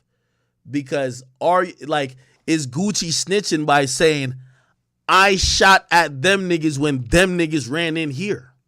Is that snitching? He's not snitching at all. Okay. Now, allegedly, one of the people or the person died, so Gucci didn't have to take the stand. But if the person didn't die, Gucci would have had to take the stand. Would Gucci be a snitch? Oh, man. Once you take that stand, you a rat. I don't care, bro. So Gucci would be a snitch? So bro, Gucci, once you so take Gucci, that stand, you are a rat. So a nigga tried to kill Gucci, and because Gucci survived, he should just go to jail and shut up that he's not seen as a snitch. That's how the street code is. Once you take that stand, you're a rat. If we talking the street code, Troy Ave didn't have no business taking that stand. That nigga was doing way too much out here, bro. Like, he was doing way too much. He was one of the quote-unquote toughest niggas. That nigga was a bully, bro. That nigga used to bully niggas, bro.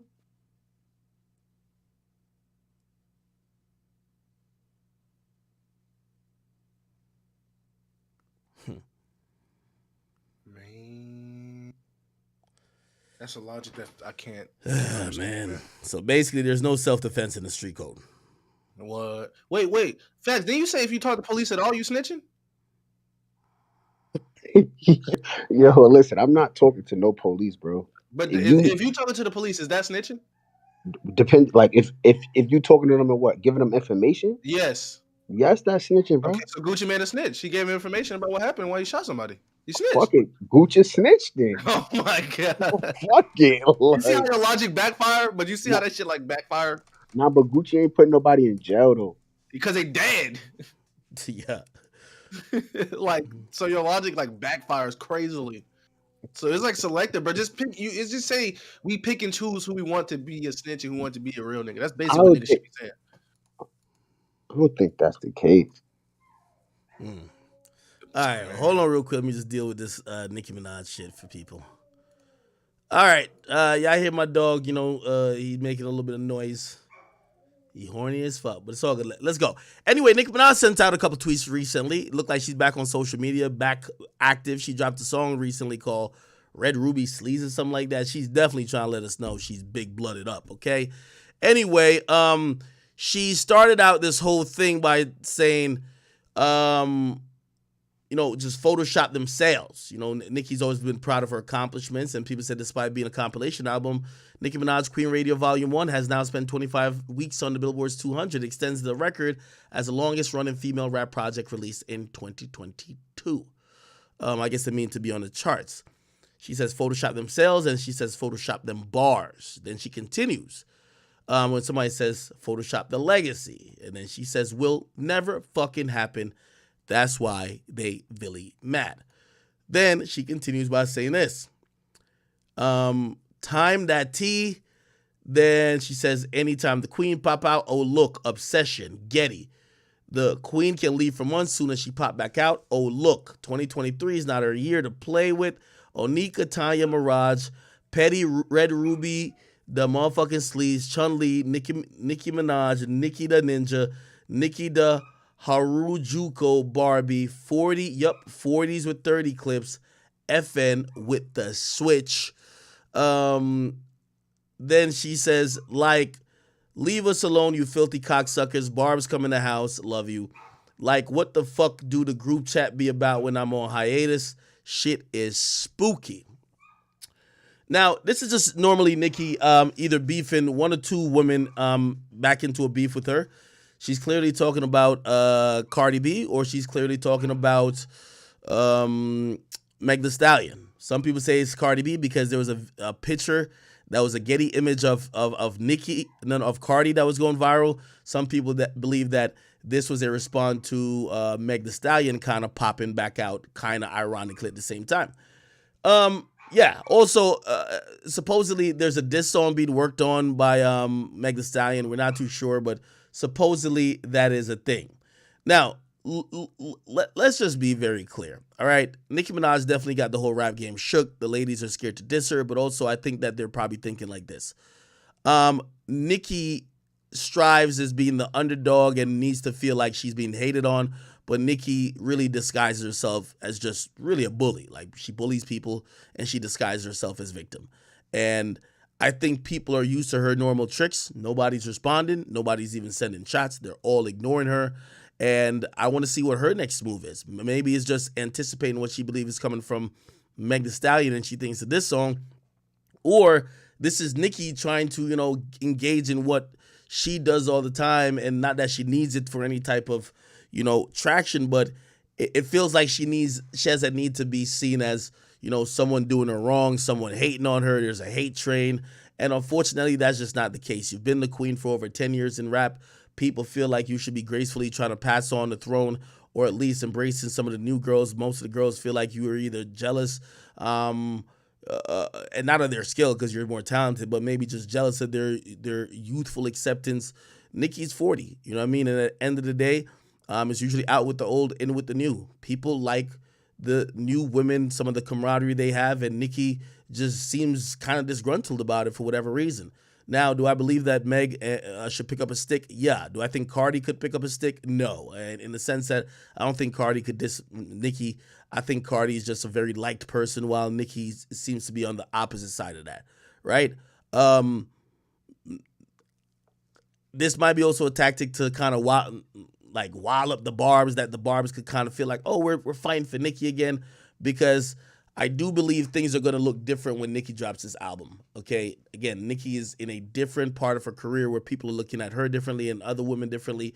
Very talented, but she seems like she's missing something, or she's yearning something from the other women, or what she feel is acceptance. I want to see how it's gonna happen with Ice Spice. It feels like Ice Spice probably has to either, you know, bow down, kiss the ring, because now she's anointed as a princess and not work with anyone else, or Ice Spice will be kicked out of the queendom shortly by the Barbs as well. So we'll see how all this shit kind of unravels. But Nikki's kind of doing what she always does, you know what I mean? Talking shit, not really adding a name. And if somebody says anything, she starts playing victim. You get what I mean? So who knows? I hope she just kind of gets used to the fact that, yo, the fans love what they love. They love Glorilla. They love Lotto. They love Ice Spice. They love Coil Ray. And I'm talking about their personality. You're more talented than all of them, but it doesn't matter because people are liking the fact that there isn't only one it girl. And unfortunately, Nikki comes across as the mean it girl that wants to be the only girl. And we'll see how that turns out. All right. So, Nikki, I can't even get mad at you kind of checking these chicks because they can't respond back with bars. But I am being honest with you. Like, it looks a little pathetic a little bit just because you keep coming off like a bully. You know what I mean? Like, I believe Meg should pick up a stick, but she literally just got a verdict in her favor against Tori. People feel bad for her. People feel like, yo, she needs to heal. Bad timing if you're getting at another woman. Like, most of these girls, they can't rap with you. They've given it up. You can't keep bullying somebody who tells you they don't want smoke. They've all kind of let you know, we don't want smoke with lyrics, blah, blah. Also, some of the shit you keep saying just doesn't make sense no more. Like, you know what I mean? I don't even think people give a fuck about these things anymore. We heard about the Glorilla, Coil Ray, songs getting passed around. They got writers, whatever the case is. I don't even care what it is. These Photoshop them bars, Photoshop them sales. Nikki, start reading the comments, okay? Look how they talk about you. What is she talking about? What the fuck do she be talking about? Nikki, please, you're a mom. I really like you. She's so immature. Like, that's the status I would put in high school. Nikki need to chill. She be doing too much. Like these are people who could be your kids, Nikki, talking to you. I'm 38 and I'm not age shaming, but honey, she's way too old to be acting like this. Yo, Nikki, you got to read the room. She's 40. Like, Nikki, everybody's begging you to have a graceful, it doesn't have to be an exit, but a graceful growth process, right? Leave the ass shaking, the twerking, the ghetto shit, the young girl, oh shit, I just got the BBL done shit. Leave it to the new girls. You should be the queen. When I think of queen, I don't think of queen just rolling around like looking sloppy and just not it. Like, yo, you're the queen. You should, you know what I mean, be above some of this shit. But people are just looking at you like, yo, it's just not graceful. You know what I mean? Look, bro, I've never seen comments like this about Nikki. Do she be arguing with herself? Like, finally you get a Barb. You know he probably gay. People love bringing up her age. Like they don't have to still get there. There's no age limit or respect. What other female rapper was in demand? I was like, oh, come on, man. There's nobody even questioning her. Beyonce would never. Meg posting a picture sent Nicki into a mental breakdown. I'm crying. I love Nicki, but if this is your energy, make a diss track. I agree with that too. Before y'all start, these people been talking shit about Nicki all day. Who? She's too old for this. Bro, read the room. You know what I mean? Read the room. Read the room. She's too old for this. Somebody says she's responding to people editing her videos and pictures. Now move along. Somebody says, go be like Blac Chyna and outgrow this behavior. It's time for you to act like your real name. 40 with the 30 clip was crazy. Let's go, queen. All right, this thing is just going to say whatever. What do she be so angry about? Beyonce would never. Anyway, man, come on, Nicki. Like, you know, nobody even got to flame you. You know, Nicki, like, there was an age, like, look at Nicki Minaj, 2000 and, what age was it? Maybe it was like 2016, Nicki Minaj was, like, so graceful. Like, she looked so, like, this was when Nicki was just all about looking like a fucking queen, bro. She just kind of look a certain type of way. Let me see if I can show some of these pictures. Just look at Nicki, like, Nikki looked beautiful. Looked like she was. I don't even know if that's her real hair, but it looks more natural. Like her whole look was more natural. It looked like a Asian beautiful queen. These days, yo, my dog is tripping in the background. Like, god damn. Yo, my dog is horny. Like, yo, he been trying to hump my female dog. But anyway, I put him in a cage. He's wilding out. He better go to sleep. Anyway. Oh my God, this motherfucker, bro. This nigga's tripping. But anyway, like, there's a moment. Yeah, I ain't gonna lie. When Nikki was with Meek, she was looking like motherly, maternal, grown up, mature, but still sexy and hot. That was a good medium. I ain't gonna lie, man. When I look at Nikki now, like Nikki look like she's trying to get her 20s back, bro. Like, this shit look kind of cringe, bro. I don't even know what to say, really. You know what I mean? Look at her from then, and then look at some of these joints. You know what I mean? It's just kind of like, you know what I mean? She looked like, bro. She look out of it sometimes, man. She look out of it, man. I don't know what it is. You get what I mean? It's like, Nikki, like, with all due respect, man, like, come on, man. Like, come on, bro. Like, come on, dog. Like, come on. Like, Nikki got to read the room. You sexy for your age. And when people start saying that, you can't do what Ice Spice do, baby girl. It's all good. You more talented than Ice Spice. You don't got to do that no more. You could age gracefully like a queen. But shit, you know, at the end of the day, Nicki's a ratchet. She always been a ratchet. You know what I mean? Like, you can't take the ratchet out of Nicki Minaj. You feel me? It is what it is, man. Auntie vibes, like we're not trying to push her out the game. We just want her to look like the queen she's been talking about, because this queen vibe only come across when she's trying to shit on people. It don't come across in image no more. It don't come across in demeanor. Like I've always said that, yo, Nikki, you really inspired an entire generation of women. I'm glad you finally got your label, but you could have, like, you know what Playboy Cardi did was so dope? You saw them copycats of his. Bro, he just embraced them, signed them all, and, like, worked with them. Like, he just kind of like, yo, come in, just get in the studio with Daddy. Daddy gonna teach you a few tips and tricks. You're gonna be fine. That's just what it is. That's why Cardi's the fucking King Vamp. You get what I mean? Like, he looks graceful for that. Like, yo, damn, yo, he's really that guy. Nicki's still beefing with, like, yo, it's like me beefing with Flacco. Like, bruh, you know what I mean? Like, bruh, this is no beef. You can't beef like that, bro. Like, shit can't happen like that, man. You gotta have some grace, some decorum about yourself. You get what I mean? Like, shit, you beefing with people who was waiting in line for your CD. You beefing with people who, like they would listen to your music before they got their first period. Like, you gotta have some, like, come on, Nikki, you gotta do a little bit better, yo. You just gotta do a little bit better. Like I get it, but, like, come on now, you know, like this just ain't it. You know what I mean? Like you're rolling around on the Thanksgiving table. You know what I mean? Yo, come on, man. Like, yo, auntie, like, get off the table for a second, man. Like, listen, look how Nikki looking here, and then just look at how. Let me go back to this thing. Let's see. Nicki Minaj 2015.